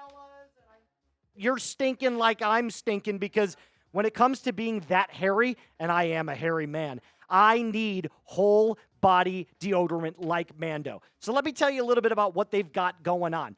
It is a whole body deodorant that is safe to use anywhere on your body. Your pits, your undercarriage, your thigh folds, your belly button, and your butt crack. I'm going to say it out loud. Plus your feet as well if you've got some smelly feet. But listen, it was designed by a doctor who saw firsthand how normal body odor was being misdiagnosed and mistreated. Clinically proven to block odor all day long and control it up to 72 hours. That's 3 days of stink protection. It is all products are baking soda free and paraben free, and you can choose from a variety of fresh scents like bourbon leather, Clover Woods, Mount Fuji, or Pro Sport. My personal favorite, bourbon leather. Mando starter pack is perfect for new customers. It comes with a solid stick deodorant, cream tube deodorant, 2 free products of your choice, and free shipping. A special offer for listeners right now. New customers get $5 off their starter pack with our exclusive code. That equates to over 40% off your starter pack use. Insert that code, that's chat, code chat, for that $5 off. Shop Mando, ShopMando.com. Please support our show and tell them that we sent you here at Chat Sports. Smell fresher, stay drier, and boost your confidence, fellas, and from head to toe with Mando. All right, so Downey's best available currently as it stands. Xavier Watts comes in at number 1, the safety out of Notre Dame, one of my favorite players in this draft, followed by Savon Revel from Eastern Carolina. Interesting enough about him, he had some high first-round grades a couple of years ago. Then he got injured and has since slid. Shadur, still on the board. Crazy enough. Caleb Johnson, the running back out of Iowa, comes in at 4. Then we have guys that are a little bit slower, not nearly as good at 5 and 6 with Azariah Thomas, and then Princely Umilyelen. Alec Aomanor, who I think has a lot of upside, but just didn't have a ton of production at Stanford. And then Marcus Bow, the guard out of Purdue. All of these guys on this board right now, the start of the third round is here. And I think with the Giants pick coming in here, I think I'm going to have to say, I would love for them to take Xavier Watts, but could they go with Savon Revel Jr., another cornerback? I think it's possible as well. The Giants, remember, they got Jackson Dart, they got Abdul Carter. I think they go defense here again, either a cornerback or safety with those 1 and 2s off the board. And it does look like the pick is in, and I was right about the side of the ball. I was wrong about the position. Darius Alexander, the defensive tackle out of Toledo. Tree stump, can you spell it out loud? 6'3", 305 pounds. He's from Fort Wayne, Indiana, a sixth-year senior, so he's got a ton of reps. Now, one thing about Darius Alexander that I've been talked into, I didn't love his tape as much as I would have thought the first time I watched it, but I have been since proven otherwise. You have to look at him as a run stopper, right? You cannot be one of these players. You can't look at his tape and say he's going to get after the pass rusher as much as you would like. He only had 3.5 sacks, so he needs to develop his skills as a pass rusher. But what he gives you is that certified taking up space on the defensive line. So when you take a look back at what he did in 2024 at Toledo, I think you're going to be getting at, another rotational piece here for the New York Football Giants. They already have a very good defensive line. So another player to add more rotational pieces, learn the scheme out there in New York. I think it's a very, very solid pick here for the Giants. He's got great length, does a solid job of getting his hands up. He's got good pass rushing production, even against that good and better competition that he saw in college football. Was a bit of a late bloomer, kind of facing an even tougher jump to the NFL, but still not very bad at all for the New York Football Giants. How about this one? And Kansas City. Ashton Gillette. Is it Gillette? Gillott. Ashton Gillott. Wow, I butchered that. Very high motor player. Super high energy with great burst. Did we just see another edge rusher go here to Kansas City? This is crazy. His production fell off a little bit last season. I think that's why he's fallen in this draft. But everything that I see about him, good against the run, can still develop his skills as a pass rusher, needs to develop more of a swim move. But again, not a player that's going to be starting day one. I think another rotational piece here for the Kansas City Chiefs, who clearly saw that in Super Bowl 59 needed to get a better pass rush, right? Because they saw what the Philadelphia Eagles did to them with that four-man front. They got after Mahomes and absolutely annihilated him. So, again, I think this is a clear position of need for the Chiefs. Not bad at all. I give it a solid C+, B-. I don't love his skills as a pass rusher, but I think with the right development and coaching, he could absolutely develop into a serviceable starter. Whew. Let me take a breath here for 1 second. I apologize. I got to get some liquid in my... Holy moly. All right, who's next on the clock? The Browns are on the clock at 67, and their pick is in. We'll get to that here in just a second. But just a reminder that we do have a super chat menu that we want to tell you guys about. Every 100 likes is a Bean Boozled, which I promised you that I would do. By the way, guys, we're 58 likes away from that. So, do we really? Oh, well, then I'll do one right now. Whatever this blue one is. Yikes. Okay, well, I'll do one right off the bat. This is light blue. What is this one? Hey, that could be way worse. Here we go. It's toothpaste, but it doesn't taste that bad. Tastes like Crest. Man, that's like... Hear me out. This is going to sound kind of crazy, Jack. I would eat those just like straight up, like as a snack. They're actually pretty good. All right, sorry. Let me finish chewing here so you guys don't have to hear me, and if you have misophonia, this is killing you. Okay, excuse me. I'm done with that. $5 is going to get you in our draft hat raffle, and $10 we're going to give and talk about your team. We are $2 away from $400 on Maine in Super Chats. That completely slaughtered what we did last night in round one. So who's going to be the one that gets us over that $400 limit? It literally is just $2. That's it. So if you want to send in a $5 to enter our draft hat raffle, totally acceptable. And if you throw in a $10, we'll talk about your team. I'm going to put this deal out there right now. If we could get to $50 in total, so if we just It doesn't have to be in one bang. If we can get up to $50 here before the end of round 3, I will shotgun a beer for you live on the channel. That's how much I'm ready to get rowdy tonight. I am so excited. Love the NFL draft, my very first one. And we're going to bring in, excuse me. Just a reminder, $50 if we get there. I'm going to make sure that I shotgun that beer for you. So help us. And we are going to bring in Mr. Nick Roloff, Dolphins host.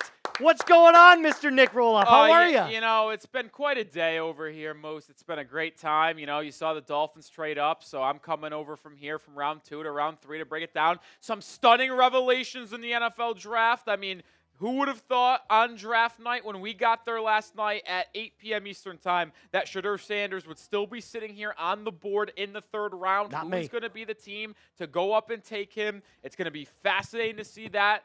Harold Fannin Jr., the tight end from Bowling Green, an athletic specimen, by the way, off the board to the Browns here at pick number 67. We'll talk about him in just a second, but there's a lot of good players out there. We've seen a lot of good players fall. It's going to be a good 3rd round to track here to close out day 2 of the NFL draft. Let's have a blast here. I'm so excited. So let's talk about a little bit about Harold Fannin as the pick comes in. One of these players that in 2024, these numbers are like video game numbers. It's like they're quarterback-only targeted fan in the entire season. 117 receptions, 1,500 yards, 10 touchdowns, and as a tight end, averaging 13 yards per reception is insane.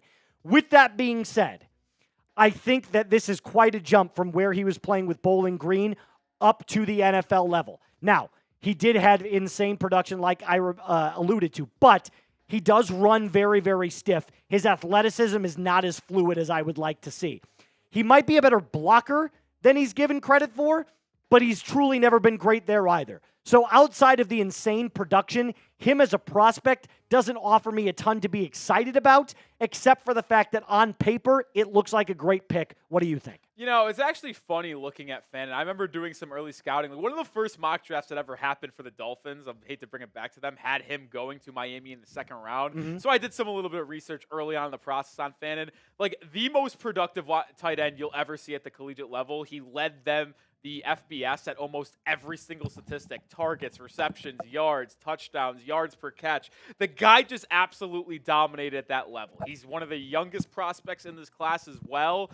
Obviously, you mentioned the jump up from his competition to the MAC to the NFL now, so it's going to be a little bit of a different story for Fannin Jr., but there's a lot of upside there. And for a team in Cleveland that is just looking to build talent as they still do not have their QB of the future, I think they've done a tremendous job of it. They got 2 guys that will play in their front 7 in Schlesinger and Mason Graham. They drafted now an RB to replace Nick Chubb, who is still out there as a free agent, and Quinshon Judkins, and now they draft a tight end there to be whatever young quarterback they play next year's potentially security blanket, and Harold Fannin Jr., assuming he pans out. I like what Cleveland has done. Trade down, acquire picks, grab talented football players, and let them work. Yeah, Cleveland clearly has had a top 3 draft in the 2025 NFL draft. The Raiders pick is in, by the way. We're going to wait to get that here in just a second. It looks like it's Darian Porter, the quarterback out of Iowa State. Now, interestingly enough about Porter as a prospect, he's only been playing corner for about a year and a half. He started as a wide receiver at Iowa State. So he understands how to cover wide receivers because he was one. So he understands leverage. He understands angles. And everybody that I have heard talk about him says that in the last year and a half, he has gone from a guy that is just learning and baby stepping the position to full-on sprinting.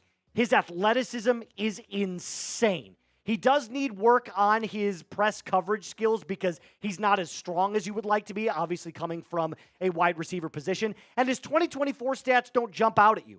But like I said, for what you're getting from a guy who's still learning how to play the position, this is a draft and develop sort of situation for the Las Vegas Raiders. I think it's a great pick, especially if you can teach him how to become that next elite corner. Yeah, the thing that's so interesting to me here, Trace, is we continue to see some corners go off the board. One, the position fell as a whole. You saw Will Johnson go at 47 to the Cardinals, which was a little bit of a stunner. And you didn't see many go early in round 2 either. But you see Savone Revel, the cornerback from Eastern Carolina, still on the board. This is someone that, coming into this season on the college level, was a projected first-round pick, has a big-time knee injury, and is now sitting here on draft night in round 3. So the talent is there. The production, the tape was there in 2023, but clearly that knee injury from Revel is forcing him way down boards like we saw happen for the Michigan corner Will Johnson. Obviously, Johnson never had the serious injury that Revel had, but there is something about these medicals that are making their rounds in the NFL circles that is pushing these guys down boards. By the way, quick thing for me, I've never been an Azariah Thomas guy from Florida State, so I don't hate the Raiders going with Porter here over Thomas. You know someone I'm in on? I'm a big fan of Dorian Strong for Virginia Tech. I would have taken him over Porter, but either way, pick 69 is in for the Patriots. Let's go! No surprise here. You know what? I was stunned earlier when they did not take Luther Burden with their second-round pick. They went with Travion Henderson, the running back, and then Burden went with a pick after the Chicago Bears at 39. Woo! Kyle Williams is someone who has been linked to the Patriots a lot. A guy who got fringe first-round buzz, but ultimately did not go there. Didn't even go in the second round, but now finds a really good home in a wide receiver room that needs talent. A team that signed Diggs this offseason. They're hoping to get production out of Javon Baker or Jalen Polk in their second years. 2 wide receivers drafted last season. They have Pop Douglas, but now they add in the Washington State wide receiver, Kyle Williams to that room. So Phil Simms had Kyle Williams as his second-rated wide receiver on his big board, which I thought was crazy work. But believe it or not, if you watch the tape on Kyle Williams, this is a guy that understands how to get vertical separation better than almost any wide receiver in this class. Now, what does that mean? Go route. He just likes to stretch the field. He needs to work on his route tree and understand how to run routes better over the middle of the field. He just doesn't really want to do it. He has no desire to because everything that he played was on the outside and the edges or he was stretching the ball down the field. So I think this is an interesting pick here for the Patriots, not because they don't need a wide receiver, but also because you're drafting a guy that needs a little bit more development as a route runner. But I guess if you shift him out to that vertical pick, it definitely works. So I'm not too upset about it. I mean, you have him as your X potentially in New England. You can move Diggs around in the slot on the other side of the field. You can have Pop Douglas work inside, Jalen Polk as well. So they've got a lot of versatility in that wide receiver room. And we know Kyle Williams can run the go route. What is one thing that Drake May is exceptional at? Throwing the ball vertically down the field. 100%. I think this is a good fit. Jordan Schultz tweeted out that a lot of teams liked Kyle Williams. I don't get him tweeting that, but also him sliding to the third round. Either way, the pick at 69 is Kyle Williams. And we have a wide receiver off the board again. The Lions made a trade to get this pick. The details on this deal is TBA, but the wide receiver from Arkansas, Isaac Tesla, close enough. Almost like Tesla, Coleslaw, but Tesla. Interesting. So the Lions move up to get a wide receiver. There was some buzz before the draft, Trace, that we could actually see Jameson Williams traded. Well, then it was announced today that they picked up his 5th-year option. Now they pick up a wide receiver here early in round 3 to complement him and Amon-Ra St. Brown. Listen, I'm going to tell you one thing about this kid. I don't love anything about his game other than one thing. He's got great hands. Like his hands I thought you were going to say hair. Well, he does have great hair as well. But he has great hands. He doesn't have any good separation. He's slow. I just don't love his production that he had in college. To me, this is a guy that is just adding another body to the wide receiver room in Detroit, considering Amon-Ra St. Brown, Jameson Williams, Sam Laporta at tight end. They've got the weapons to do it in Detroit. I don't like this pick other than, hey, we just are adding a little bit more. Other than those amazing hands that he's got, that's all I'm looking for. Yeah, I mean, you look at here, our chat sports rankings have him as the 201st ranked overall prospect, which would put him as a fringe 6th, 7th round guy, and he's going here early in round 3. the Lions are always good for an unconventional pick, and we have our first one here. I think this is the biggest reach thus far when you look across first round, second round, third round. It's pretty clear that this is the biggest reach. Yeah. We'll see 100%. how Coleslaw with a T, that's how I'm going to think about him for the rest of my Coleslaw career. with a T. Coleslaw with a T fits in the Lion system. But, boy, we thought the Saints were a team that could draft Shadur Sanders. They went Tyler Shuck. You can't say it. We no longer can say Shadur. I just said it. That's the last time I say it. He who shall not be named. That's the last time I say it. We're not saying it. Yes, we can't say it in the chat, but if you super chat and you've got his name in there, we'll say it. No, So, I mean, we're just going to redact it. redact It's the super redacted. chat. It's not happening. All right, so the pick is in for the Saints here in just a second. We'll get to it in a second. But remember, you can't say that name in the chat below. So let's keep the good vibes flowing, guys. Come on, we don't need to argue about him, right? Even though still crazy that he's off the board. I'm not even going to lie. What were you talking about? Yeah, exactly. That's my point. Sorry. I got hit with amnesia. I don't remember A little bout of amnesia right yeah, there. a little bit of that. All right, so let's take a look at Downey's best available right now. Xavier Watts is still on the board. I cannot believe this. I think any team that drafts him is going to be getting the best safety in the league in 3 years. I have staked my claim on that multiple times. I wonder why. It's not because I'm a Notre Dame fan there, Mr. Roloff. So you think he was the best safety in this class? I do think he was the best safety in Over this class. Starks? Yes. All right, interesting. 100%. And I'll tell you why. There's not a single thing that Xavier Watts can't do. He can move up in the box. He can play back in coverage. He's got ball skills. He's a ball hawk, a nose for the football, crazy athleticism. He can do it all. Now, is he as great as some things that Starks was as good at? No, but he's overall B+ in every range, and I think that's going to lead to an unbelievable success at the NFL level. Yeah, well, I can't disagree with you there. I'm still shocked that Revel's on the board. I'm a big fan of him. I think his production in 2023, it's hard to ignore. That knee's got to be Swiss cheese for me to continue to not draft him at this stage in the draft. Well, we do have a player off the board here. It's Vernon Broughton, the defensive lineman from Texas. A lot of people I know on the Dolphins Today chat, as we all simulcasting over there, were very much in on Vernon as a third-round target. Obviously, they went with Kenneth Grant in round 1. This is a player that was very productive at the college level in the middle of that Texas defense, possesses excellent size to take up space on the interior. He was able to get pressure up the middle, but also make some plays in the run game. Him and Alfred Collins worked hand in hand for that Longhorn defense. And I do think the Saints, who have been searching for a partner to Brian Brzee on the interior defensive line over the past year, after they drafted him in the first round out of Clemson, may have found a nice complementary piece here in Vernon Broughton. I couldn't agree more with you. I think that Texas defense last year was scary at times, and him and Alfred Collins were clearly the best on that defensive line. And the Saints, look, they had so many injuries last year on that defensive side of the football, Nick. I feel like you had to almost attack defense as much as you could in this draft outside of a Calvin Banks, and obviously they're getting their quarterback that they believe can start day one over Spencer Rattler.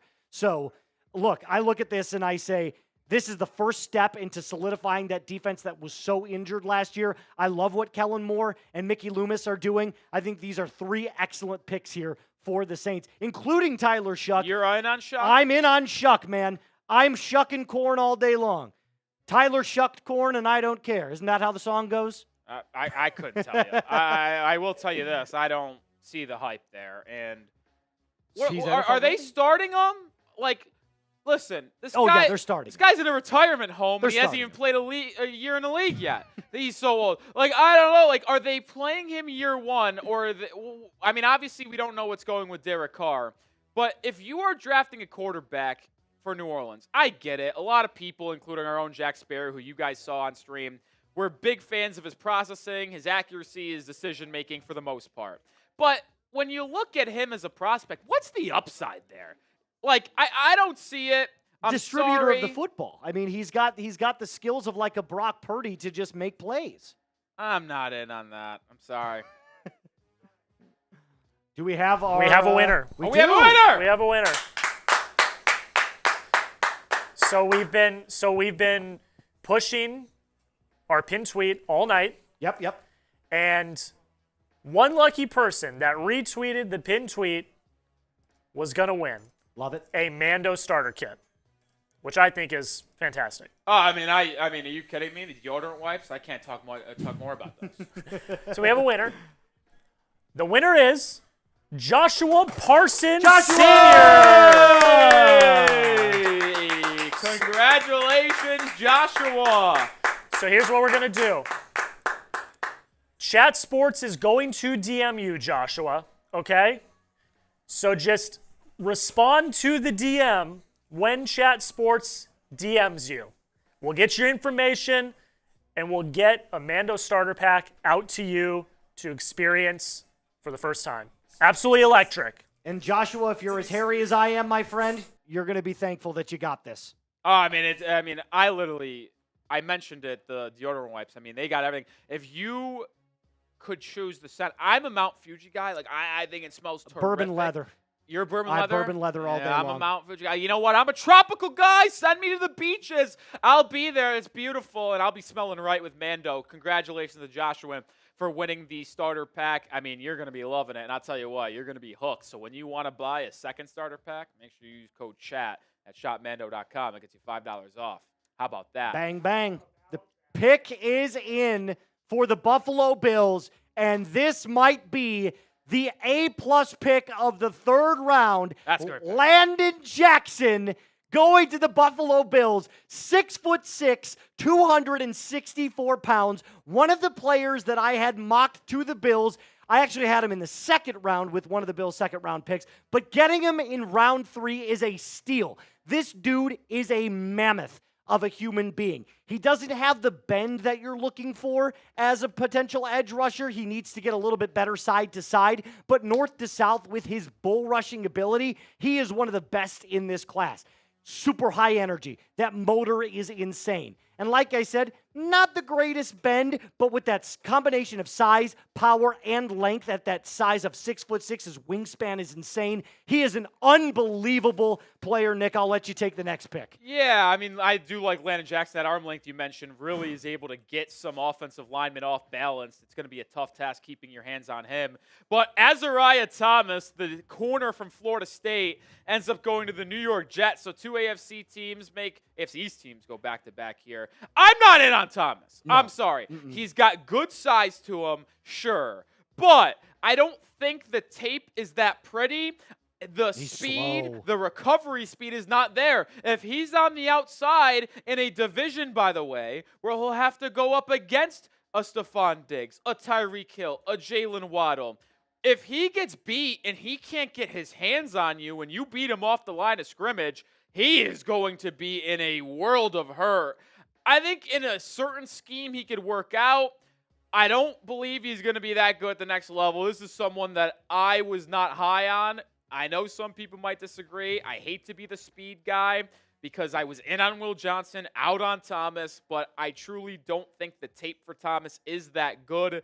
And when a division rival has the speed that they do when you face the New York Jets, he's going to be in trouble. He is a very long, athletic player, but the problem that I have here is, like you said, that recovery speed is just awful. So if he gets beat off the bat, off the jump, off the line of scrimmage, he's not going to catch up to any of these receivers that have speed. I don't like his lateral quickness. That's why I think he falls, but he is a little bit strong. So we're going to move on from him and head into our next pick because the Broncos pick is officially in. I'm in shambles. I'm in disarray. I hate it. For me and my Miami Dolphins guys on Dolphins Today, this is my favorite wide receiver in the draft. Pat Bryant? Loved him.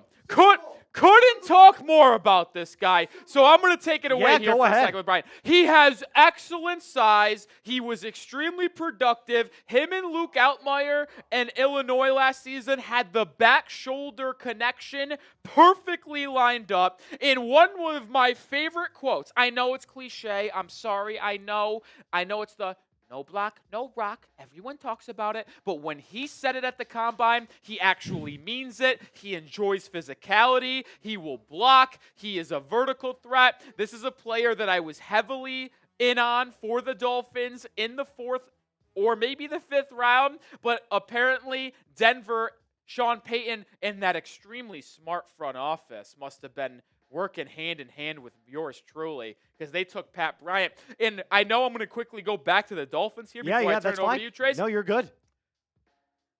In so many mock drafts for my Fins, had Jahdae Barron at 13 and Pat Bryant in the middle rounds. The Broncos are stealing my draft. And listen, is there a world right now where we believe in Mr. Sam Brown is super happy? I truly believe this, and I'm not just saying this to blow smoke up his butt. The Denver Broncos might be a top 5 team in the NFL right now. Their draft is crushing it. Their defense is stout. They added Jahdae Barron, who's an unbelievable Swiss Army knife corner. R.J. Harvey, one of the most underrated backs in the draft, and now Pat Bryant, who you are all over. Sean Payton and George Payton right now are crushing the 2025 NFL draft. I love it. Yeah, I absolutely love it. I really am in shambles. I mean, I said it earlier today that I didn't know if he was going to go today, but I was going to be the biggest Pat Bryant fan wherever he went, even if he didn't go to my Dolphins. And, well, Sam Brown, you will have me as a member of the Pat Bryant fan club over in Denver. Hopefully he wears a cool number. That's all I'm going to say. Hopefully he wears a cool number. Yeah. I mean, right. I loved him, man. I couldn't have fallen more in love with a mid-round wide receiver prospect when I watched the tape. I watched the highlights and did some scouting. So, I mean, listen, if he's wrong, he's wrong. If I'm wrong, I'm wrong. But I'm willing to die on the hill of Pat Bryant. All right, just a reminder, our Super Chat menu looks like this. For every 100 likes at Bean Boozled, we're only 8 away from my next Bean Boozled. So hit that thumbs up button. It helps put more content on your timeline. $5 going to get you into that draft hat raffle. Excuse me. And $10, we'll talk about your team. I will keep my bet standing right now. If we can get to $50 before the end of the third round, so the next Super Chats that come in, if it can equate to $50, I will shotgun a beer live here on the stream. Hello. By the way, I think we did get a couple Super Chats if we wanted to flash those on screen on Chat Sports. Yeah, I think we did get a couple Sports. on chat. Yeah. I did see a couple, I think from the same person. Shout out Gwendolyn. There we go. Plays. I got to do Bean Boozled. My dad is an Arkansas fan. I am proud. I would assume that is referring to the Landon Jackson pick or the wide receiver pick to the Lions, coleslaw with a T. Either way, good for you, Gwendolyn, and I'm glad you're proud. Mm-hmm. And then in his mock draft, or he or she, I don't know, one of my mock drafts had Rourke. Is that supposed to be not being said? Oh, yeah, I can't say the name. Going to the 49 or CFL UFO. Well, that's quite the combination of either San Francisco, CFL, UFO. I don't think his name will be called tonight, but Curtis Rourke, the quarterback from Indiana, I like him as a late-round QB. Tall, 6'5". I think he's got a good arm. He's accurate. Got a little bit of a knee issue. Also, old prospect, but I do actually sneaky like him. I didn't like him. I saw that game against Notre Dame last year, and I was so turned off by him. I thought he had some very bad turnover-worthy plays. But he had a pretty good season, and Indiana had a historic season for their franchise and for their program. So I'm not so far off on him, but I also think that there are other quarterbacks that I would much rather have. All right, let's take a look at those best available players still on the board. Xavier Watson, Savon Revel Jr., Shadur Sanders still has not gone, which is crazy to me. Caleb Johnson, I know I can't say his name, but I had to name him. Princely Umelielen is still on the board. Uman Mielen. Got it. Thank you. I'm getting better. Honestly, I am getting better. Elick Aomanor is still on the board, the wide receiver out of Stanford. Nailed that one. Marcus Bow also nailed that one. And Jack Sawyer finally makes his way onto Downey's best available, the edge out of Ohio State. Jalen Knoll, wide receiver out of Iowa State, is still on the board. He can absolutely go here in the next couple of picks. Kevin Winston Jr., Jalen Royals is another player that I'm really fond of from Utah State. Jacob Parrish, a cornerback that I'm very low on. I don't think he possesses any strength or any skill to make tackles at the next level. Dylan Sampson, running back, the next running back on the board other than Caleb Johnson. And Cameron Williams coming in at number 16, the offensive tackle from Texas. So if you were to look at this board, besides Savon Revel, who I know you're very high on, who's another prospect that you could see going here in the next couple of picks? Well, I mean, obviously Xavier Watts, but I am a big fan for Kevin Winston Jr., the safety from Penn State. And I hate to bring back almost the same conversation that we had about Savon Revel, but Winston Jr. was another player that was a projected first-round player coming into this year. unfortunately has an ACL injury, misses the entire season for the Nittany Lions, a team that still made it deep into the playoffs of college football. Imagine what they could have potentially done if they had Winston Jr. all season long, but a very talented guy who can make plays in both the run game but also the passing game. Maybe I've got an issue, and maybe I should be locked up. But I'll be buying the stock that is low on all of the projected first-round guys that have injury concerns from last year. I do not care, because if we once thought they were going to be a first-round player, sure, injury. But modern medicine, it takes good care of these 21 and 20-year-olds. I'll buy them bouncing back in a big way. So, yeah, Kevin Winston Jr. is someone I'm pretty fond on for a team that needs a safety coming up here in the third round. They're getting excellent value there. The pick is in at number 75. The San Francisco 49ers select Nick Martin, the linebacker out of Oklahoma State. Now, another player that I have seen go fourth, third round, so this is kind of right around where he was projected to go. He was a two-time team captain, so the leadership abilities are out of this world. He's got good recovery, meaning when he gets beat, he can get back into the play and finish at a good rate. But the one problem is that he doesn't have great run instincts. The middle of the field, he can sometimes look lost. And he did also have an injury in college that was pretty nasty as well. So he didn't have, the most productivity in 2024. So, again, this is one of those picks where I feel like, seeing as he only played in 5 games, 47 tackles in 5 games is a ton. But at the same time, that injury, his ability to get lost onto the field, I think it's an okay pick here for the San Francisco 49ers, considering that they've lost a ton of players in free agency. What about you? I hate everybody from the Oklahoma State team last year. They sold me so much money. I can't stand them. You think they would have good chance to win the Big 12 with Alan Bowman coming back for his gazillionth year, Ollie Gordon returning, and that whole team stunk. So I'm going to grade this as an F. I'm sorry. That's the hard-hitting analysis people come to see, that I just don't like Oklahoma State players. But in all seriousness, they did need some linebacker help with Dre Greenlaw leaving in free agency. So you would have expected them to target linebackers here. I'd be intrigued to see who is the other players available at the position at this stage. Because I probably don't think I would have went Martin here, but I would like to see the other players available. But we do have to talk about this next pick, because my guy, Savone Revel Jr. Off from the board. Eastern Carolina has the Dallas. That's just a great pick. It's their first great pick of this draft. I don't care. Like I mentioned a second ago, I'm buying all the stock I can on the players that were projected to go high, had an injury this past season, and fell down boards. I mean, he was so good in coverage. He is one of those players that I don't think panics. I know our scouting report says that he needs better ball skills to the next level, but when I'm watching him, when the ball's in the air, I don't think he panics. I think he's confident, he's cool, he's collected, he has the speed. He wasn't able to display it in this pre-draft process, but he's got all the tools and traits to be an outside corner at this next level. I know there's buzz about Diggs potentially being on the move for Dallas this offseason, but you keep Diggs. You know how Diggs, Bland, and Revel? That's an excellent 3-man cornerback room for the Dallas Cowboys in a division that may need it with Jaden Daniels, Jalen Hurts, and company. You're absolutely correct. One of the things that I love about Savon Revel is that he plays the exact opposite of a Trayvon Diggs. He's much better in coverage, whereas Trayvon likes to jump routes, and that can lead to getting busted coverage a ton of times, but that does also lead to an increased production in interceptions. Revel's going to be a little bit more of a sit-back, cover you in zone coverage. But as you alluded to, all of those things that make him an elite prospect, I think he's going to be an excellent player at the next level. This is the first A grade that I'll give the Dallas Cowboys, because these other two, I just didn't like Ezerako? I liked him, but I didn't think they needed an edge rusher. I mean, that's a BPA pick if you're Dallas, and I was a fan of it. I thought they should have gone wide receiver at that position. You still had Trey Harris on the board at that position, and they didn't take him. No, I had no issue going with that. Booker was a question mark, but their last 2 picks, I think, are just BPA picks to add to that defense. And listen, I'm never going to be someone who's upset with best player available. But the Panthers traded up in the 3rd round, and I'm going to let you take this one away because you just had practice saying the name. I knew you were going to do that. Princely Umanmielen.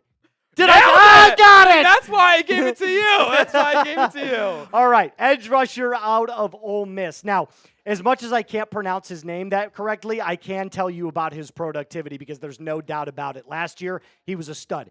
He's a little bit slow as a speed edge, so it kind of is an oxymoron, but I will tell you this. For what he's lacking so much in his power, he makes up for in skill. Now, he doesn't do an excellent job in the run coverage. That's another reason why he fell. He's a traditional get after the quarterback kind of player, but 55 pressures, you can clearly tell that what he does well, he does at an elite level. So I think this is an excellent pick here for the Carolina Panthers, who have clearly shown that they're trying to beef up that defense that gave up 30.5 points per game last season, which was dead last in the NFL. I think it's an A pick here for the Carolina Panthers. Yeah, it's definitely another best player available pick here, and a lot of people speculated that Carolina may go Jalen Walker, the edge from Georgia, with that 8th overall pick. Ultimately, they got Bryce Young help and Ted Aurora McMillan, which I was not that mad at that pick for Carolina at the time. And then they made up for not drafting Jalen Walker and a defensive player at 8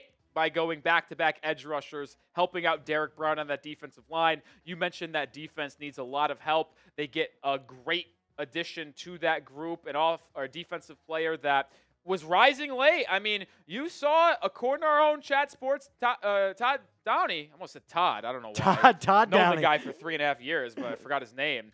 Borderline, arguably top 50 guy. Yeah. So I think this is a really good value pick for Carolina. They obviously valued Princely very highly because they traded up. They traded up 8 spots to get him. They traded 85 and a 5th-round pick to move up 8 spots to grab him with the Patriots selection at 77. So clearly someone they had high on their board. All right. There was a trade, by the way. This was the trade. Okay, so this was the trade to move up to get Princely.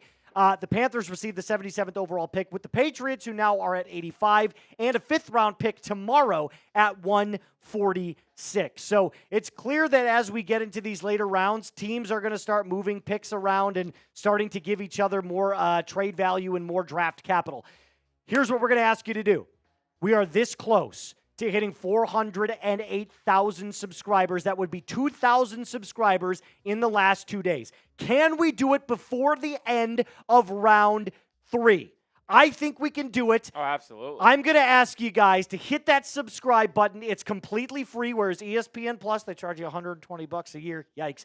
And listen, for all the best NBA content, which Mr. Roloff does an excellent job with our Miami Heat channel, NFL content, and MLB content that we just launched with the Red Sox Rundown. We cover it here for you at Chat Sports, so lock us in. Yeah, I mean, you just got to be subscribed. And if you want a shout out in the live chat right now, spam me, because if you're subscribed, we're in sub-only mode. You could only comment. So if you want a shout out, we'll give it to you. Spam me. We know you're subscribed. Let's get this 408,000 subscribers tonight. We're 269 away. Quick math. I'm excellent at it. Yeah, and I we'll can give tell. some shout outs. C. Tacker, Mr. Richard, Everest, Finn, Creole Kid, Patrick B. Patrick B. What a guy he is, I'll tell you what. Richard, Gwendolyn, Chris, T. Madden, Adam, Caden, Taylor, Solo, Omar, Eli, Mike, Derek, Omar, Everest, Brady. We got my Angela, guy. You Tony. know what? I got to show love to a Dolphins subscriber. You know, David Breakcount, the MVP of our stream over there. He's an absolute legend. Sherry May as well over on the Dolphins channel. How about Jerusalem? He's getting in on the action. Now we got Nexus, Joel, Catherine, Nathan, Brady, NBJ. You mentioned we have coverage worldwide, folks. We do. We are around the globe. We are every sport. I do spearhead our NBA coverage. Listen, if you like our NFL draft coverage, shameless plug here. I got no issue doing it. In about 2.5 months, I'll be here for the NBA draft days 1 and 2. I spearhead that. I'm the lead NBA draft guy. I'll be here for both rounds of that. So make sure you subscribe. If you like the NBA draft, come back around for that too. Cooper Flag. Cooper Flag will be going around. Hey, we'll also be live in a couple weeks for the NBA lottery on May 12th for the Cooper Flag sweepstakes. Oh, yeah, that's going to be an interesting pick there. I remember a couple years ago when Zion Williamson was the prospect that everybody was clamoring after, so it'll be interesting to see how that comes out for Mr. Cooper Flag. So keep shouting out those me's, guys. Appreciate it. And the pick is in. I like this pick for Arizona. Go ahead. Take it away. Yeah, Jordan Birch, the edge from Oregon. You've seen a couple edges go off the board here. By the way, did we skip over? No, we didn't. Okay, no, this is just coming in. Yeah. Okay, just coming in because I saw it on Twitter a couple minutes ago. Yeah, I don't know how it happened.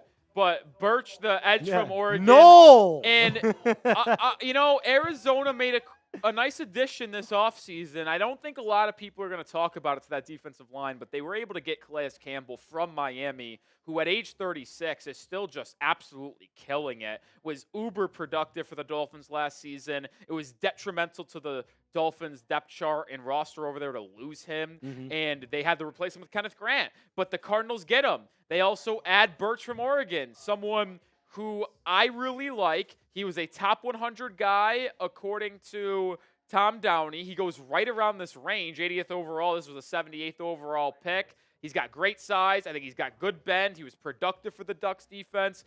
The Cardinals needed a lot to their defense. Yeah, they absolutely do. And the edge is the perfect definition here because off the edge, he's really, really good. That side-to-side movement that you like to see, he's got it. The problem that I have with him, he lacks violence vertically. So he's not a bull rusher. Like, he's not going to go square-to-square chest with an offensive tackle or a guard. He's just not capable of doing it. With that being said, I think it's a solid C-plus pick here for the Cardinals. And before we move on to the next pick, just a quick little tidbit on what Arizona's wanted to do this draft. What'd they do? Oh, they went Walter Nolan at 16.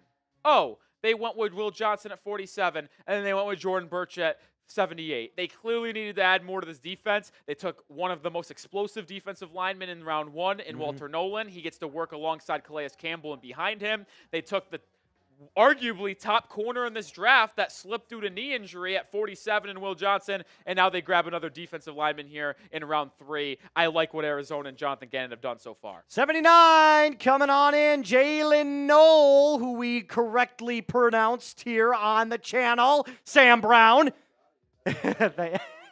I love it. All right. 80 receptions for 1,100 yards, 8 touchdowns. One of the most underrated players, I feel like, on that Iowa State offense last year. Had a really bad showing in the Big 12 championship game. Shout out to Mr. Jack Lauderay, who went to that game and watched his Arizona Sun Devils crush him. But here's what I will say about him. He's mostly a slot guy, so that kind of limits his ability to move around the field. But what he does very, very well. Very speedy. He's got very quick feet. He can break you off the offensive line. He's not physical, but he does offer that ability to get open. He's not going to be a down-the-field kind of guy, Mr. Roloff. He's going to be that short, intermediate, quick game kind of passing. Look for him a lot on bubble screens, over the middle on some drag routes, and he's going to be a receptions guy over a volume and yards guy. Yeah, and you wonder here why the Texans took 2 wide receivers today. They traded back, obviously, from round 1 with the Giants. They took Jaden Higgins, the wide receiver from Iowa State, a 6'4" vertical threat, and then they traded back up in round 2 to take Isuri from Minnesota, the offensive tackle, and now they take Jalen Knoll from Iowa State. So they rejoin Higgins and Knoll, teammates as Cyclones at Iowa State. And some people might be like, well, why are they taking 2 wide receivers on day 2? Well, remember, folks, Tank Dell, had a catastrophe of a knee injury, a catastrophic one, nearly at the end of last season. He is likely going to miss most, if not all, of this upcoming season. So they had a clear need as an inside wide receiver, which Tank Dell does so well for that offense, and now they're able to get it with a explosive, quick, shifty wide receiver in Knoll. I do like the pick. I actually understand this pick more for Houston than I did Jaden Higgins. I do like the pick. All right, coming in at number 80, Justin, is it Wally? Oh, I got it right again. Look at me, 2 for 2. He is a cornerback out of Minnesota, and I'm not going to lie to you. I didn't love the tape on him as much. I feel like he's a depth corner at best. Look at the reach here for the Colts. This one, I don't get it. I had to take a double check and make sure I wasn't tripping. That I'm like, I don't like his. I don't remember talking about him or scouting him as a day 2 guy. Evidently, I am not the only person thinking that, with Tom Downey going with him at 248, which is barely draftable. You see what he has to say. Doesn't have the best burst, lacks top-tier talent. I mean, I just don't get it from Indianapolis here. Not the biggest fan of this one. It's a depth draft pick here, I think. I think what they're doing is just trying to add a little bit more, and maybe hopefully they can find a developmental piece, because I'm telling you, the tape doesn't show anything other than the fact that he looks really good in a uniform because he's long and athletic, but that's about it. Coming in at 81, Dylan Fairchild, the guard out of Georgia, to the Cincinnati Bengals. And finally, it looks like the Bengals are addressing some offensive line issues. Over the last couple of years, we've seen Joe Burrow get absolutely mauled season after season. He's got a lot of the traits that you want, but it's not the best version of himself yet, says Mr. Downey. And I think what that kind of means is that he's still a work in progress. He flashes that power and he flashes that anchor ability, but he's inconsistent. So getting to the ability in the NFL to be a consistent player, game in and game out, week in and week out, is something that a lot of teams value, and I don't think he quite has it yet. But with that said, tons of upside. Yeah, and when you look at what Cincinnati has done for this draft so far, I'm not a fan of it. I'm sorry, I'm not. Yeah, it's terrible. I'm not a fan of Shamar Stewart. I know that's a common thought around this Chat Sports office, but someone who just rose up boards due to his unbelievable combine. And yes, you did need to add more to that defense, especially with the future of Trey Hendrickson looming and in question. But Demetrius Knight didn't feel like the best pick there for them in the second round, the linebacker. I do like Fairchild. If I have to talk about need meeting value, I think Fairchild's their best pick. It's just a little bit shocking to see what they've done overall. A team that needed to get some improvements to make the playoffs after missing it last year. Yeah, hope to see Joe Burrow and company back in that position. Just as a fan of the sport, I don't think this draft has been the best way to do it, though. No, I completely agree with you. They're probably dead last in terms of grades in this draft. I think every single pick either has been a reach or a player that just doesn't fit at all what they're looking for. How about you tell us, Mr. Rowley, about our sponsor today? Yeah, and one of our sponsors here we've told you a lot about, but Game Time is just the absolute best, the official ticketing partner of Chat Sports. If you want to go to an MLB game this summer, you want to go to an NBA playoff game, you want to go to a concert, comedy show in your local area, Game Time is the easiest and best way to get your tickets. They prioritize themselves in last-minute deals, save up to 60% off buying last-minute tickets for sports, concerts, comedy shows, theaters. If you are a procrastinator, Game Time is the best app for you. They also have so many great features, Game Time Picks being one of them. Make last-minute ticket buying easier than ever by quickly highlighting the best deals in the stadium. My favorite feature is the all-in pricing because it shows you the total price of your ticket up front with no surprise fees at checkouts. There's absolutely nothing worse than thinking you're buying a ticket for, say, $70. Next thing you know, it's $110 at checkout. No, you will not have that with Game Time when you click the all-in pricing feature. Get started today. Take the guesswork out of buying tickets with Game Time. Download the Game Time app, create an account, and use code CHATSPORTS for $20 off your first purchase. Terms apply. Again, create an account and redeem code CHATSPORTS for $20 off. Download the Game Time app today. Last-minute tickets, lowest price, guaranteed. All right, we got a couple picks to break down here, and they are going to be fun ones for me, and I get them all by myself. What did I do to deserve this one? Kevin Winston Jr., the safety that I alluded to about, 10 to 12 minutes ago, as someone that I really liked, a first-round talent, in my opinion, was a projected first-round pick coming into the season. Only played in 3 games because he tore his ACL. Ultimately slides here to the 3rd round, but you see it. He was high on Downey's big board. He was high on mine. I thought he was going to go in mid to late 2nd round. Ultimately goes in the middle of the 3rd round. And the Titans, who are a team that is just in the business of adding talent after having the number 1 pick this year, will add a talented player on the back end of that secondary in Kevin Winston Jr. I am a big-time fan of this pick for the Titans as they look to rebuild this roster. So they've added Cam Ward. They have added Winston. I'm spacing on their 2nd round pick. Who do they get? Oh, yeah, Aladejo, the edge rusher from UCLA. That was good value, too. I've really liked what the Titans have done. And when you have the number 1 pick, you're supposed to put together a good draft to try to bounce things back, and I think they've done it to this point. I am surprised they have not gone another weapon for Mr. Cam Ward, but the Steelers' pick is in, and We finally have another running back off the board, already in black and gold. Caleb Johnson, Iowa running back, is now a Pittsburgh Steeler. This is another A pick here. Holy crap, let me tell you about Caleb Johnson. I love him as a prospect. In fact, a lot of teams had him going early second round. In fact, the Cleveland Browns were mocked a couple of times, but he's an explosive runner who's got amazing field vision and patience. He is he's like that Le'Veon Bell prospect. He knows how to wait to find his gap, and once he finds it, he's taken off. He showed far better pass catching ability in the last couple of years. So his first 2 years, not that great.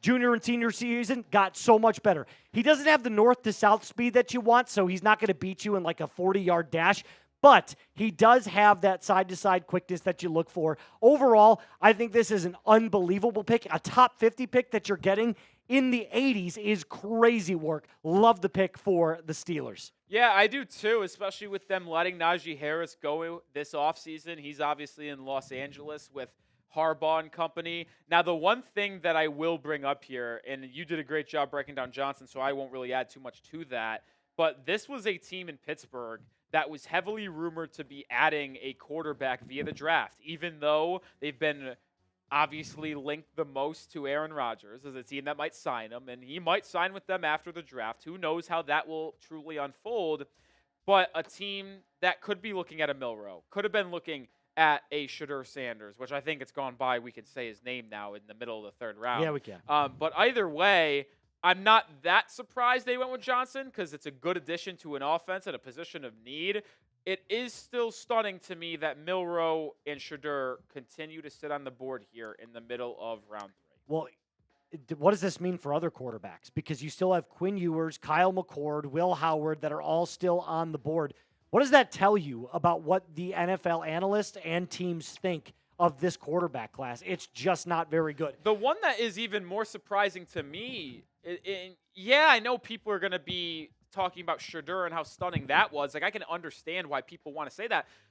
Don't forget, folks, Jalen Milroe was invited to the green room of the draft. What does that mean? It means the NFL believes you have a very high % chance of going in the first round.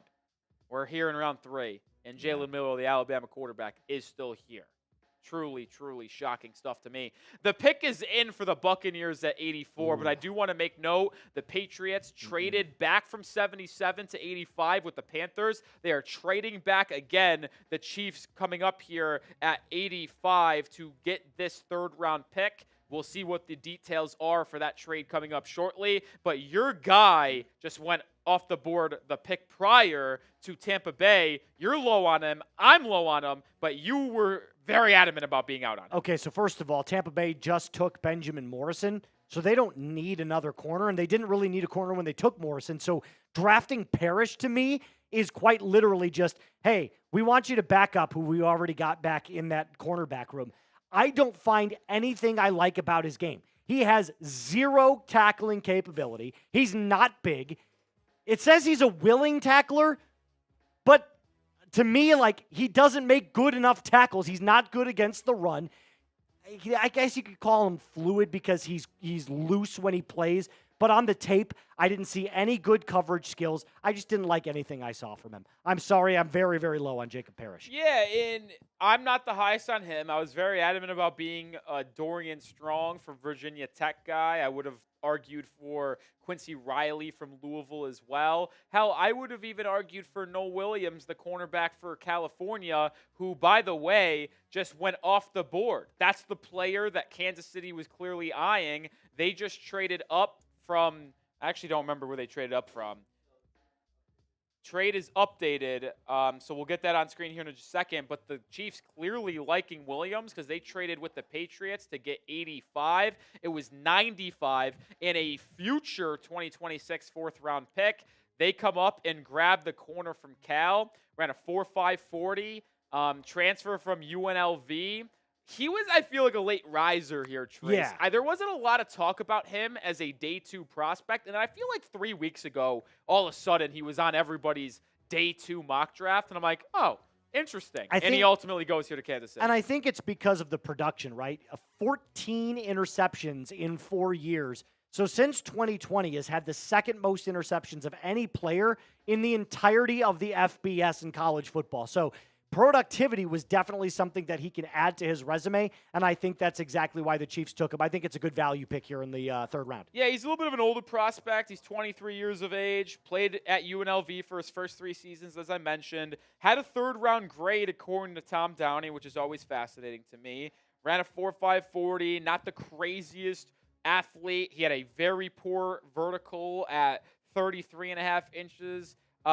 You wonder about his ability to play the run, but he's a ball hawk. And the Kansas City, they already have Trent McDuffie, and they're going to try to surround him with the corners to make and round out that secondary, which is obviously something that is big time. You need a good secondary. You need a good defensive line in the AFC when you're playing these quarterbacks like Lamar, Josh Allen, Joe Burrow, the whole 9 yards. Yep.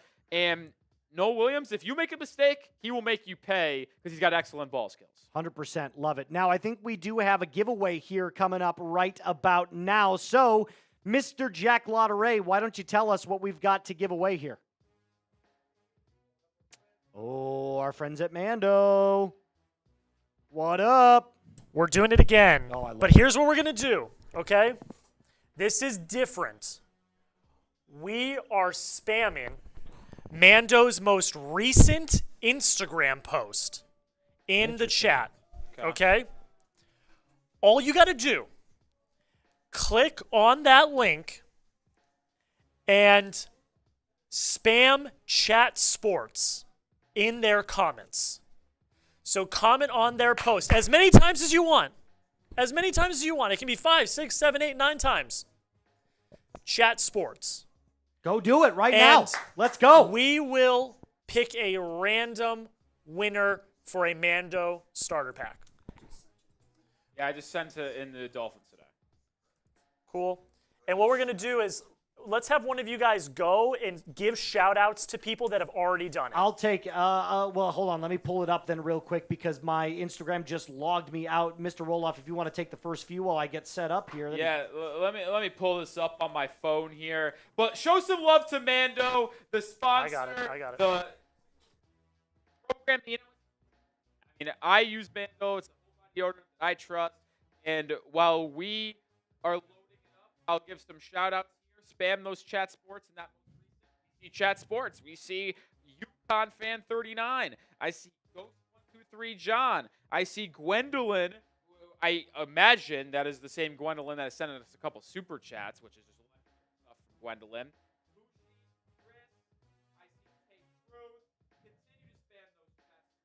I'm going to spam my Chat Sports over there because why not? I saw Jack Lotteray even in the building.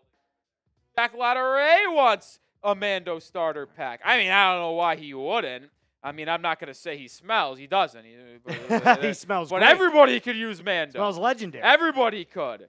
So go over to there. Show some love to Mando, who sponsors us here. They're great. They've got so many great products. They've got the whole body deodorant. They've got stick cream. They've got body wash, deodorant wipes. The deodorant wipes are my favorite personally. Shout out to everyone who have commented Chat Sports. I gave some shout outs here. Continue to do so if you do want more shout outs. Yeah, please head on over to that Instagram post and spam Chat Sports. When I saw the post originally, there was 10 comments. Yep. There is 70 comments. Let's go. I haven't even loaded Let's it. go. I haven't even got that yet. That's crazy. Well done, everybody. 77. It still says 17 for me. Oh, now it says 79. My goodness. All right, let's give James Yoder, says chat. We got David Solana, Tay Truth, Chris, Dat Boy Mike, Ryan, John Martin. We already gave a shout out to Bushi, Patrick, Gator Hater. We saw Gwendolyn already. We got Poe Haku Jr., Dwayne Allen. Bunch of legends spamming those Chat Sports. We want a giveaway. We want free stuff. I mean, who doesn't want free stuff? I love free stuff. Can't say enough about Mando. They have awesome products. Make sure you go sponsor or go check them out at shopmando.com/chatsports. All right, we're going to announce the winner in a little bit. Yeah. Excuse me. Shotmando.com/chat. Got the first part of that correct. You'll Promo get code $5 off for starter pack. You know what that equates to, folks? 40%. Big savings. 40%. Big savings. How about that? 40%. All right, yeah, we'll get back to this later to see who ultimately won. We'll give more shout-outs and have a chance as well. I believe we had a pick in here. I don't know why. Ever since I've come over here, my computer has just had issues. We're battling, though, folks. The Chargers made a pick. The Packers are on the clock at 87, but the 86th pick is in. That would be Jamari Caldwell, the Oregon defensive lineman. Ooh, interesting. So we've seen a lot of defensive linemen going off the board. You know who has not gone off the board, which I'm almost shocked at, because I've seen some defensive linemen that I would have higher on my board? Sure. My guy, C.J. West from Indiana. Really? Yeah, I'm a C.J. West guy, but Jamari Caldwell goes off the board first. He's more of your nose tackle run stopper. Yeah. You can't bank on him to get after the quarterback. Not you at see all. his numbers, no sacks, but he can plug some gaps on that defensive line. He's a wide body. That's a nice way of saying it. At 332, we'll see if he's going to be able to develop an ability to get after the quarterback. But 100%. he is brought in here to be a run stopper on the interior and beef up those trenches. Well, and we know that Jim Harbaugh loves to play the game in the trenches, so this feels like a very, very Jim Harbaugh pick right here. Somebody, like you said, that can solidify the nose tackle position and just make sure that you stop the run. I think that's exactly what he's looking for. We run the ball on offense, we stop the run on defense, and we're going to win a lot of games doing that. Yeah, you can't be shocked of what they've done so far in this draft. Not at all. Not Amari even and Hampton fell into their lap. We thought it was going to be him off the board at 20 to the Broncos. It did not happen. He went to the Chargers at 22. Him and Najee Harris will hopefully provide some support for that passing game in Justin Herbert. Mm-hmm. They grab a helping player in the second round in Trey Harris, the big body wide receiver from Ole Miss. He will team up now with Ladd McConkey, and maybe they can get something out of the bum that is, I'm spacing on his name. It's driving me nuts. TCU guy. The guy stinks. I hate him. Quinn Johnson. I said he was a bust when he was coming out, and you know what? I don't often pat myself on the back, but I'm going to do it here because the guy's terrible. Well, and then you add in Jamari Caldwell as well. I mean, it's a clear direction. They want to play physical brand of football, and they're able to do so. Well, speaking of TCU wide receivers, Quentin Johnston, like you were talking about, but now Savion Williams. What we call a segue in the business. Is going to be the next member of the Green Bay Packers. I call him Diet Cordell Patterson Jr. Doesn't have any real route running capabilities. You're not going to use him as a stereotypical wide receiver that's going to line up on the outside and run your routes. But what you can do is flip him back into the backfield, use him as kind of like a hybrid Deebo Samuel, Cordell Patterson type player, can make some wonders with his athleticism on special teams. So this could be the very first like combo player that you see go on special teams. But with that being said, I could see him getting 6 to 7 carries a game where he just breaks off some unbelievable runs. I think adding more to this wide receiver by committee room here in Green Bay just seems to be what Matt LaFleur wants to do. Overall, I don't hate the pick. I don't love the pick. I think Savion Williams is going to make a nice addition. Yeah, I mean, they already drafted Matthew Golden in the first round, a player that I was very high on, and I like that pick for them. You know what he will bring, and he's a lot bigger than this player that I'm going to mention, but I think the Packers missed Aaron Jones last season. I think they did. Someone out of the backfield that can make plays in the receiving game, but also make plays in the running game. And am I going to act like Savion Williams, who has been a dual kind of receiver running back guy at TCU? Is he going to be that right away? No, I'm not delusional here, but he is someone that can over time mature into a dual player, like you mentioned with Cordell Patterson. So I do like this pick for them. They missed that complementary wide receiver running back type of guy. I think Savion will bring that to the table. Got really good size to him as well. LaFleur, you can trust him to find ways to get him the football and make him productive. Couldn't agree more. We do have a trade that just came in. The Jaguars and the Texans have made a trade. So now the Jaguars, well, no problem. The Jags are on the clock. So They we'll get actually that own up the on next screen here two in just a picks. second. So basically, as we get that, we're going to talk a little bit more here. There it is, right there. Boom. Jaguars are trading with the Texans. 3rd round pick, number 89, and a 7th for a 3rd round pick and a 2025 5th at 142. So the Jaguars are officially on the clock. For Dose, the 2 in a row. 2 in a row. 2 picks in a row. 88 and 89. So how much do you have to like the player that we are going to announce here at 88 to trade up, not even your 89th pick, but other picks to get in front of yourself to draft them? You have to love this so unbelievably much. This has to be a high-named player here. I'm very excited to see who gets picked here. Have you not seen it? Because I have. I have not seen it. Okay. I have. It's Caleb Ransaw, the corner from Tulane. So now we've seen Jacksonville.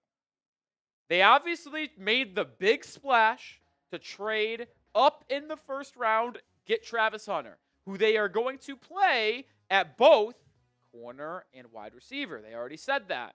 Well, they still need more traditional corners. And they believe Caleb Ransaw, the corner from Tulane, could be that guy. He's an intriguing guy. I expected him to go early day 3, and that's what Tom Downey believed as well. But you know what? I think a lot of people, Trace, get caught up in the value of what analysts, people think on their big boards. Yeah. The truth is, when you get to the draft, you have your board. And even if you wanted him, but you're like, well, we don't pick for a while. And even though that's not the case for Jacksonville, they were picking at 89 as well. They wanted him.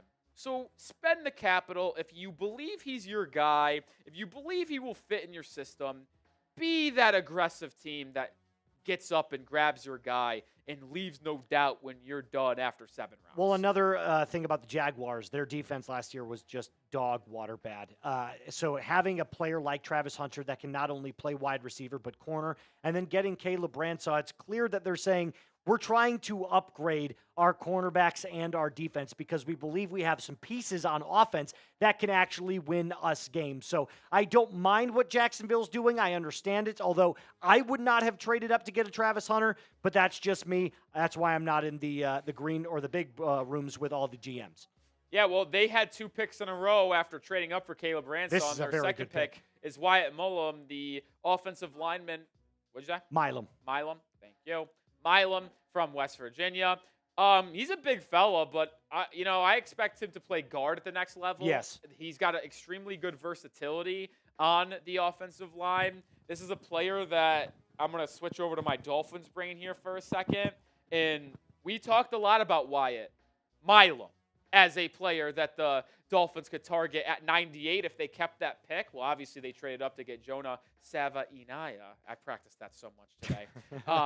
And Milam off the board here to the Jags at 89 regardless. An excellent player that put up big-time numbers at West Virginia last season. I think this is a guy that could start day 1 in the NFL. I really do. Well, he's got so many passing snaps. 706 snaps is crazy. But let me tell you this. As you said before, Nick, and I love that you said it, he's going to flip inside to guard.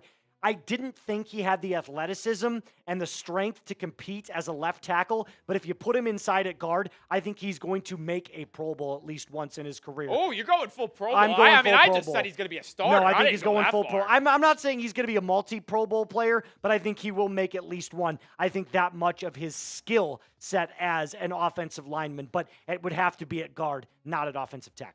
Yeah, I mean, I like Milam, and now the Rams are on the board at 90 here, and About he who shall not be named? there's buzz about a certain QB that played at Colorado last season being the pick. We'll find out quickly before we get that pick. My guy Kickback on Dolphins today with a $5 super chat. Do you think the Dolphins could have worked a 1-year deal with Miko for Brent Grimes? Am I missing something? And I like that I've got 3 other brains here to help me out. Who is Miko?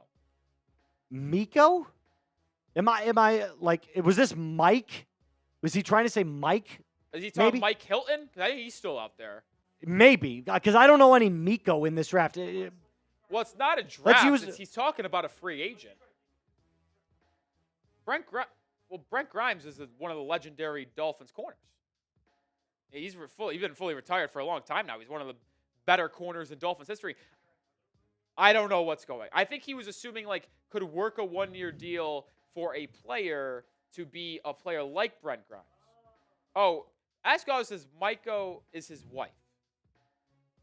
I have no idea. I'm a little lost as well. I'm not going to lie to you. I'm super chat guy got by me, folks.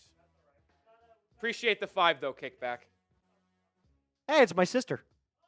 It's my sister's YouTube channel. Yep. You guys are killing this broadcast. Thanks, I T. was confused because I saw those super chats a while ago, and I was just like, I've been looking over at you. I didn't see you place a super chat. Yeah, no, that's my sister. That's definitely my sister. Yeah, she's watching the broadcast from home right now. Shout out Taryn. Using your. Oh wait, so that's not even. That's not my. So what's her name? Taryn. Okay. Yeah, Taryn. I just assume I saw TM. Yeah, I know. Stock, By the way, every single one of the siblings in my family all have TM. Was that by design? Yes. Okay. My mom's also a TM. TM for trademark. This is our family. We trademark. There you go. Exactly Bang. right. Bang. I'm hearing buzz that we got Jalen Milroe as the pick, and it's not. Is that true, or is that a Shadur thing? I don't know. I got buzz. I want to see a quarterback. I got buzz. I'm not going to lie to you. I want to see a quarterback go. I got buzz. You know, that's a team that has been heavily rumored to take a quarterback. Obviously, Matthew Stafford entering the near end of his career. They also took Terrence Ferguson, the athletic tight end from Oregon, earlier on. These are the top QBs on the board. Obviously, Shadur, I mean, it's a surprise that he's here. Milroe, I think you could have flipped a coin on whether he went early second round or 100%. if he was still here. But when you get into this category, this is where you're not surprised about the Will Howards, the Kyle McCords, the Dylan Gabriels, the Quinn Ewers of the world, that they're still here. Some people thought quarterback could run early, and maybe you see Quinn Ewers go in round 3. Well, that's not going to be the case, obviously, and some teams falls in love with them. Not even close. So you're going to see 4th-round quarterbacks go. You're going to see 5th-round quarterbacks go. I can't wait for tomorrow because we're going to see a lot of quarterbacks go. All right. So it's not Milroe. The buzz was wrong. Yeah, Here I know, we go. The buzz was wrong. I thought he could have been near the pick at 9. Here it is. Josiah Stewart. Oh, go blue, baby! Josiah Stewart, edge from Michigan.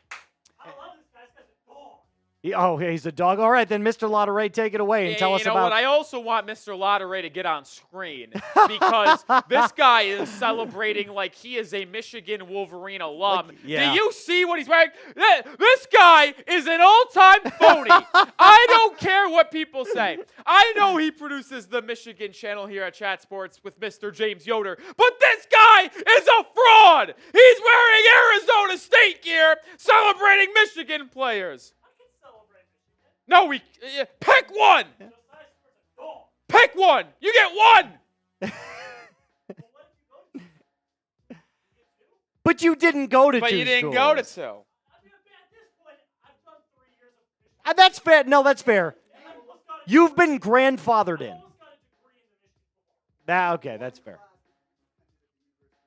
You know who's the only Michigan alum here? You know James this, right? Yoder. No, so you don't know. Did he not go to? He did not. You know the actual only Michigan alum? Who? It's Brett Scott. Shut up. He actually went to Michigan? Correct. Wow. I thought he went to K-State. Grad school. Oh, got it. Okay. So we Makes have sense. 3 Michigan people, but only one person actually went there. And we actually have 2 Michigan people. Only one person went there, and he does not represent the Wolverines. Wow. All right. So Josiah Stewart, Mr. Lotteray, again, one more time. Tell us about this prospect, since you're so high on him. Wait, you can't hear me. He's a dog. He's Good a enough dog. for me. He's a dog. All right. Well, again, he's 249 pounds, a little bit undersized for an edge rusher that you would like to see, but 8.5 sacks, 13 tackles for loss. Seems to be pretty good against the run. Listen, I'm not going to lie. I don't watch a lot of Michigan football because I'm a Notre Dame fan, so, go Irish, not go blue at all. But let's take a look at what Mr. Downey says about him. Offers some bend and some speed to power. The Rams, I feel like they've already got a pretty good edge rushing system out there. Jared Verse they drafted last year, so I think this might be a rotational edge rusher here to power in. But again, this could be a very good, nice little depth piece here for the Rams. I'll take it. Well, I mean, I just called a timeout on the play here, and I hate to take away from the Josiah Stewart coverage. because I know everyone is just thrilled for this. But Shadur Sanders tweeted out, "Thank you, God, for everything." Could that mean he got the word that he's going to be picked here coming up soon? Or is he just facing the music that he might still be undrafted as we enter day 3? But guess who comes up and picks next?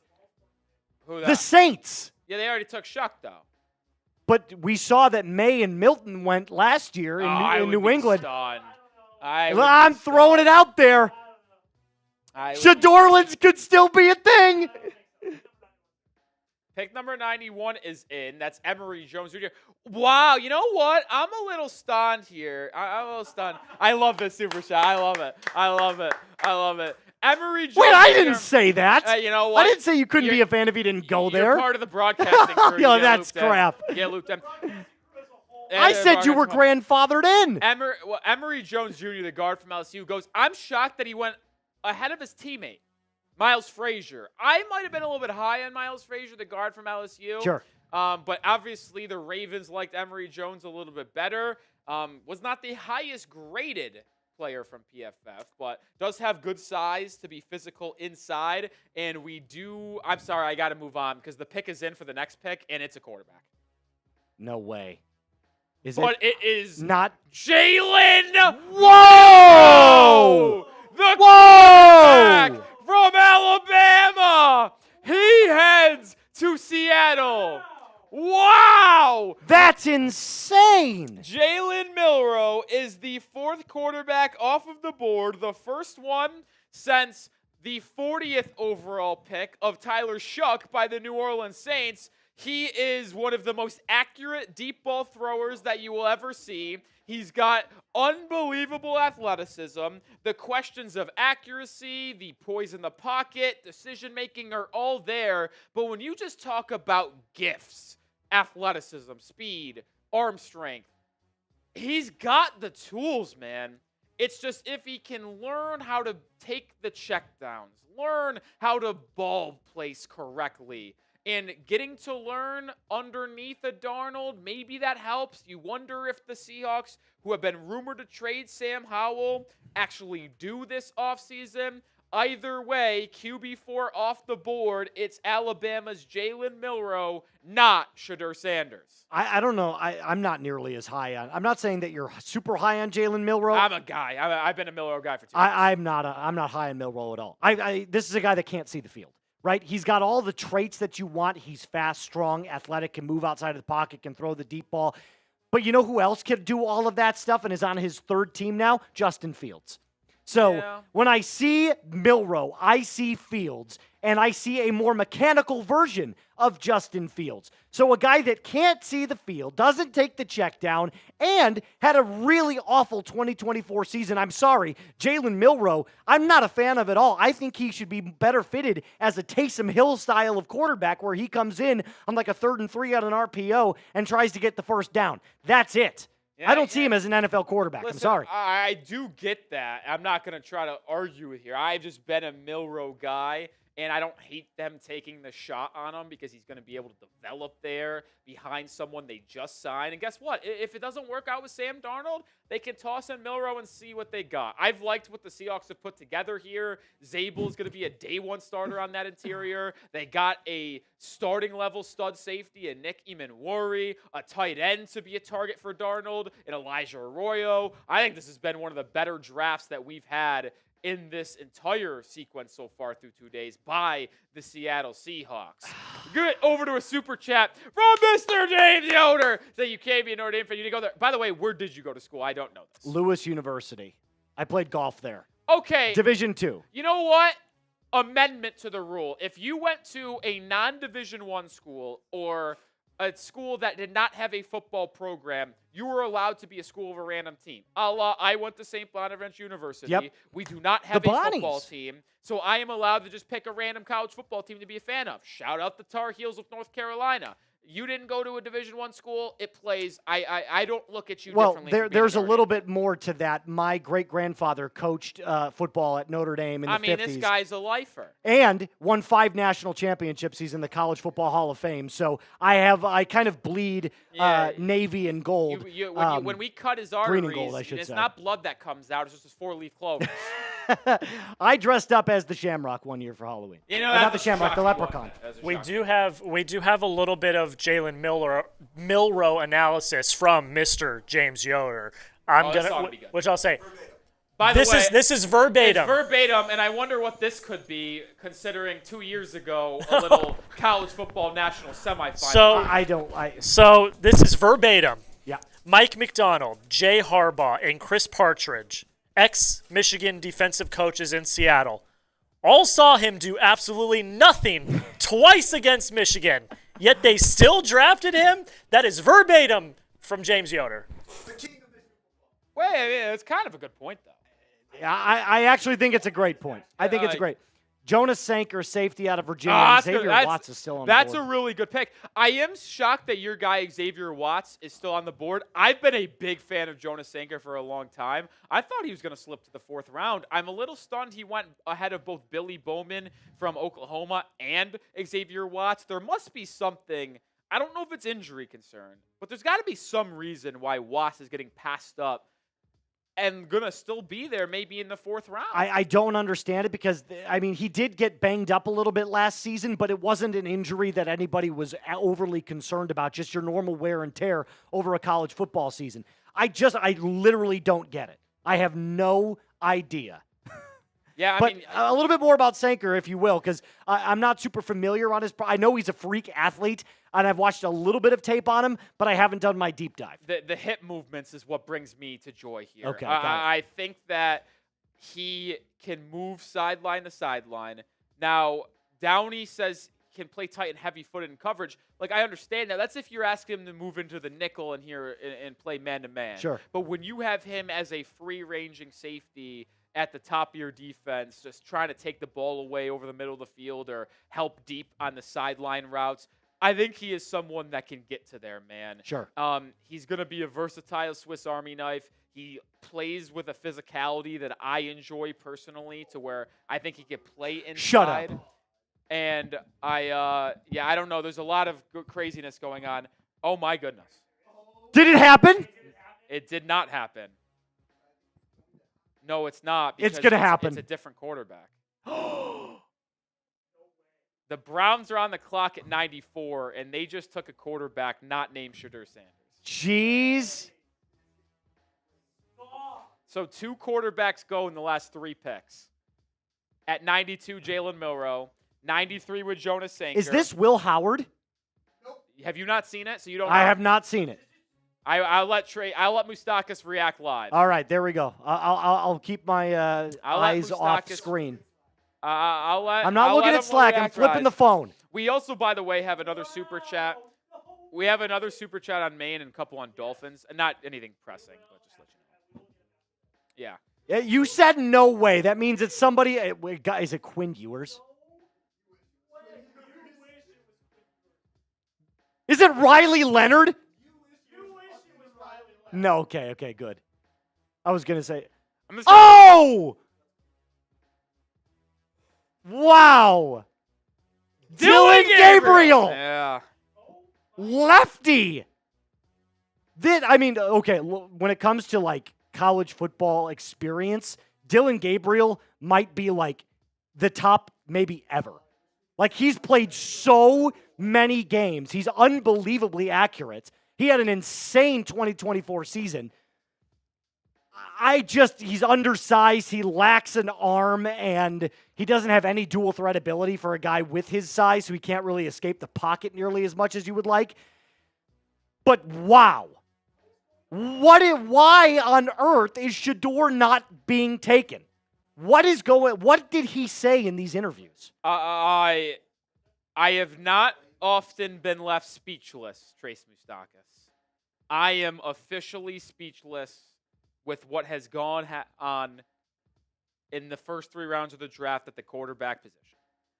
I mean, and listen, I could understand to a degree not wanting to take Shadur Sanders because you don't want to deal with the potential ego, the hoopla around him. But when you just watch him play football, he's better than all these guys.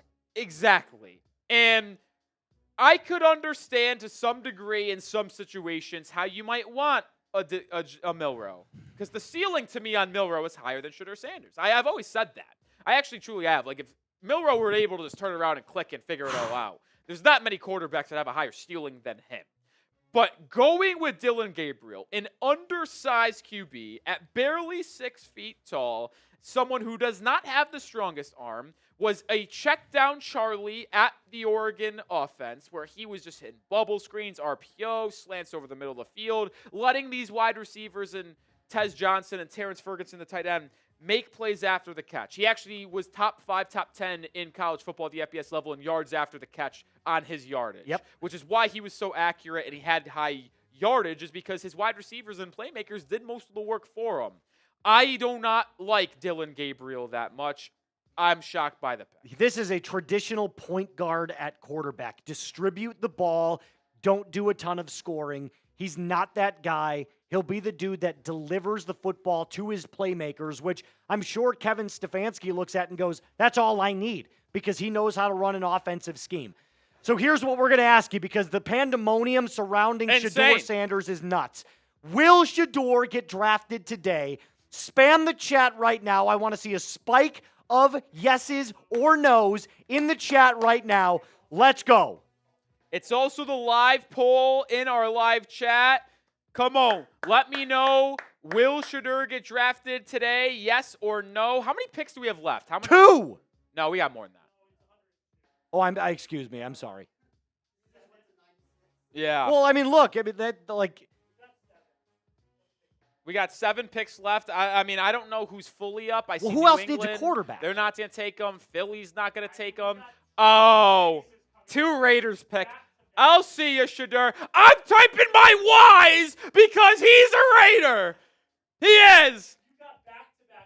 Yeah, but I see 79% of the live polls saying no. I see Robinson saying no. Pedro, no. Kelly, no. Nate, no. Rooster says yes. Chris says yes.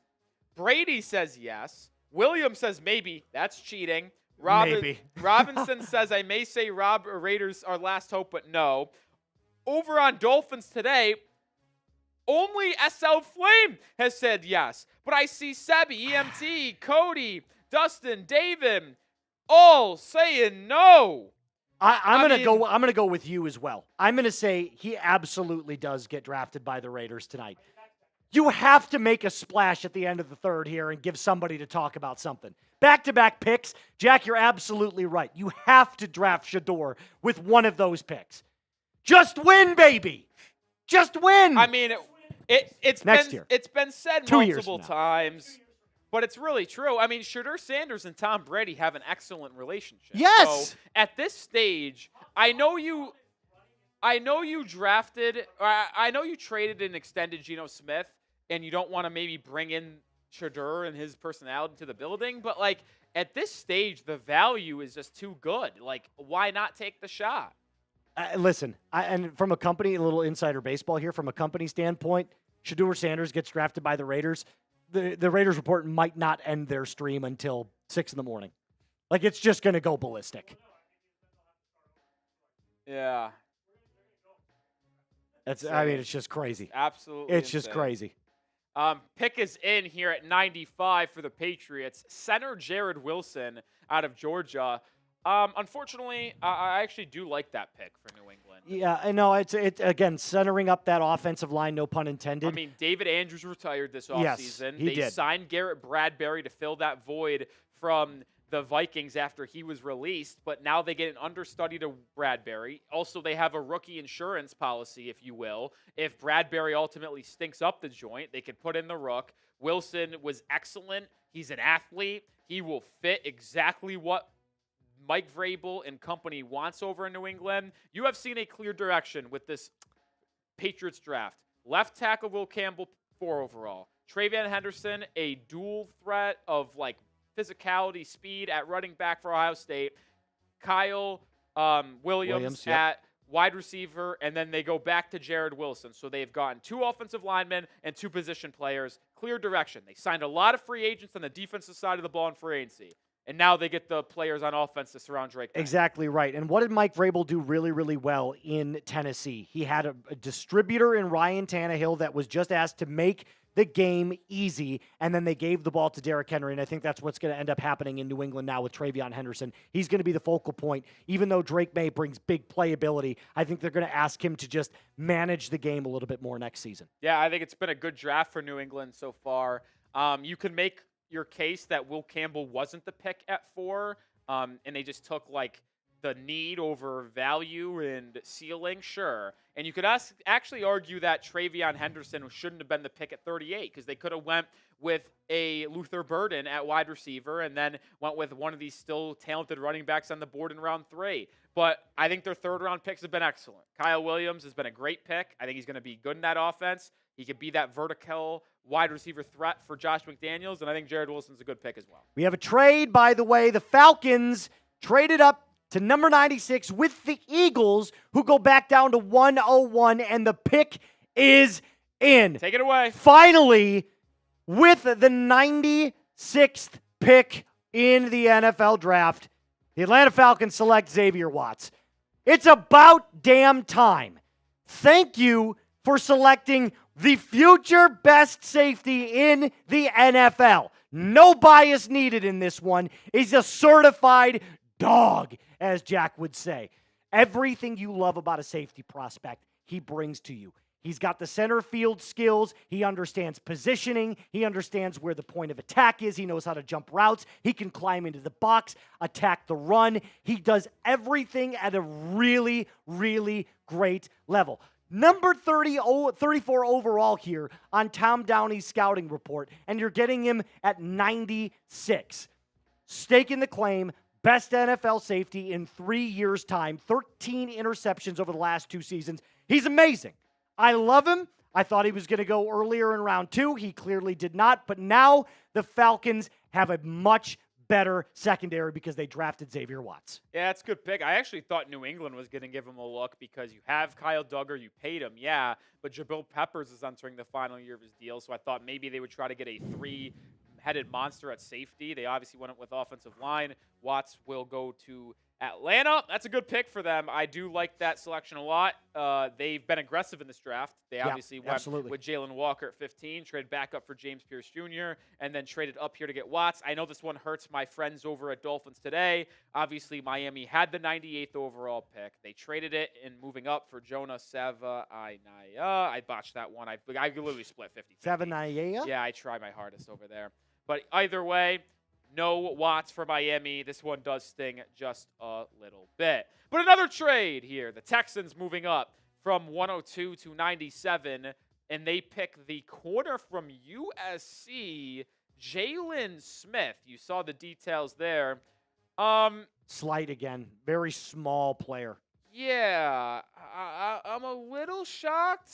And listen, last season at USC, Lincoln Riley – A little shocked. You know what? I should have said it. I didn't know where Downey had him on his big board, so I didn't want to say something outlandish. But I truly believe that I was like, I've never even thought about this guy as a player to go close to round 2, or round 3, day 2, excuse me. Yeah, he was not a top 7-round guy according to Tom Downey. Well, listen to this. Last year when Notre Dame played him, Riley Leonard picked him apart, and that's saying something because he's not a good passer of the football. So last year at USC, Lincoln Riley's defense, not necessarily known as one of the best in the Big Ten. In fact, one of the biggest question marks was his ability to get top-tier talent into USC's program on the defensive side of the ball. I think this kid is small. I don't think he has great skill. I feel like this is just a athletic pick, somebody that can absolutely just fill in and maybe in a pinch can come in and give you some athletic traits and plays, but outside of that, I don't love the pick. Yeah, I don't either. And it's time to do our last Mando IG post. Remember, if you want to potentially win and get a Mando starter pack for free, all you got to do is go to the Instagram link in the live chat. We'll get it in there in 1 second. Spam Chat Sports in the comments, and then we're going to pick a winner to get that starter pack. It comes with solid stick deodorant, Cream tube deodorant is also a couple of free products of your choice, one of them being deodorant wipes. I am a massive fan of those. Moose, I think you're going to give shout-outs for this one. I'm trying to load it up. For whatever reason, my Instagram is not working at the moment. I'm trying my best. Let me try to get in there real quick. But if you could take the first couple, I'm going to try and jump right back in there. Yeah, let me get this pulled up as well. We're going to give some shout-outs, but remember, last chance to get a entry into the Mando giveaway we're doing. I'm putting up the – where's this Instagram? My goodness, I can't find it. Now I got to go back to Slack. Yeah, it's logged me out here. I need the security code, so I'm a little – 1 second. Little and then we'll behind start here. giving shout-outs. All right, we got 200 comments. My lord. Whoa! Shout out to, let's see if I'm trying to find new people I haven't seen yet. Aaron, Pauku, maybe. Okay, these are all 30 minutes ago. Anybody recent? Anyone recent? Here we go. We got more from Chance Goodson, Demon Slayer. We got Gwendolyn getting more in there. Remember, if you want to get a ticket and an entry for a potential Mando starter pack, go to that Instagram link in the live chat, comment chat sports, Spam and you it. will be entered. The last chance to do so. We will then pick a winner very, very soon. I think he goes. I don't think he does it with the first he one. goes. Maybe not the first one, but the second one. It's not the first one. Okay, that's fine. Pick is in, first one for the Raiders. It is not Shadur Sanders. Should we reveal both of them at the same time? I feel like that'd be kind of cool. If we It do could that. be kind I of don't know cool. if Is that's- that possible? Well, Well, you would if it is Shadur Sanders with the second one, you would definitely want to have shout out that, to you know. Ghost, all those guys spamming chat sports. Appreciate y'all. All man. right, here's the pick. Caleb Rodgers, guard out of Texas Tech to the Raiders. Again, trying to make sure that Geno Smith gets extra protection. Last couple of seasons at Seattle, Geno was under duress all the time. And you know what? A kind of resurgence in his career helped, the Raiders to get him at quarterback for the next couple of seasons. So, again, one of these, players that I feel like, he understands the air raid offense really well coming from Texas Tech. So, maybe a little bit out of scheme for what Pete Carroll wants to do. But he's also a big player. He's got athleticism on both sides of his hands. He's got good feet. Everything about him screams a solid starter here for the Raiders. I like the pick. Yeah, I'm curious to see what they do here at 99, and then I'll reserve judgment. But the Raiders have had an interesting draft. Maybe they will be all good. Maybe they will. I mean, Gentie's a great pick. He's the best player available at number 6. Wouldn't this be so Raiders if they took, Will Howard?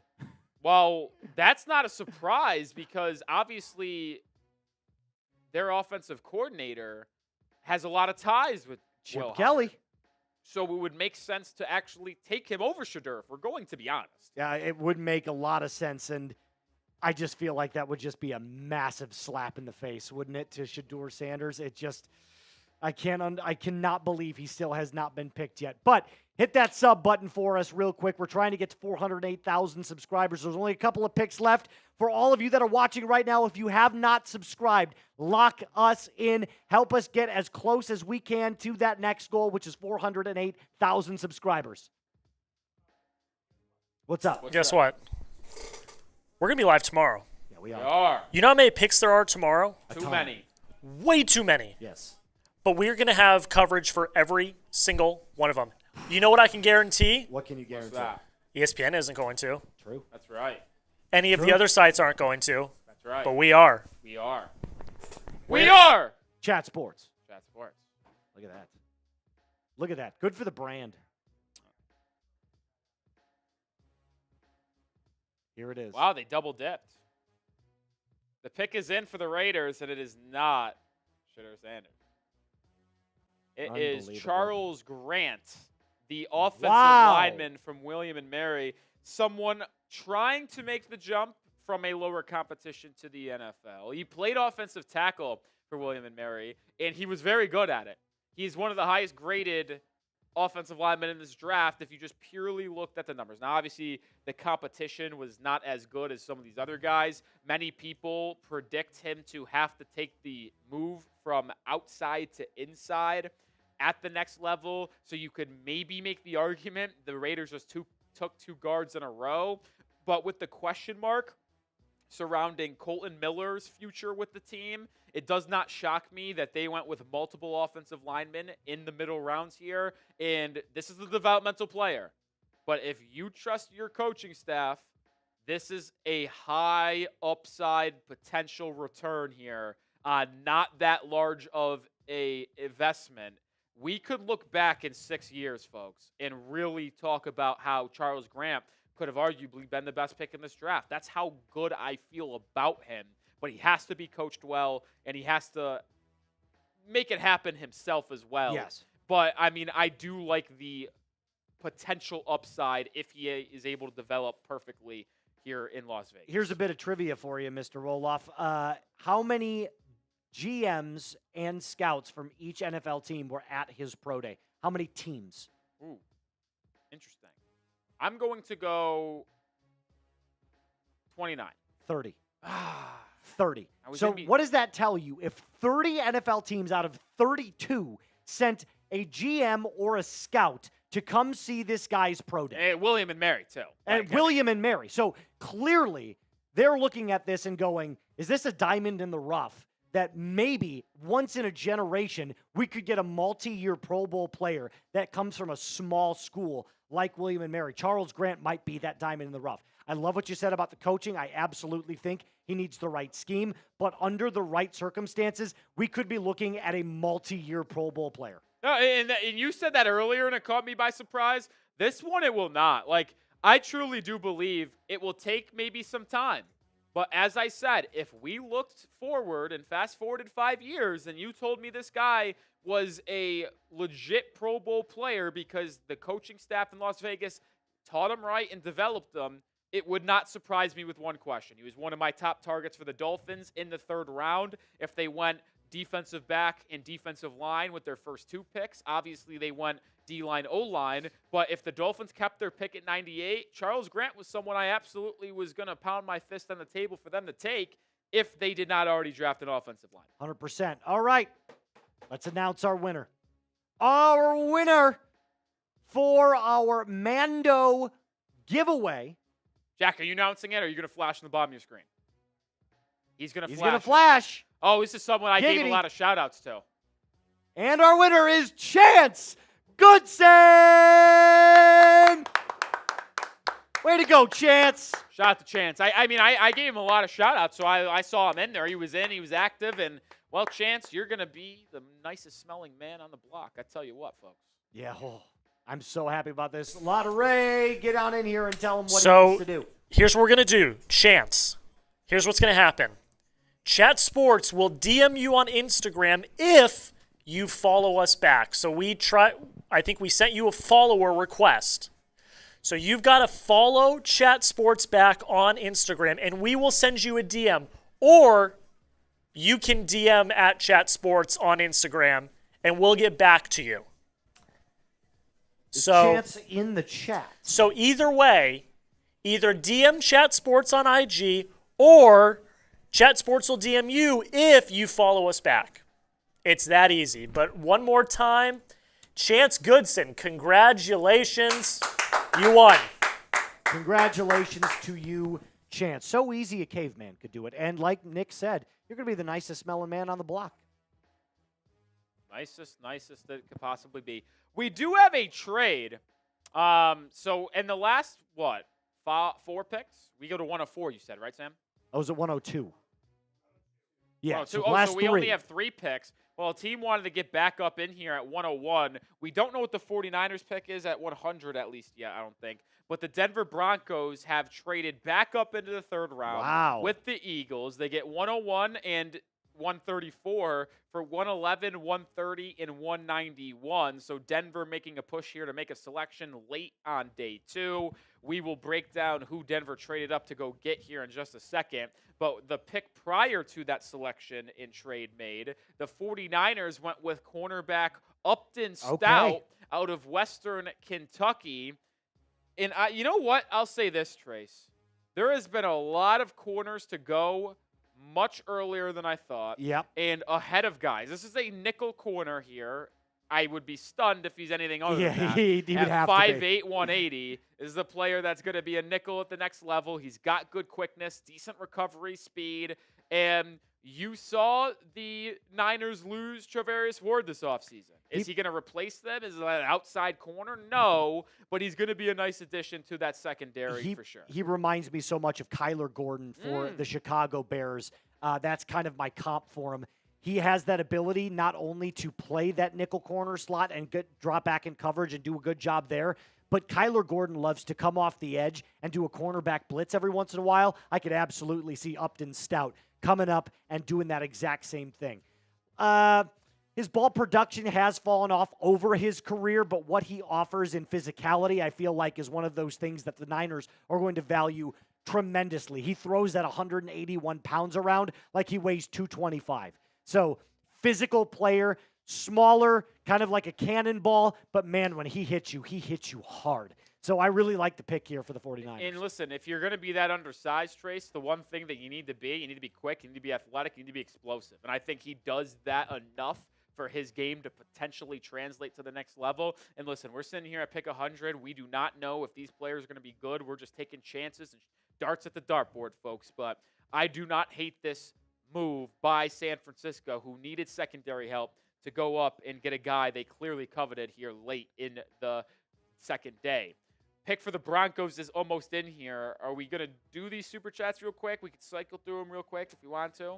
Yeah, let's do supers real quick. I'll start with this one from Cody. Yeah, these are for first. Dolphins. Miko is Grimes' girlfriend. This was back to what we were talking about with Miko. Shout out to you, Cody. Appreciate the $2 super chat. My guy, David Storm, he just always brings the heat, this guy. I tell you what, one of the biggest supporters of the channel. Appreciate you supporting me as well. Listen, David, he's been through the ringer with a lot of the people here at Chat Sports covering Dolphins today, whether it's Will Scott, whether it's Tom Downey, whether it's Jake Reitma. Appreciate David for sticking through it all, and we're making it. Oh, we're making it on the other side, baby. And then Cody's another $2 super chat. Almost called that shit earlier today. I don't know what he's referring to. That's the unfortunate thing of being a little bit too late. And then another Cody, $5 super chat, still showing Miami love. Hate that New England is locking their line down, but it makes for good ball. It's going to be a competitive division for years to come, hopefully, between Miami, New England, and Buffalo. And then, Trace, I'll let you take away the most recent super chat on Chat Sports. Again, I think this is a shot at me. I went to Toledo. I think he was responding to someone in the chat, to be honest. In 2008. That's funny.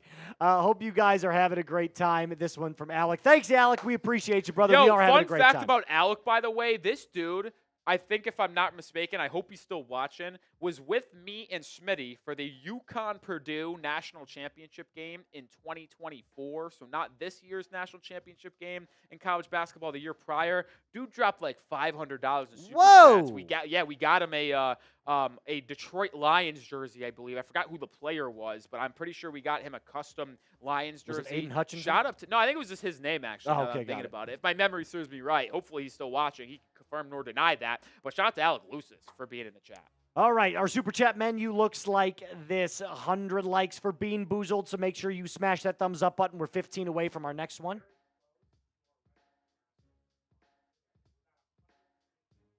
For likes. Seems not very close. Oh, well, we've got 1,600 people watching. I can guarantee you we can get 150 likes from 1,600 people. I thought he was talking about super chats.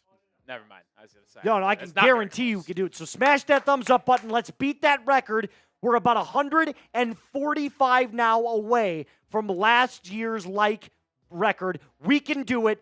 1,500 people watching. Let's go. Hit that thumbs up button. Also, Let's do it. real quick, too, on the draft hat raffle, I have an announcement. Yeah, what's the announcement? We're giving away 2 hats. Oh! Big time. So what we're going to do is whoever finishes first and whoever finishes last in the duck race that's great. gets a hat. So this is last chance because the last pick of the day just came in. We've got 2 picks we got to talk about. Last pick of the day just came in. So this is your guys' last chance to get in your super chats on Main Chat Sports. All right. For the draft hat giveaway. So we're giving away 2. Here we go. Let's go. Get your last second super chats in here. $5 to enter the draft hat raffle. This is it. We've got only a few picks left, so if you want to get in and get this draft hat or a draft hat, remember, first and last place are going to win tonight. All you got to do is send in a $5 super chat. We greatly appreciate anything you send in. How close are we to the likes? Didn't we just pick up like 50, 60 likes? Like 100 likes. Keep on hitting that thumbs up icon, folks. We need the Broncos pick. Beat last year's record. Pick 101 is in from Denver. The edge from LSU, Savion Jones. He's a big fella, you know. He's huge. He's massive. A big guy. He did. I mean, listen. He's slow. He's very slow. And I'm not that familiar with his game, if I'm going to be completely honest. So if you want to take it away, go ahead. It's clearly not that big of a reach here by Denver. The size is definitely something that everybody likes, and he plays with a ton of energy. He's super stiff and slow, like I was alluding to. Like, he just doesn't have that burst and that quickness that you're looking for. So I feel like this is an edge rusher that could probably shift inside to a defensive tackle. So when I look at the way, because, I mean, if you look at his frame, he's big, but he doesn't have that athletic body type that you're looking for, which leads to that lack of explosiveness off the line. But that's okay because Denver has got so many great edge rushers already. So I feel like this could just be like a kick him inside and let him rock. Yeah, you know what? I know we're supposed to talk about these prospects right now, but my guy Alec Lewis coming in. I'm glad that my memory isn't that bad. But we did get the pick in for the Vikings at 102, so we have one last more, and then for 103, so we've almost closed it out. So really last chance to get your tickets in. Oh, I thought we said 103. Well, the last pick of the third round, day two. The day two is complete. Ty Felton, the wide receiver from Maryland, closed it out. An intriguing pick here. The only pick that the Vikings made on day two. They did Donovan Jackson, the O-line, in round one. They obviously have Justin Jefferson. They have Jordan Addison. There's been rumors about a Jordan Addison trade coming soon. Could this be foreshadowing that? Either way, I like the blend of size, speed, of Felton. He was productive for Maryland as well. A guy who got targeted a lot in that offense. Mm-hmm. He's an intriguing name that I'm going to keep my eye on in training camp in the preseason as that wide receiver 3 in Minnesota. Absolutely. And I think, like you said it the best, the opportunity for maybe a potential Jordan Addison trade, I think this is an insurance pick for Minnesota in the event that they find a trade partner suitable for Addison. This could be as a step-in player that they believe, hey, all we need to do is get the ball in the hands of our speedy playmakers for J.J. McCarthy to succeed year one as a starter. He'll be entering technically his rookie season as a starting quarterback in the NFL. So I like the pick for an insurance pick. If you're literally just drafting him to become a wide receiver 3, it becomes a little bit more murky in my opinion. Yeah, well, I say this before we close it out with super chats and stuff. Like, I know we talked a lot about Shadur Sanders. Yep. He's still on the board entering day 3. Mel Kiper allegedly said it's been disgusting. Well, it is because, I'm shocked. Out of all the prospects that are still on the board, Shadur Sanders is the only one, maybe in NFL history, that would be a day 3 pick that has round 1 talent. Yeah. And even if you disagree with that sentiment, the numbers that Shadur put up last year in college would completely disprove any argument you have of him of saying this guy can't play in the NFL. Yeah. I'll tell you what, by the way, I don't know if you clocked the time last year most, but 10:24, we're done in day 2.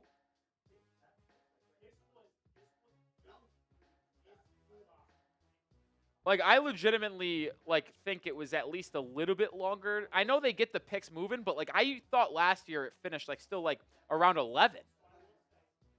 My goodness.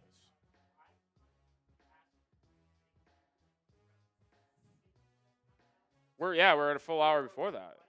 So we're going to be, by the time he does that loop cut, it's going to be 30 minutes probably quicker. Crazy. Unbelievable. Right. But shout out to Alec Lewis with the 5. My guy. Yes, I remember the chat sports stream with Nick. It was a super fun stream. Boy, was it, Alec. Glad I could help your channel out. Thanks again for the Lions. Well, hopefully, Alec, you still rock it every Sunday, Monday, Thursday that the Lions play. Hopefully it brings you justice. Appreciate you always supporting us here at Chat Sports. You're an absolute legend, my friend. I still follow you on Instagram, I think, by the way. Shout out to you, Alec. And then my guy over at Dolphins, Aaron Hadzik, he got a $5 super chat in to potentially win that raffle. By the way, question for you two. I also have a raffle on Dolphins. Should we do that be quickly live here so the people still watching over there can see it? All right, so we had a raffle for the old school throwback Dolphins mini helmet. Ooh, sweet. We're going to do that after the Chat Sports one or before, whatever you guys want. But, I mean, I got to do it live so the people know who won. And if I leave, then it's done. I have all the names written down. Sack at the TV. All right. All right, let me know when, Jack, you're good for me to send it to you. Okay, I didn't know. I didn't want to crowd you there. No worries. No worries. All right. So Thank you to everybody that is still with us. Make sure that you stick around for that duck race, by the way, to make sure for the Dolphins fans, if you win that mini helmet, and for our NFL fans, those draft hats. First place and last place going to be taking home a 2025 NFL draft hat. Yeah, let's see what ultimately comes to fruition here. I mean, there's still 1,200 people watching. Trace is going to break it down of the entire day 2 here in just 1 second. But we're going to do the 2 raffles. We're going to have an electric play-by-play call for that because it's arguably my favorite part about the job. You think I'm kidding, but doing the play-by-play for the duck races is legitimately the favorite thing I do here at Chat Sports. We're going to do that here. We're going to sign off on Dolphins. We're going to let him take it away on the recap of day 2 of the NFL draft, and then we're going to call it a night here. It's been a hell of a stream, at least on Dolphins. Yeah. I know it has been on Chat Sports as well. It's been crazy. First time ever here doing the NFL draft at Chat Sports. I've only been here for 6.5 months, so being able to step in and see what all the chaos looks like is just so much fun. I got to be honest. You saying it's already been 6.5 months. I did not know it was already 6.5 months. I'm getting old. Did it feel that, does it feel like longer or shorter? You could have told me you started 3 months ago. I would have believed you. Whoa! Happy anniversary tomorrow. Fun fact, my 1-year anniversary of being the Dolphins host was 2 days ago. Shout out to all y'all. That's very nice. Okay. Here we go. Is this Dolphins or is this Chat? Okay, this is Maine. All right, so these are for the draft hats. First and last place. All right, can we get a little countdown here? From 5. And they're off. You know, my favorite part about this, by the way, I don't call these duck races until we get to 30 seconds, but the variety of the ducks that you have racing, just take a look here. You got Superman, you got Dracula, you got Doctor, you got Strawberry, you got Spider-Man. You just have such a different variety. It's truly awesome that they let all these ducks race, because some duck race programs, they don't let everyone do it. But not all ducks are these allowed. include everyone, and that's what you really like here. And you see Gwendolyn plays in front here with 30 seconds to go. IQ Barbecue, though, sneaky there. He's got a couple ducks there at the bottom of your screen, but Anthony Fuller making a charge up that middle. We got Dr. Duck holding strong in the middle. We got Astronaut Duck, top of your screen, hanging around. But now we got Beastie Studios making a charge, but he hits a little bit of a wall. We got 5 seconds to go. We got ducks falling off. The reindeer duck, IQ Barbecue, but we got the standard duck. The standard duck, Anthony Fuller. No Fugazi, no costumes, nothing. All business, Anthony Fuller. So Anthony Fuller wins 1. Cody! I'm sure that's going to be very easy to track down and find. Oh, onions.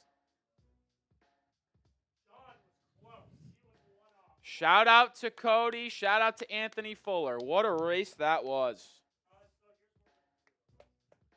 What a race that was, man. Whoo!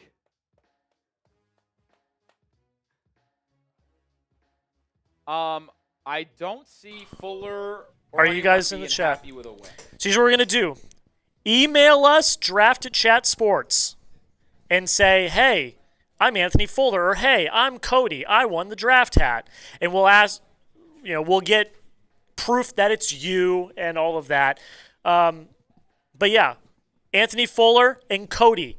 Email draft@chatsports.com. It's on the L3 right now, and we're going to hook you up with a draft hat of your choice. It's going to be great. That's sweet. Aaron- Congratulations. Aaron is sad in the Dolphins chat that he didn't win, but I got good news for you, Aaron.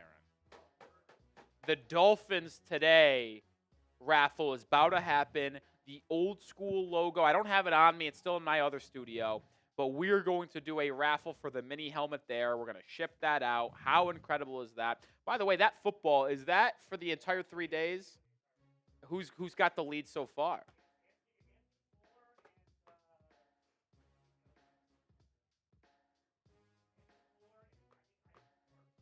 Are there two? IQ barbecue. Mike Nintendo Master is in the chat right now. He's a loyal Bears fan. What's up, Mike? Yeah, he's always on my Twitter talking shit to me. I don't know Is he why. really? Yeah, I mean, listen, it's all fun and games. I don't got an issue with it. It's fun. I laugh at it. But Mike is always throwing daggers at me in on the Twitterverse. He loves his Bears just like I do. You know, he's just mad that the Heat beat the Bulls every year in the play. Well, the Bulls Listen, suck. and by the way, I'm mad that they do that too. Like, Mike, me and you were on the same boat there. All right. All right, Ready Dolphins for the fans, Dolphins for ones. the people still watching on Dolphins today, this 1 minute duck race is going to be for the Dolphins old school mini helmet. So, Cody Largent, you have tickets. Aaron, you have tickets. We know Poe has a lot of tickets. We know David Breakout has a lot of tickets. We are going to get into that. Well, Jack, whenever you push it, we're going to do it. Yeah, we're going to do it. I always say I'm not supposed to play favorites in this, but I want Poe to win so badly.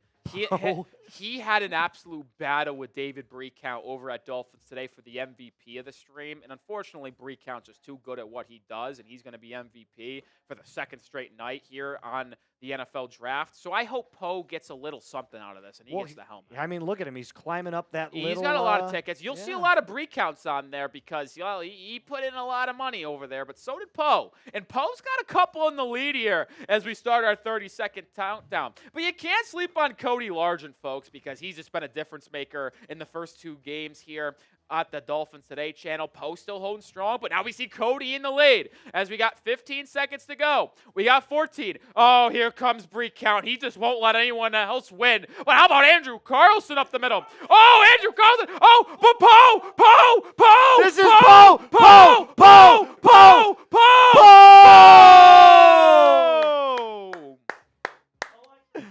I'm sorry for being so happy that Poe won, but when you are the big spender that Poe was today, but wasn't big enough to win the overall MVP, you hope to get a second place, and Poe did that. He played a great game today, and he deserves something. Crazy. Oh, Poe's always around the channel. Don't worry about that. I'll get a hold of him. I actually already owe him something else that I got to get in contact with him for, so... Poe's got to follow me on Twitter is what he's got to do. He says he follows me and he DMs me. He never does. He's a liar. Poe, I'm kidding. I love you. You know that, but I'm just going to put it out there. All right. Thank you, Mr. Roloff. It was fun. Great It was a to blast have you hanging on. out for the third round. People in the chat, sports, people at Dolphins Today.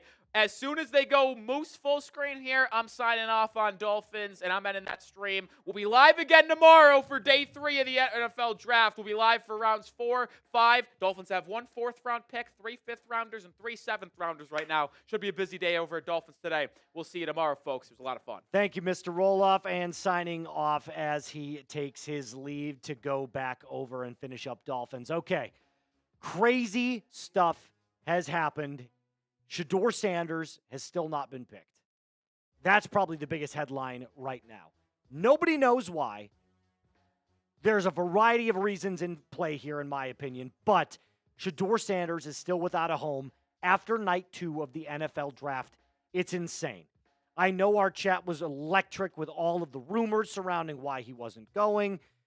Listen, it's crazy. There were some really good players picked late. There were some reaches early. I felt like this was a very odd day 2, in my opinion, but I'm going to look at it and just say there's a reason why I'm not an NFL GM. I don't do my homework nearly as much as these guys do in terms of scouting, in terms of interviews. All I can do is watch the tape and give you my analysis as the picks come in.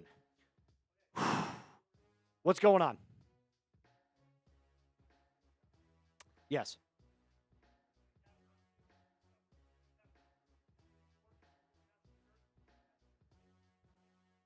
Say that last part one more time. Oh, send that bitch to loop. Okay. Okay. So I've never done a loop before.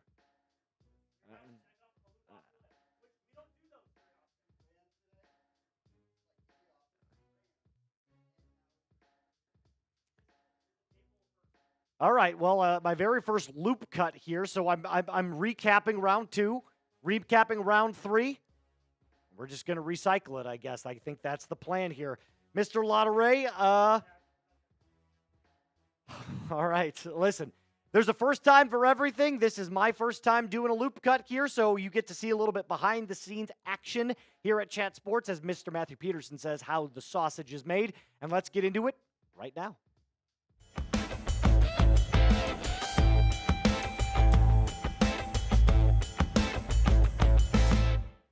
Welcome into NFL Daily here by Chat Sports. Day 2 of the 2025 NFL Draft is officially over and complete. A lot happened. I can't tell you where it began and where it ended. Actually, I kind of can because we're going to recap everything that's going on, but there were some insane picks. And before we do that, I'm going to ask you to like the video. Help me show that I'm able to do my thing here at Chat Sports and go live tomorrow for the NFL Draft. Let's start with round 2, shall we? Here's what we kind of had going on. Carson Schweisinger going to the Cleveland Browns with the first pick in the second round, followed by Jaden Higgins, the wide receiver out of Iowa State that everybody's been super high on. Nick Eamon-Warry, the big-bodied safety out of South Carolina. He goes to Seattle. And remember, he can kind of double as an outside linebacker. He plays a variety of roles on defense. Judkins, first running back in round 2 taken. He goes to the Browns to pair with Jerome Ford. Jonah Savaniya, I think I'm saying it correctly. I might not be. He is the guard from Arizona. He goes over to Miami. Travion Henderson, again, the split in Ohio State, now goes to New England to be behind Drake May in a brand new offensive line. The Chicago Bears take Luther Burden III to solidify that wide receiver room after they lose Keenan Allen. Tyler Shook, first quarterback taken to New Orleans. Crazy pick, 26 years old. He's going to do an excellent job, I think, day 1 starting in New Orleans. I love the pick there for the New Orleans Saints. TJ Sanders coming in for the Buffalo Bills. Defensive tackle out of South Carolina. Might have been a slight reach there, but it solidifies and plugs a hole for the Bills on that defensive line. Mason Taylor, another weapon for Justin Fields in New York. Alfred Collins going to the San Francisco 49ers. Love that pick. The defensive tackle out of Texas. Donovan Ezeraku, edge, goes to Dallas. I feel like another reach there. They didn't necessarily need an edge, but now you have Micah Parsons and Donovan Ezeraku on either side of the line. JTT going to the Colts. A huge-bodied edge rusher out of Ohio State last year. Had 12 and a half sacks. Was an unbelievable production monster at Ohio State. Terrence Ferguson, tight end out of Oregon, goes to the Rams. Will Johnson finally hears his name called. He heads to the desert. And Ariante Ursary, the offensive tackle out of Minnesota, he ends up to replace Laramie Tunsil in Houston. Okay, up next, we have more picks coming here that are going to end round 2, like Demetrius Knight, the reach for Cincinnati. I think this was one of the worst picks I might have seen today. This was a complete reach, a round 4 grade, in my opinion. I don't know why they went so high to go get him, but that remains to be seen. Elijah Arroyo, he's going to Seattle. A really solid pick, in my opinion. A player that is more of a development pick, but has so much upside. Nick Scorton didn't like that, going out to Carolina, followed by Oluwafemi Oladejo. He is the edge out of UCLA. He's going to the Titans. Ben Morrison, the corner from Notre Dame, going to Tampa Bay, where he can sit for a year, let that hip injury kind of heal itself back up, and learn how to play at the NFL level. Anthony Belton, the offensive tackle, most likely going to end up playing guard here for the Packers, but I like the pick nonetheless. Trey Harris, he's going to the Chargers on the opposite end of, there we go, Quentin Johnson. Thank you so much. Ozzie Trapillo is going to be now at Boston College, or from Boston College, going to the Chicago Bears to replace Braxton Jones, in my opinion. Up next, Tate Ratledge for the Detroit Lions here, guard from Georgia. He just feels like he's biting off kneecaps. Jack Besh, he's the wide receiver out of TCU going to the Raiders. Mike Green finally hears his name called. Probably the best pick in round 2 to the Baltimore Ravens. RJ Harvey, another pick that I love. Great potential there. Trey Amos, Ole Miss cornerback, and Shamar Turner goes to the Bears. Didn't love that pick necessarily. Omar Norman Lott, the defensive tackle out of Tennessee, ends up with the Chiefs. And to round out round 2, Andrew Makuba, the safety out of Texas, ends up with the Philadelphia Eagles. Are you with me so far? Good. I'm happy to hear it. So here's what I need you to do. Hit that subscribe button for me. We've got draft coverage, and not only draft coverage, but the best draft coverage here on YouTube. Subscribe for analysis on each and every pick. ESPN doesn't have that, but we do, so hit that sub button and lock us in. Let's start with round 3. Kyle Williams, he's going to help out Drake May, another addition to that wide receiver room. I'm just going to kind of speed through more of these picks here as I get along with it. Landon Jackson is one that I want to highlight for the Bills. 6'6", 264 pounds. Huge upside potential. Love that pick on the opposite end of not Nick Bosa, but Joey Bosa and Ed Oliver. Then you have these next few picks that came in like this. Pat Bryant was a huge love pick here from Nick Roloff, our Dolphins host, who was from Illinois, followed by Savon Revel Jr. going on the opposite end of Trayvon Diggs in Dallas. Jordan Birch, another great pick there for the Arizona Cardinals, edge out of Oregon. Jalen Knoll to replace Tank Dell, and Justin Wally going to the Colts. I think that's a bit of a reach as well. Dylan Fairchild, the guard out of Georgia. Finally, a little bit of help. This is actually a pick that I liked for the Cincinnati Bengals. He's going to be solidifying that offensive line for Joe Burrow, who's been scrambling for his life. Another amazing A+ round 3 pick. Caleb Johnson goes to the Pittsburgh Steelers. Love it. He's already looking great in black and gold. I think it's a great pick. Jacob Parrish, not someone I'm super high on, and they took Ben Morrison in round 2. Didn't love it. Savion Williams to the Green Bay Packers. Kind of like a Diet Cordell Patterson light, I like to call it. I think he's one of those players that, look, if I'm being completely honest, he's not a great route runner, but what he gives you in terms of athleticism and in the backfield, maybe like a hybrid Deebo Samuel type player, he can't be beat. This is what the rest of the picks kind of looked like right here. Jalen Milroe finds his way as a quarterback, the first quarterback in round 3 going to the Seattle Seahawks. Xavier Watts is a player that I love. Dylan Gabriel found his way onto the Cleveland Browns, which is absolutely crazy to say, considering Shadur Sanders is still out there. But like I said, Xavier Watts, great player going to the Atlanta Falcons. Jalen Smith, cornerback out of USC, didn't really make a lot of sense. He's really, really tiny. I think he's a rotational piece. Charles Grant, one of the highest graded offensive linemen, but he played at William & Mary, so he's got the most upside of any offensive lineman taken by the Raiders. Upton Stout, the cornerback out of Western Kentucky, joins the San Francisco 49ers.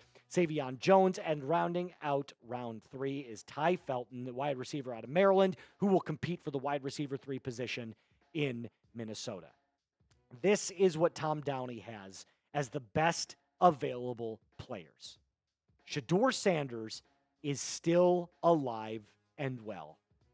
The only player I've ever seen in my entire life, by the way, that has a round 1 grade that is going on day 3. I've never seen it before. Elik Manor, a really good wide receiver out of Stanford, just didn't have the production that you would love to see because of the quarterback play. Marcus Bow, the guard out of Purdue. Can't wait to see where he goes tomorrow. Jack Sawyer says he's an edge. He's more of a defensive end that can plug the run from Ohio State. Had a really good run in the college football playoff last year. Jalen Royals, a wide receiver that I'm very, very high on. Followed by Dylan Sampson, who was the number 1 reason that Tennessee had a push into the college football playoff last year. Cameron Williams, an offensive tackle out of Texas, another player that I feel like is a plug-and-play. A few years down the road will become a very solid starter on the offensive line. Followed by a bunch of these guys right here at 9 through 12. Quincy Riley is one player that I want to see. I want to kind of see where he ends up. Very athletic player out of Louisville. Just has a lot of issues in terms of like press coverage. Cam Skattebo, running back out of Arizona State, still has not been taken, to the chagrin of Mr. Jack Lotteray. Torrey Horton, my wide receiver sleeper in this year's draft. I think he's going to be a wide receiver 2 for whatever team drafts him. I believe that highly in his skill. And Gunnar Helm, the tight end out of Texas, is another player to keep your eye on early in day 3 tomorrow. So the question is this, because everybody's been wanting to know the answer. I certainly have as well. Who on this earth is going to draft Shadur Sanders? Because nobody, in my opinion, is that quarterback needy right now, outside of maybe the Los Angeles Rams, who still, by the way, have Matt Stafford. So let me know. Who's going to draft Shadur Sanders? I got a pencil in right now. I'm going to say the Rams, but I'm not confident on that at all. That's going to do it for us on today's episode of NFL Daily. Remember to subscribe, like the video, and share with a friend. My name is Moose. Until next time, be cool. Let's do some shout-outs. David, I see you. What's up, David? No worries. Jackson, I see you. Plox, I see you. Pacific.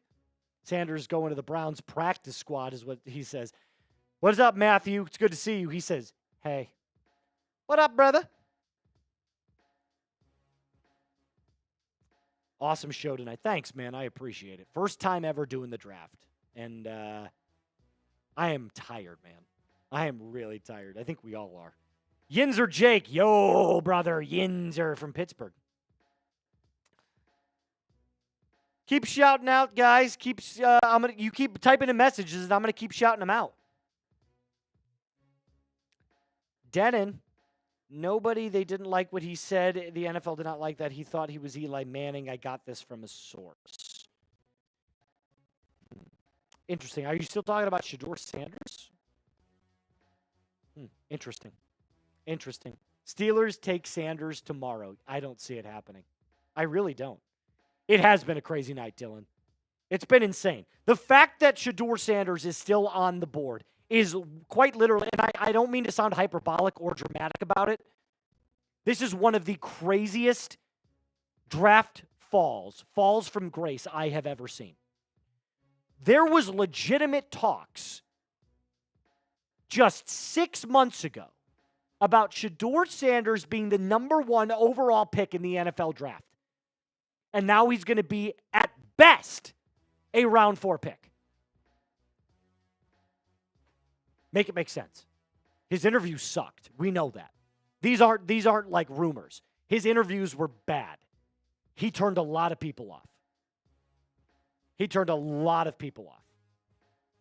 Matthew says he's going to be undrafted. I don't see that happening. I think he's going to get drafted early tomorrow.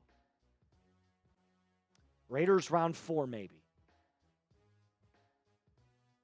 The more and more, I thought he was going to be a Raider today. I don't see it. I think people think he's a headache. Now, I'm not saying that's what I think, right? Like, to me, like, let's just play ball. You know what I'm saying? But I could see where a lot of people would say he's going to cause us a lot of problems, right? So, I don't know. I really don't know. His attitude did him in. That's what Matthew says. Yeah, I mean, look, when you hear from multiple NFL sources that say our interview with him was one of the worst we've ever had, that's terrible. Like, how long are these interviews where at one point you're just like, I just get him out of the room? You know what I mean? Rams, Colts, Vikings. I could see him in Indianapolis. I could see him in LA. Maybe as a Jet. Vikings, no way. Yeah, the Jets could take him. The Jets very well could take him, but he won't start. I guarantee it. Justin Fields will start. And Justin Fields is very likable. The locker room loves Justin Fields. Nobody wants another AB. I don't think he's that bad. I don't think he, listen, nobody thinks he's a bad person.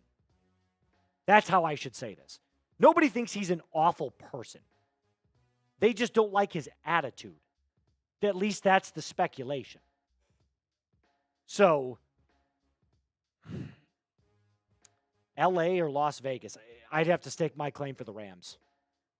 I don't see him in Vegas. I just don't see it. I don't see it at all.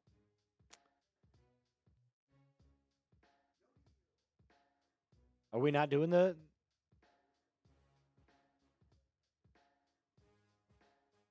Yeah, okay. Hey, practice makes perfect. Practice makes perfect. So you guys saw all that work for nothing, but that's all right. That's all right. Hey, by the way, remember, if you are going to join us tomorrow, we are going to be giving away this sweet NFL Daily football for the winner of our Super Chat battle, our MVP. So I'm going to let you take a look at this real quick. Boom. $100 right now is the leader. And guess what? Everybody here is going to sign this. They're going to show you the old John Hancock pause. So I look at this and I say, I want this cool Chat Sports football with all of the signatures from all the hosts here. So if you want to get in tomorrow, make sure you send in a Super Chat. And listen, if you're willing to spend some big bucks, I'm willing to drink with you. So let's get rowdy tomorrow. Let's go absolutely buck wild. Dallas fits. No, it doesn't. Not for Shadur. No, it doesn't. He's not as good as you think he is, Shadur fans. I think he's better than people think. I just don't think he's like... I think he's a solid starter, right? Like Brock Purdy. I hope he finds success. See, that's a good attitude to have, Matthew. That's a great attitude to have. You want success for these. You don't want somebody's life to suck, right? Or at least I don't. I want him to get drafted. I want to see him on the field. But I don't know who's going to draft him. He's turned off so many people. You know what I mean? I am ready to end this thing, Mr. Jack Lotteray. Thank you guys so much for joining us for day 2 of our NFL 2025 draft coverage. What time? At what time are we going live? Is it 7:30? Is it 8? 10 Central, 11 a.m. Eastern. Which is at noon, correct? Okay. And usually rounds 4 through 7 just go lightning fast. Yeah, it's really, really quick. There's a lot of picks. We're not even halfway through. That's crazy. That is insane. But all right.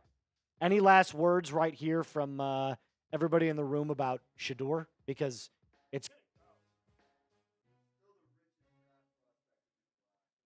I'm changing my pick. He's going to play for the Indianapolis Colts. Book it. All right, that's going to do it for us today. Thank you guys so much for joining us. My name is Moose, for lead producer Sam and Jack Lotteray on the ones and twos. We're out.